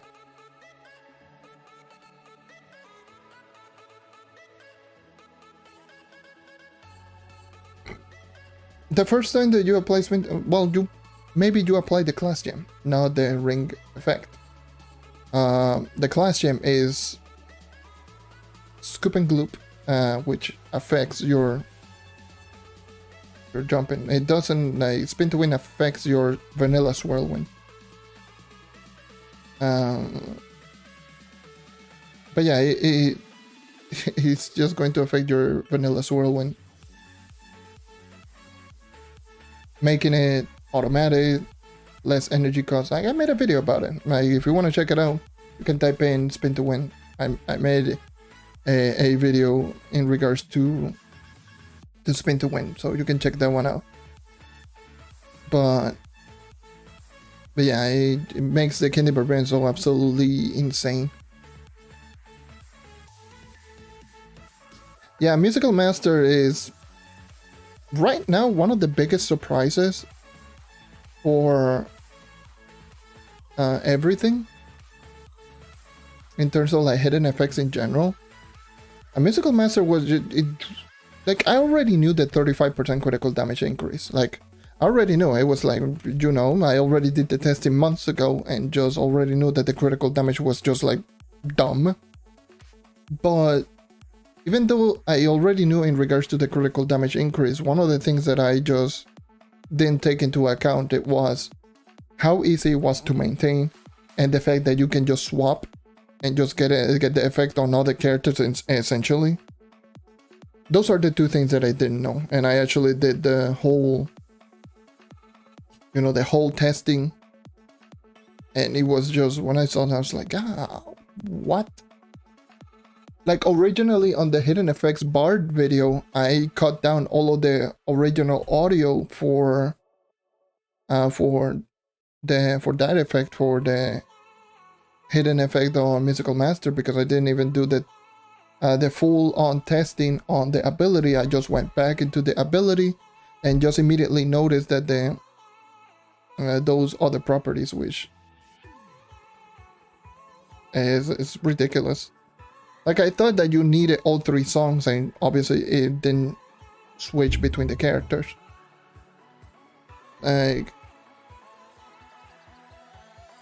the fact that you only need to activate all three songs, and then once you do activate all three songs, you just play the bar normally and you have 35% bonus critical damage. Like, not bonus, like 35% total critical damage is... it's not even funny. Like, 35%, it will just increase your critical damage like crazy. Like, if you have 2000 crit damage, that's 700 extra critical damage just for Musical Master. That sounds ridiculous. 700 extra critical damage if you do have 2k. Heck, even if you do have 1000, which is not even that difficult to actually achieve, you go to 1350. That's ridiculous. Like, 1350 for one ability, and it's just ridiculous. It's dumb. It's just way too good. And thus, No, it does not. It only applies to the player that has musical master. So no, other player that would be broken.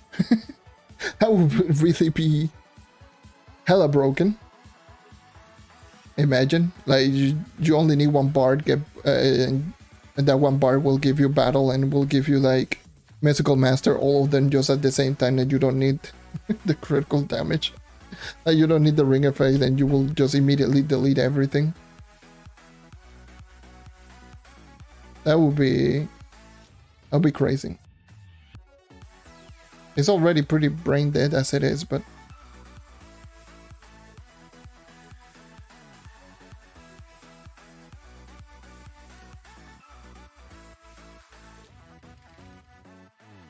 so yeah.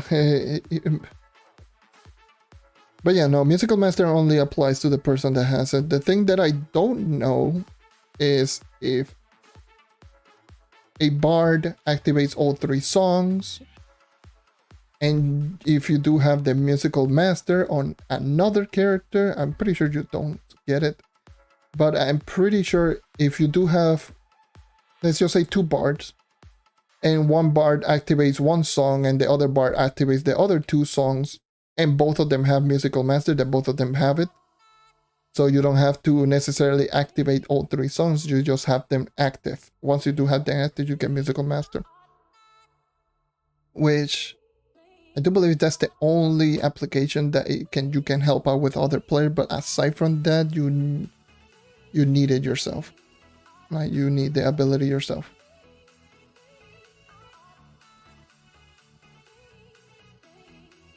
Yeah, imagine 7 chloros and 7 chloros, 1 bard. And heck, 7 chloros, 1 bard, and the bard changes into chloromancer. Because you have 30 seconds essentially with buffs, so it will allow you to just swap into chloromancer and just immediately spam ults as a chloro yourself. You can just imagine, that would be so... You just see a boss. Hey boss, how you dead? Just okay. That sounds pretty dumb, not gonna lie.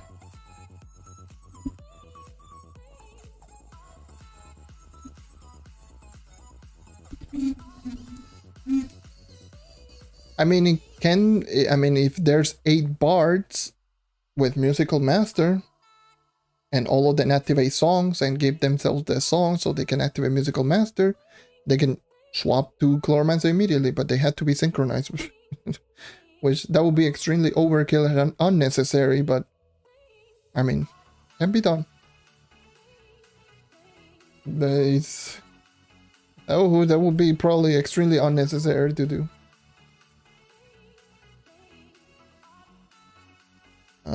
Let's check.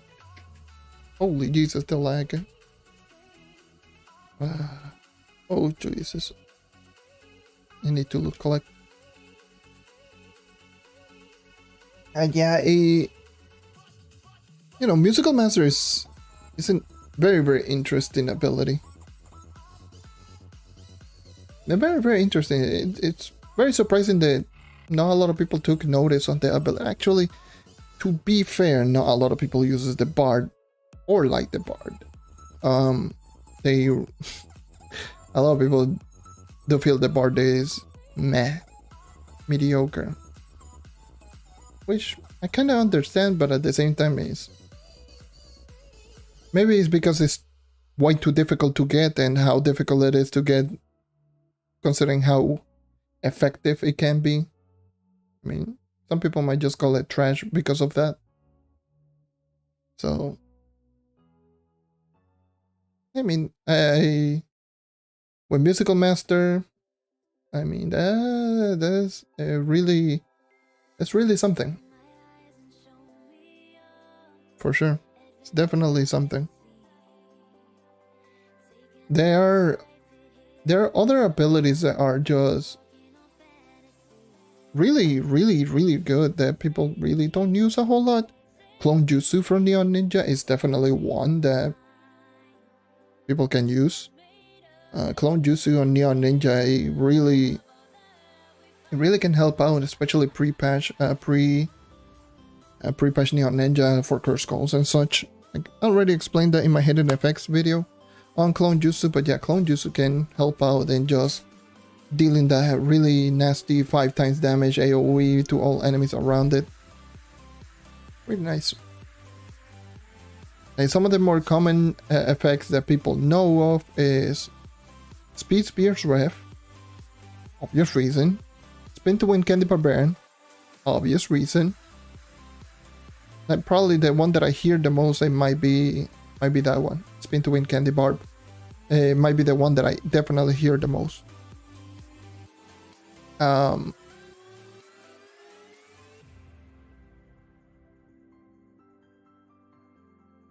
What else? What is another class that a lot of people...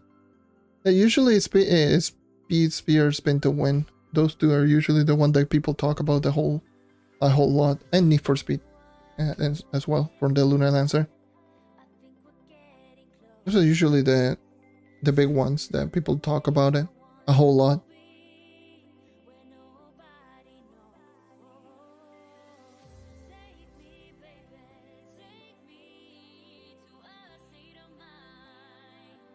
I don't...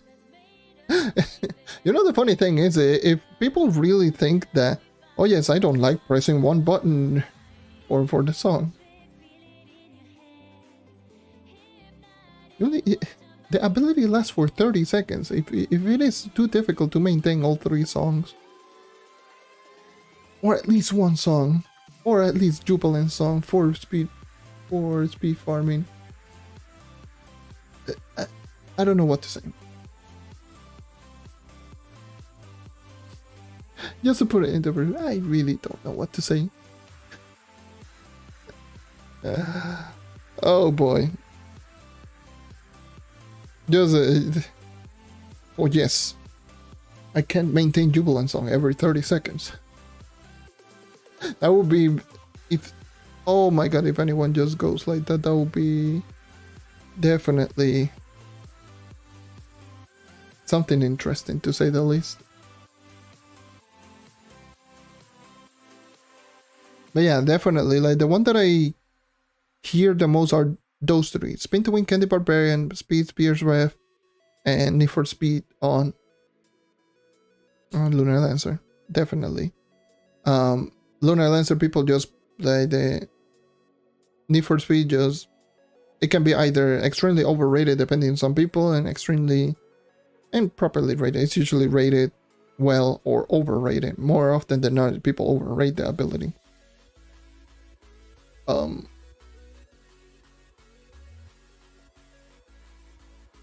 There are some people that know, but yeah, there are plenty of people that just look like, oh, 85% more movement speed?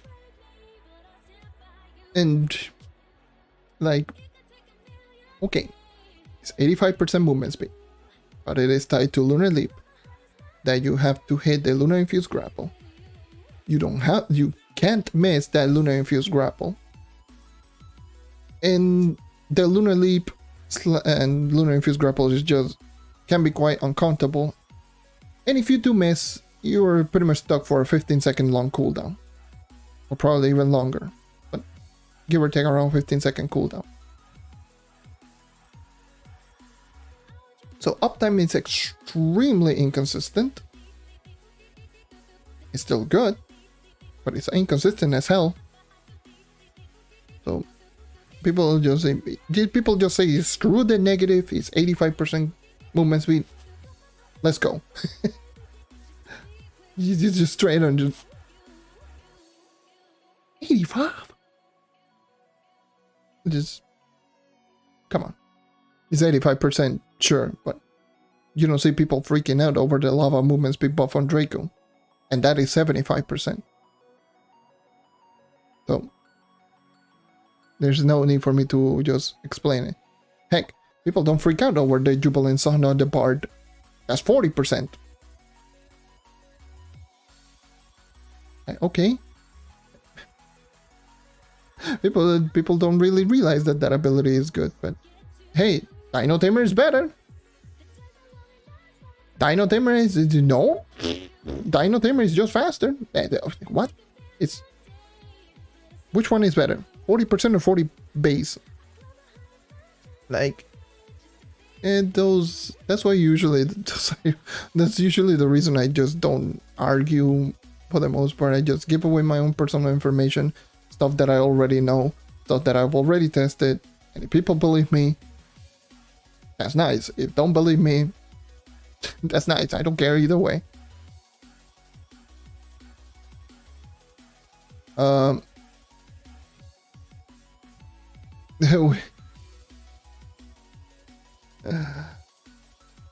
That's usually why I don't argue or discuss. I just give away my own personal information, what I know, what I tested, what I can compare to, and depending how it is going to be how it is.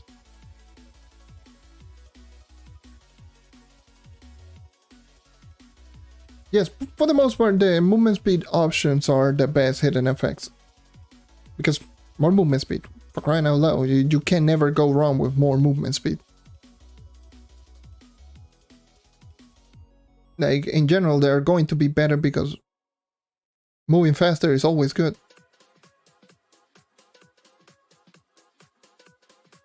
You know, all of the things that I just mentioned, Spin to Win, Speed Spear, and Need for Speed, but same thing with, what is it, like Overcharge for the Night, which is 25 base movement speed. You know, all of those movement speed increase are just,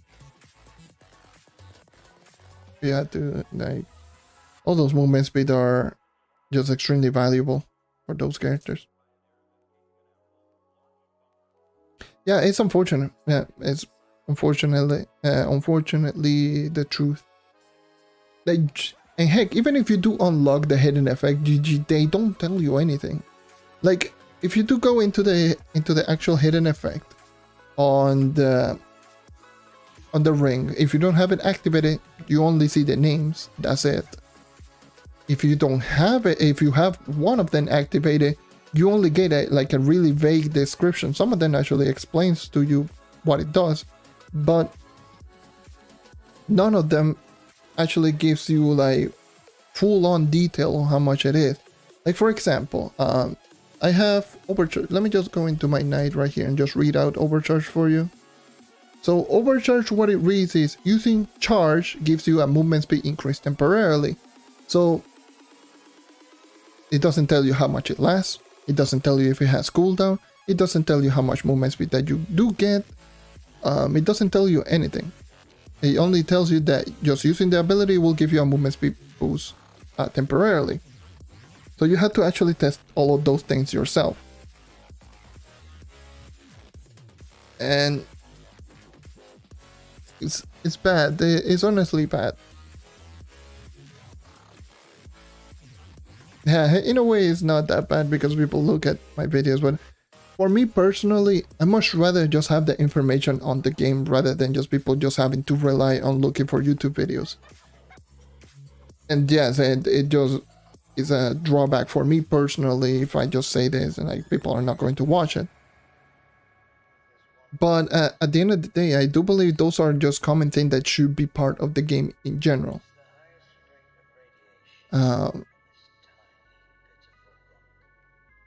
But yeah, it's like people are still going to look for videos nonetheless, even if all of the information like it is right there. People are still going to look for it because people are going to look for opinions, and also they're going to look for if there's any hidden information that is not there.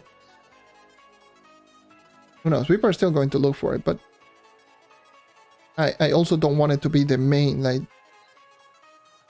you have to look for the information on YouTube because the game is not giving you the information that it's supposed to be giving you.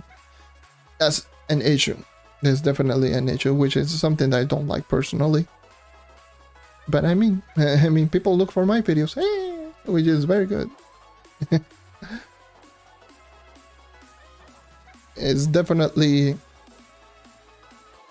it's a win for me, but definitely something that they really need to look into.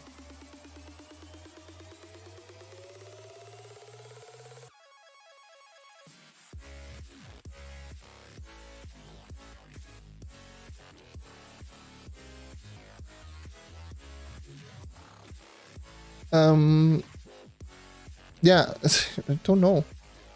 I don't know why there is. When it comes to item description or where to get all of the description of some of the items, they explained it really well. Like, let me just go into my crafting inventory and just read you some of the description of some of the items. Flux, crafting material. Gain flux from using the loot collector on equipment. Gleam. It doesn't tell you the marketplace, but I mean that's where you normally do get the flux. Gleam, trading material. Exchange for items from the pirates of treasure isles. Obtained by loot collecting fish and breaking plants in the world. Good description. It tells you where to actually get them.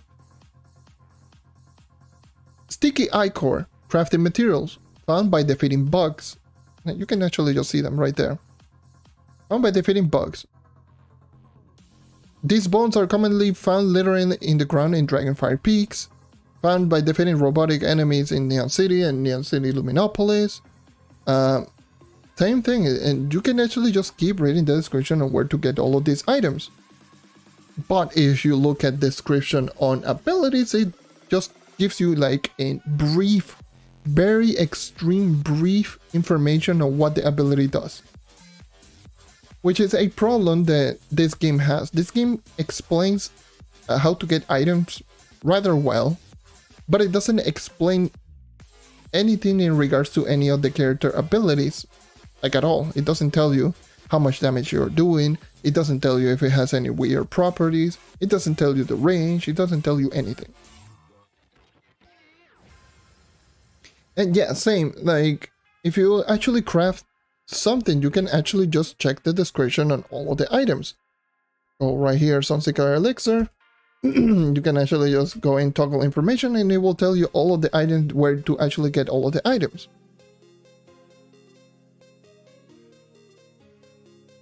Like,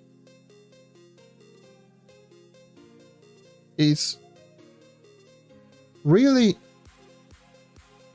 it's so bizarre that when it comes to items and crafting, they explained it really well, but when it comes to characters and abilities, they don't explain anything, like anything at all.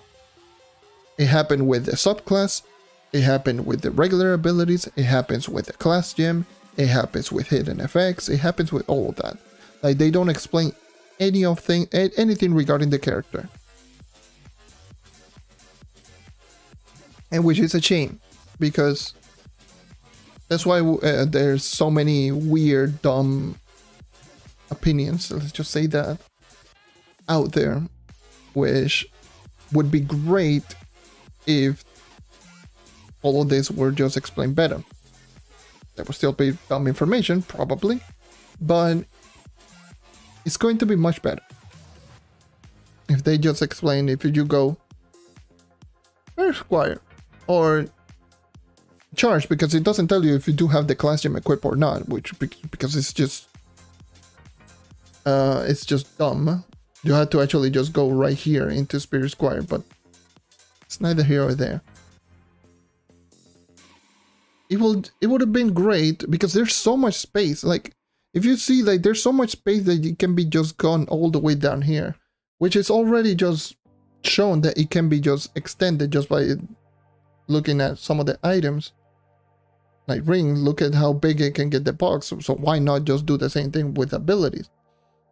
Like, for example, you can just have charge, have the regular ability, and then just put in class gem, 2 dots, Spirit Squire, the description on Spirit Squire, and then just say damage 100% or 150%, because this is what they are doing. They do usually in terms of percentage. So it's going to be 800, 150%. Range 9 blocks in front, 4 block width, 9 by 4. What else? Stuns 1 second. What else?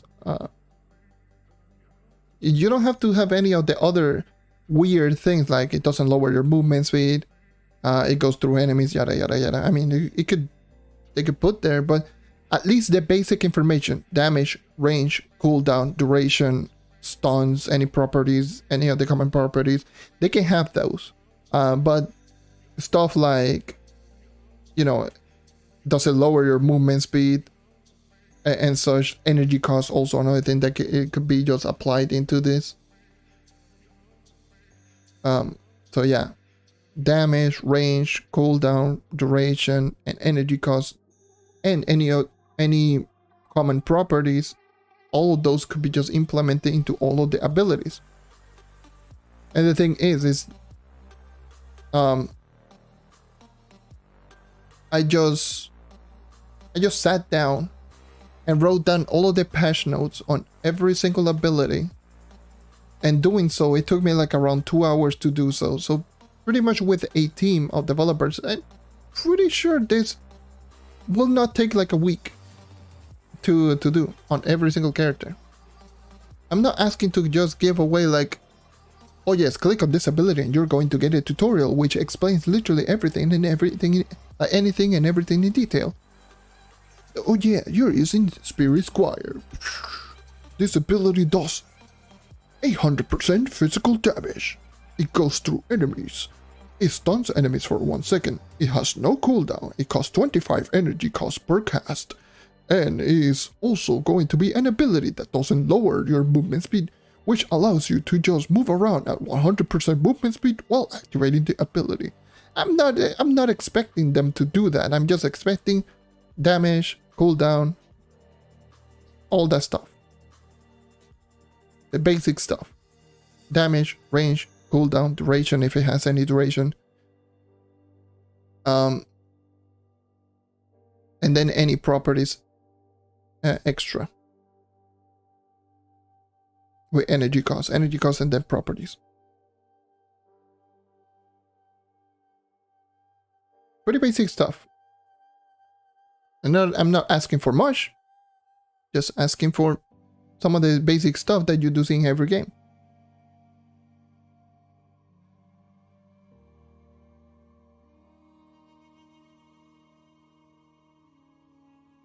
What they need to do with hidden effects is, since they already had the Paragon area, just put in a table with every single with a category with every single character on, and every single character has a description of all of the hidden effects. So all of the things that you do see right here, for example, overcharge, like all of the things that you do see right there, there should just be a crafting table that you can not only craft but also in the Paragon area that tells you literally every single thing. And like I just mentioned, having all of the properties that I just mentioned before, the damage, duration, property, and all of the stuff that it does. Pretty simple.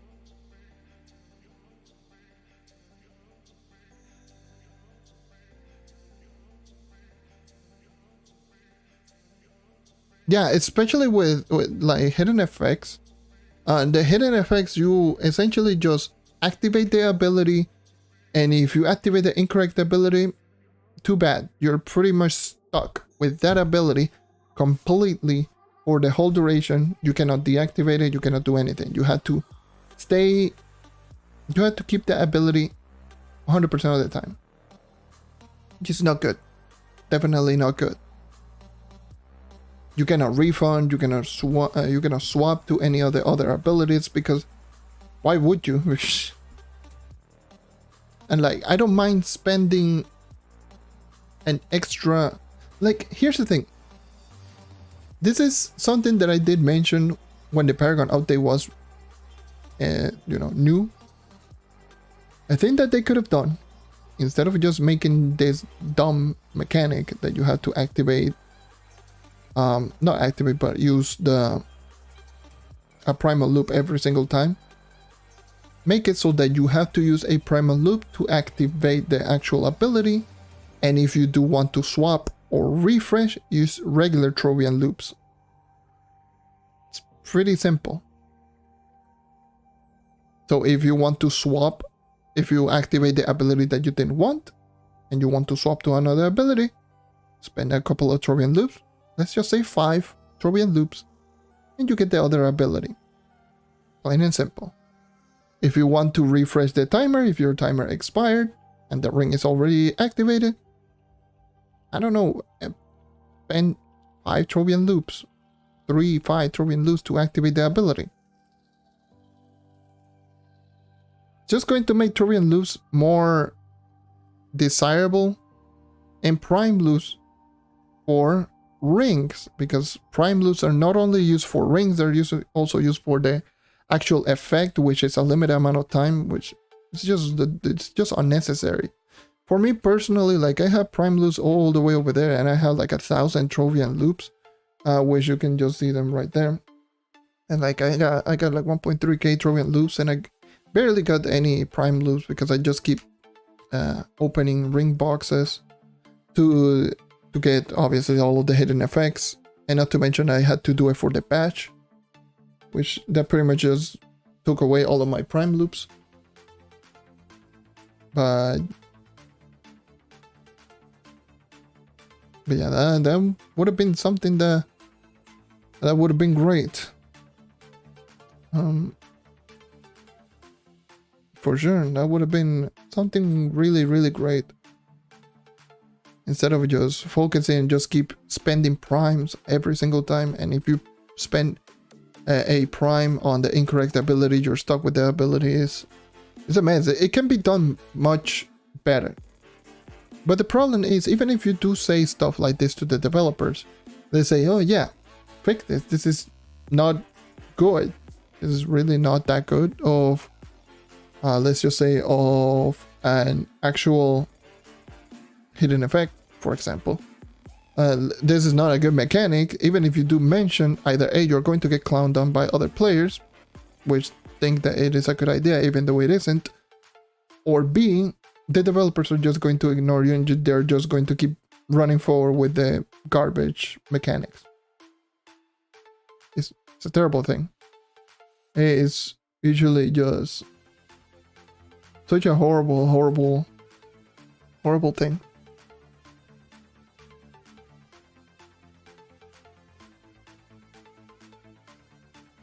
Look what happened with Bomb Royale Season 3. People just kept saying that Bomb Royale Season 3, this and that are just completely horrible. You know, the amount of coins that is required is absurd, which it is. You know, the fact that people no one care about the Bomb Royale in the first place, and they just stuck with it and just like, you know what, screw it, this is what we wanted. Whether you like it or not, this is going to be the update that we're going to drop. Screw you. That's it.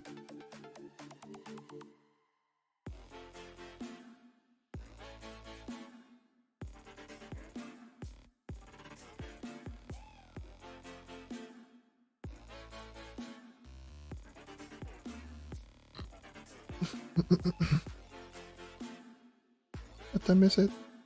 It's 11:52. I need to grab something to eat. Been streaming for 4.5 hours. But yeah, that's true. Like, primes are not super cheap.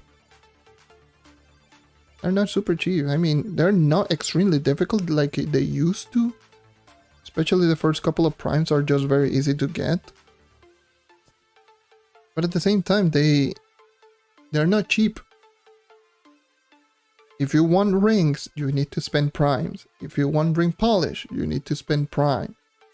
And prime are not something that it just comes by literally every single time. I mean, yes, it makes the piñatas much more desirable, which is really good for, you know, for flux farming, which is good. But at the same time, like, it makes it undesirable to get everything, or to get the stuff that you want to test out. Like, for example, if you want to test out all of the abilities, unless you're a crazy person like me that has enough to get all of the ring effect and is able to test out all of the ring effects, unless you have all of those things like me, you're pretty much just screwed out of luck. You cannot test everything out. For example, let's just say you like Spin to Win Candy Barbarian, Overcharged Knight, Speed Spears Rare, Musical Master Bard. If you like all of those abilities, then you essentially have to pick one or two at most, for the most part, because otherwise it's just going to be really difficult to manage. It's definitely going to be difficult to manage because getting primes is not easy, especially like free primes that is not tied to pinatas, which pinatas are just completely RNG. It's bad. It's a mechanic that I did mention towards the beginning that it was just going to be pretty bad. It's much better now than it was before. Before it was just horrible. It was like Dells didn't grant any EXP. Uber 10 grant less EXP. The amount of EXP that you did get was just horrible. The fastest way that you could get one level was like every hour. Now it's like you can get levels rather easily, especially in double EXP. It's just horrible. It's a horrible system because you have to grind out primes for each and individual classes, which is another dumb mechanic that I don't know why they... This easily could have been just cut down and circumvented if they just made the prime loops universal rather than just being prime loops per character. It's just dumb. Paragon system should be just overall, I think, across all of the characters. Like, you shouldn't be forced to play a character that you don't want to play. Like, makes no sense. Like, for example, if you... I mean, you're not forced to play all of the characters that you want, but at least if you want more pinatas, or if you want the most amount of pinatas because the prime system is dumb, then you have to use essentially all of the characters because the first couple of levels is essentially free prime. So you have to be forced to use all of those characters that you don't want to use.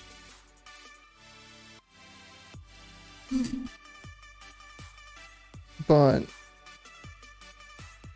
just what would have been nice if it was universal Paragon level and universal primes.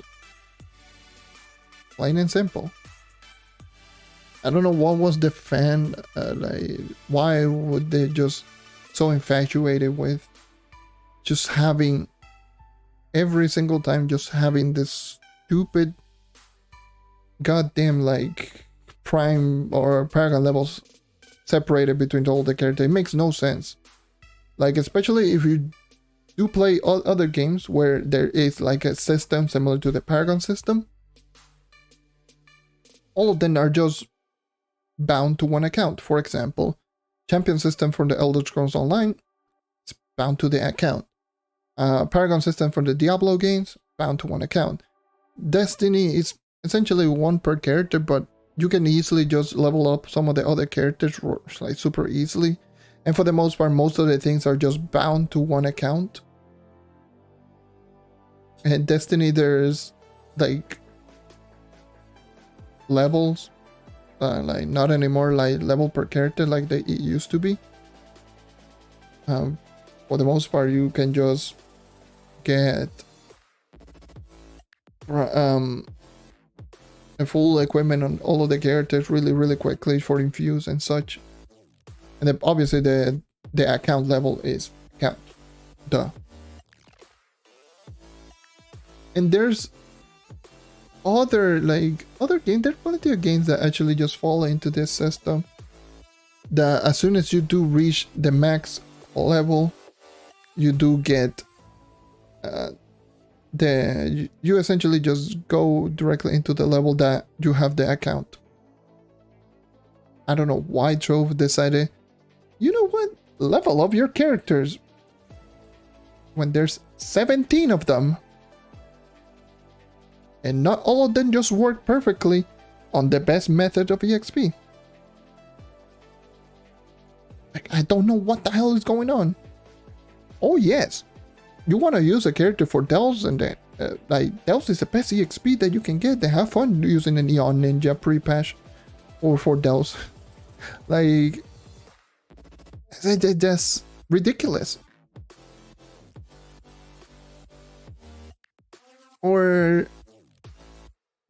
have fun using what else? Like,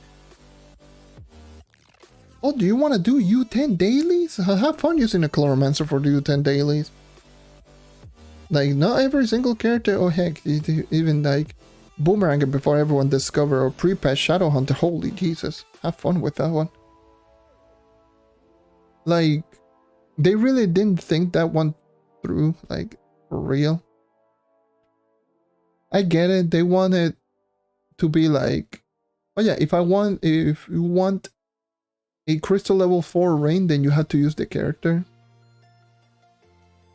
You have to get yourself, like, you have to use the character so you can progress that particular character, but they didn't take into account the amount of requirement to get every single crystal ring with every single ability. And being able to maintain all of the hidden effects on all of the characters. Like, for the most part, you're using 1 or 2 characters at most. If their main selling point is variety, so you can actually just but make the players use all the characters, forcing them like this is not the way to go. Giving them an option, sure. Maybe they could just do something like this. Well, no. Actually, just thinking about it now, that would be a terrible idea. I would say, like, yeah, you know, give an universal primal loop for the character, and then give a character prime loop. But what would be the point? What would be the point on using that?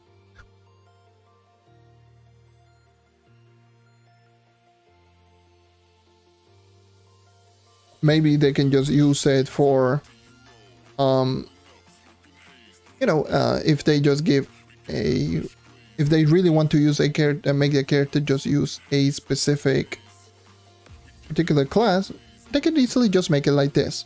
This is something that literally just came into mind right now. What they could do is obviously put the prime loops universal. That's a given. That's something that it should have been done in the first place. If you want players to use all of the characters in the game, make some of the ring boxes easier to obtain if you use that particular classes. Let's just say you want to use they want you to use all the classes, you want to use the gunslinger, you want a gunslinger ring box. Maybe once you do reach a prime level, not only do you get the universal prime loop, you also do get a crystal 1 ring box, something like that. An extra crystal 1 ring box, which it will help out if you want a specific ring box for a character, and it will also just make it so that, I don't know, just use all other types of characters so you can actually just get those ring boxes. I don't know, they could do so many things. Or the universal prime loops, and depending on the character that you use to get the prime level, then that's the character that gets ring box. It can be done. At the end of the day, it can be done better than we have right now. Even though what we have right now is not as bad as it was, but it still definitely can be done better. It's not great. Especially for me, like, I noticed this way too much when I was actually getting the 100 polish badge. That was a nightmare. Let me just tell you that much. That was a nightmare. That was horrible. Like, for real, that was just horrible. And I can't believe, like, the people who just go with full crystal level 4 rings on every single class. I feel for them. Because the amount of ring boxes that you need to open in order to get them in the first place. Ridiculous.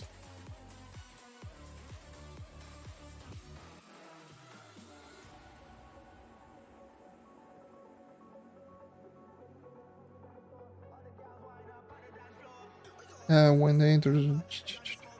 Yeah, pretty much. Maybe they might increase the amount of crystalline cores, but it's not going to be enough. That's just the usual. That's what happened with Crystal 4. When they introduced Crystal Level 4, they were like, oh yes, Crystal Level 4 is going to cost a lot of crystalline cores. But you know what? You're going to be able to get more crystalline cores. How? Look, collecting Crystal Level 3s. But don't worry, we make Crystal Level 3s drop more frequently. It's not true. Well, true, but not that true. Still not that common. And once you do get it, you only get 10 coins. Wait. What? Like, come on. We need 1,000 for one gear. We need 1,000 for one gear. There's 3 of them. And there's 17 characters. What is wrong with you? Like, I haven't upgraded crystal level, like crystal gear in a while. And I only have like 17,000 crystalline cores right now.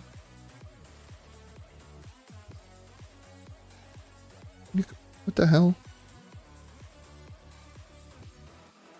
Yeah, those are usually the people that I keep talking about, that even if you do bring the problem, they're going to be like, they're going to clown you, essentially. But yeah, it is true. People, they don't realize that that that's definitely something. Like, that is just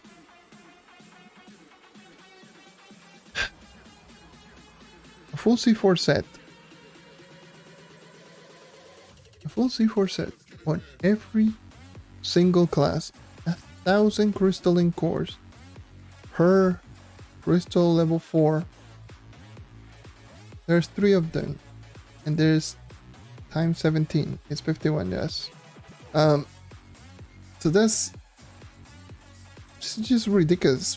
51,000 crystalline cores. Not to mention that is 510,000 nitros.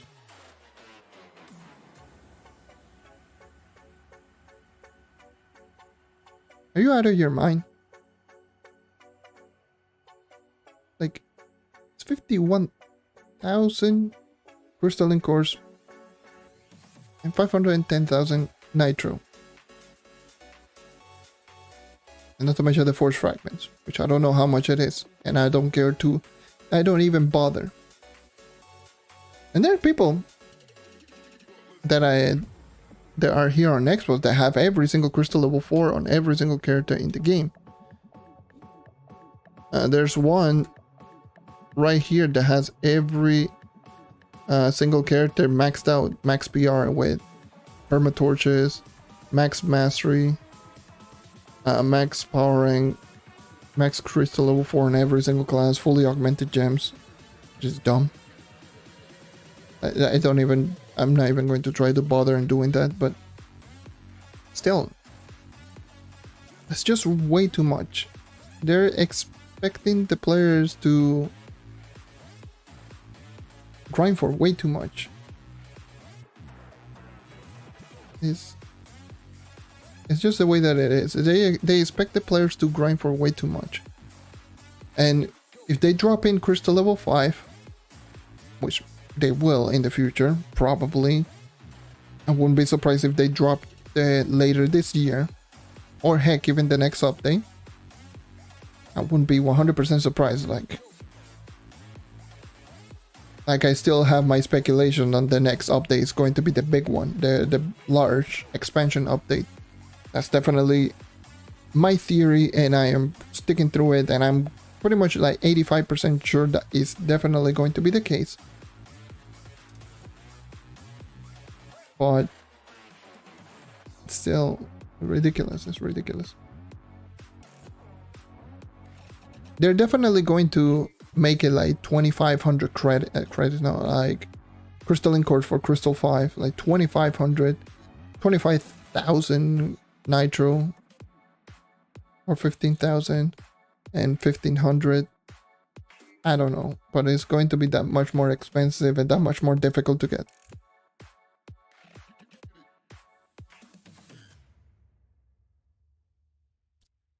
Um,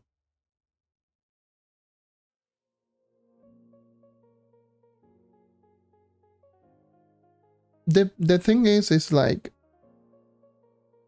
it's not that it is difficult to get. It's just that it is a lot to get. It's way too much. It's not difficult. It just takes too much. Which is what some people say, oh yeah, but that's just standard MMO. True, but not true. True, as in, obviously, it requires you to grind a lot. MMOs, that's just the norm. But at the same time, it doesn't require you to grind that much, especially when it comes to progression. Look at Elder Scrolls Online. This is the perfect example that I can give. Elder Scrolls Online takes not that long to actually get a full set of equipment. Just grind in the place that you want to grind, and then just get yourself gold so you can actually just buy all of the resources so you can upgrade your equipment. All of that process do take time, and it can take you months. But it really, like, it's not that it's an extremely difficult grind. For the most part, in the case of the Elder Scrolls Online, doesn't take that long. The only thing that it might take long, it might just be for all the crafting, like blacksmithing, woodworking, clothes, like I don't remember like any of those, but yeah, pretty much essentially that, like clothier, whatever. Like those only take a while, and that's only because actually they don't take that much, to be honest, but they usually are just there to just level them up so you can actually upgrade them without that much materials. And the materials are not too difficult to get. And hey, you can get them for free yourself, just grinding really easily.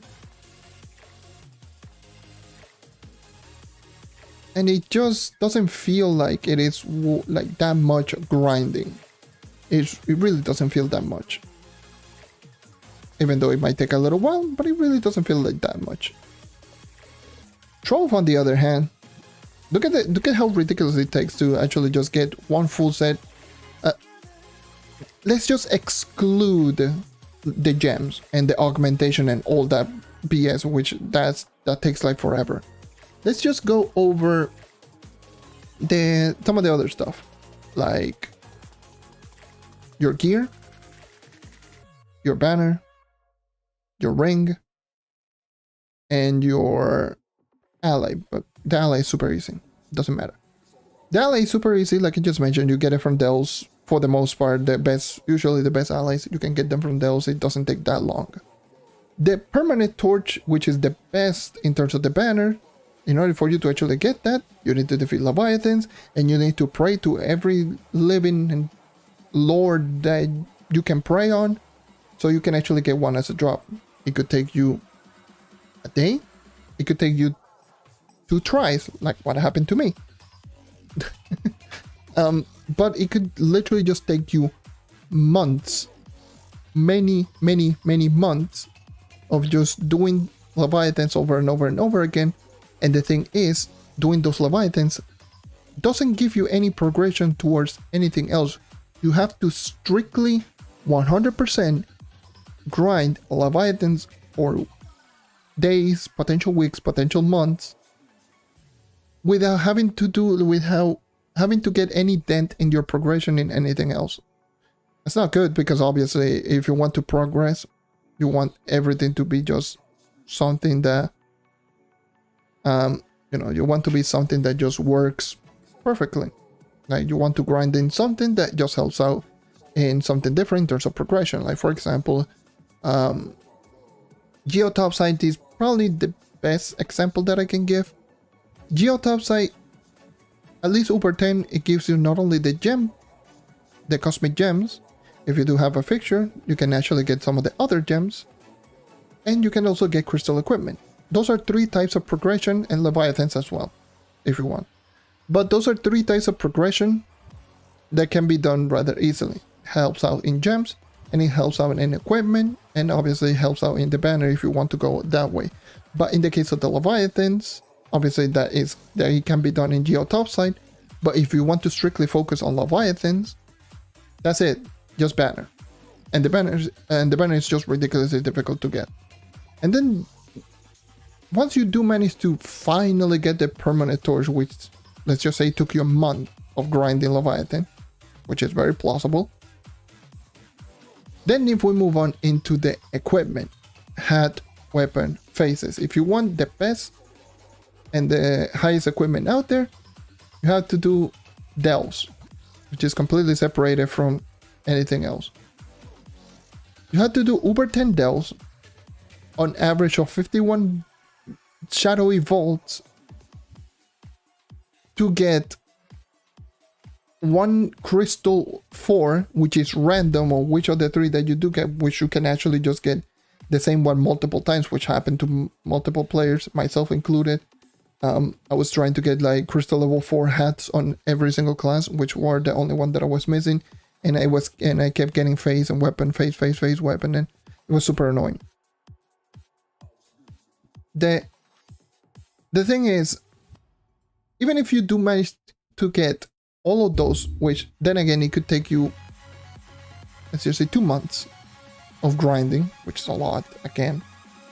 Let's just say it took you 2 months to get 1 full set of crystal level 4. Now in order to upgrade that crystal level 4, you need to go back into Geo Topside and grind crystalline cores. So all of the time that you spend grinding the equipment, you could not get the materials to upgrade said equipment because delves doesn't help out in terms of progression of gear for the gear that you're grinding. So you had to grinding for, again, weeks, months to get all of the crystalline cores to start upgrading all of your crystal level 4 equipment. Do you see how convoluted all of that sounds? And then we take into account the crystal rings, which by that time you should already have enough for crystal rings because they're pretty easy to obtain. But crystal level 4 are ridiculous, but it's neither here or there. You can actually just see how much it actually just, how much it takes to actually just get everything. Like, if you do Leviathan, you're not getting crystalline cores. Well, you're getting, but not a whole lot. You're not getting crystal level 4 equipment. You're not getting nitro. You're getting the banners, sure, but you're barely getting any EXP. So it doesn't work with anything that you will do in Leviathans. If you want to do delves, then you're not getting crystalline cores. You're not getting nitro. You're only getting EXP for rings, and you're only getting crystal level 4 equipment. If you want to upgrade crystal level 4 equipment, and if you want to upgrade all of that, then you need to grinding Geo Topside. So you need to first get the equipment in order for you to actually just, like, do you see where I'm coming from? Like, it's just way too much. Then you have to do this to get this item, so you can go back and do this other thing, so you can get the upgrade, and then just go back to get all of, like, no, it's way too separated.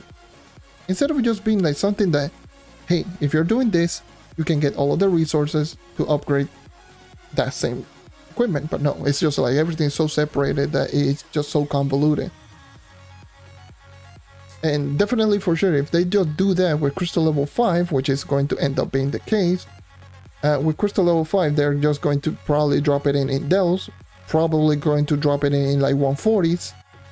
That's my biggest assumption. If they're not dropping Uber 11, they might just end up dropping in something like 140s, midnight, or whatever the hell is called, on delves. And it's just going to be extremely dumb to get.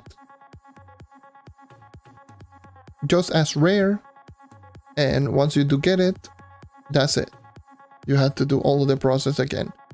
Go back to the site, grind the crystalline cores if you need them, and it's probably going to cost a whole lot of them.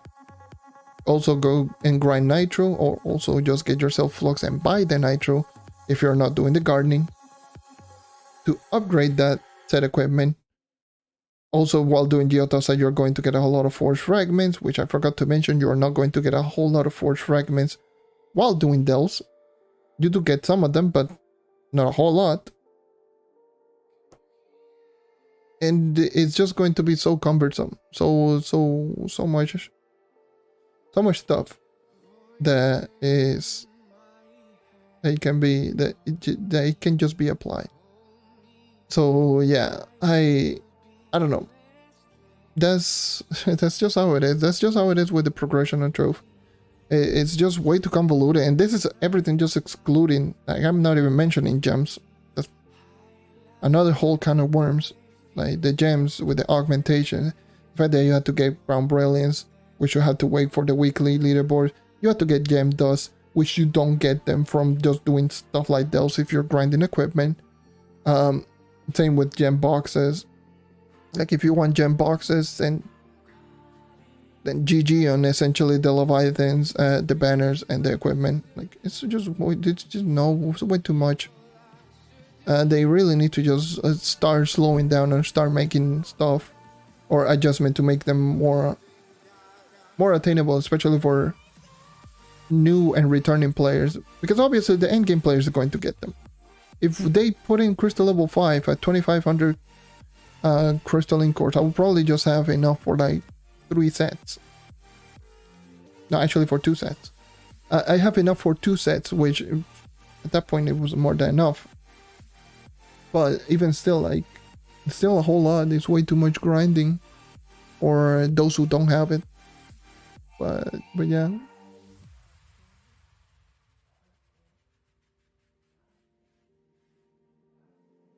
Yeah, just imagine just saying that to a new player. Imagine just everything that I just mentioned right here. Saying that to the new player. You think that sounds motivating? That doesn't sound motivating. Oh yeah, do you want to go and get yourself the best equipment in the game? So here's the list that you had to do. Go into Uber 10 Dells. No Uber 9, Uber 10. Uber 10 Dells. Open at least over 51 Shadowy Vault, or at least 51 Shadowy Vaults. For a chance, or to get yourself 1 Crystal level 4. And then you need to do that for the other 2 Crystal level 4s. And do I need to mention that those Crystal level 4s are completely random, so you can get 2 hats, 3 hats, and never get a weapon. Alright. So you need to do that for all 3 of them. Then you do need a crystal. You do need crystalline cores, nitro glittering, 1000 crystalline cores. So yeah, 1000 crystalline cores. What is it, like 10,000 nitro glittering, which will cost you, I don't know, around 1 to 3 million flux depending on platform. 1.5 mil to 3 mil flux depending on the platform for 1 equipment, and you need to do that for all 3 equipment. And you need obviously 1000 crystalline cores per equipment. So if you're just upgrading 1 character, you need 3000 crystalline cores. Very nice. 30,000 nitro.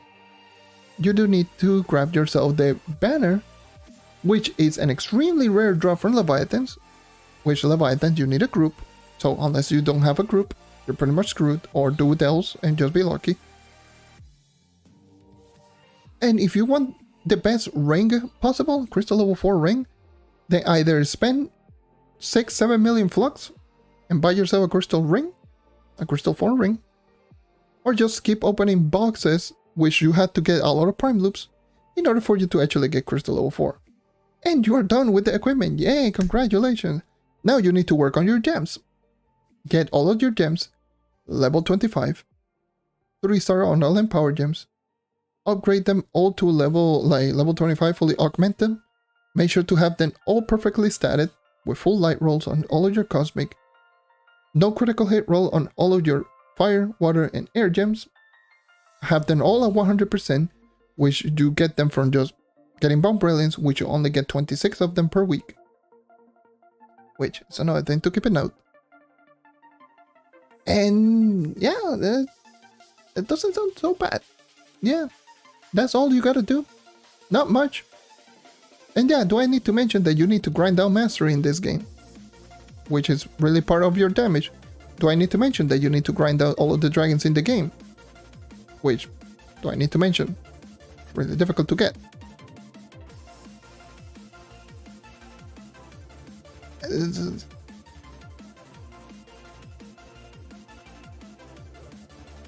It's just so ridiculous. Yeah, essentially like that, like. And yeah, you can, like, once you do have all of that, yes, congratulations. You completed one character. You need a minimum of 2 of them to actually being able to do all of the contents in the game. If you want to go really, really hard, 3 of them or 4 of them. Have fun. Like, yay, have fun. Come on. Like, that sounds so stupid.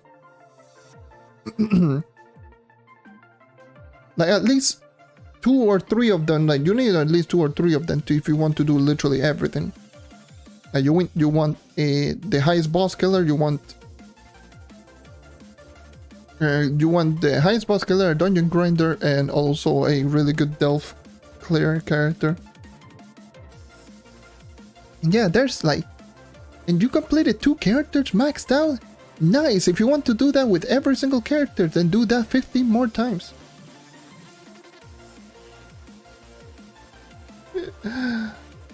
Jesus Christ, man. Congratulations, welcome to Trove.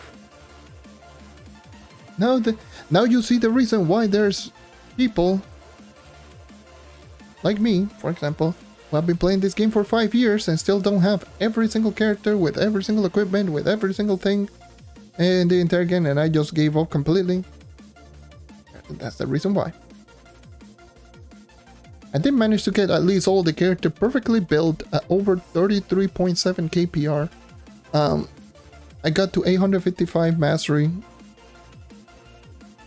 And I do have a base crystal level 4 equipment on every single character with at least a stellar banner or a permanent torch.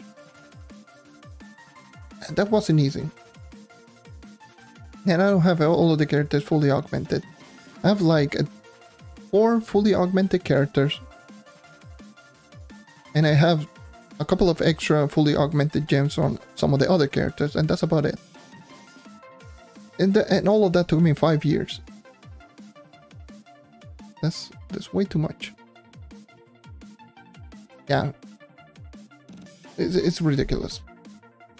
This is ridiculous. Yeah, it's way too much. It's just ridiculous. Yeah, same with the credit pouches. If you want, like, oh yeah, you want to grind out really, really well, like, there's a thing called Patreon, which is really nice. It's like a premium service, and it costs credits, and you can buy credits with real life money, or you can actually just get in-game flux to actually get those credits. How much do they cost? A lot. Yeah. Anyways, I'm going to end the stream right here. I've been just fucking nonsense. It's already been 5 hours. And I need to grab something to eat. But yeah, just going to call it this stream right here. Yeah, I got like full crystal level 4 equipment. Crystal level 4 equipment on all of the characters. I grinded all of that. And then they're probably going to draw Crystal 5, so that's all of that grind is just going to be irrelevant. But yeah. Anyways, so thank you for watching. Thank you for checking out as always. Leave a like, sub, more content like this, whatever. And yeah, I'll hope to see you guys next time. I don't know when I'll be doing another live stream. Like always, I just do this live stream on a whim. And yeah. We'll see you all next time. Take care and keep on hunting. And I will be working again on the Hidden FX Ice Age video on the background. So stay tuned for that one. So, as always, take care and keep on hunting. See ya.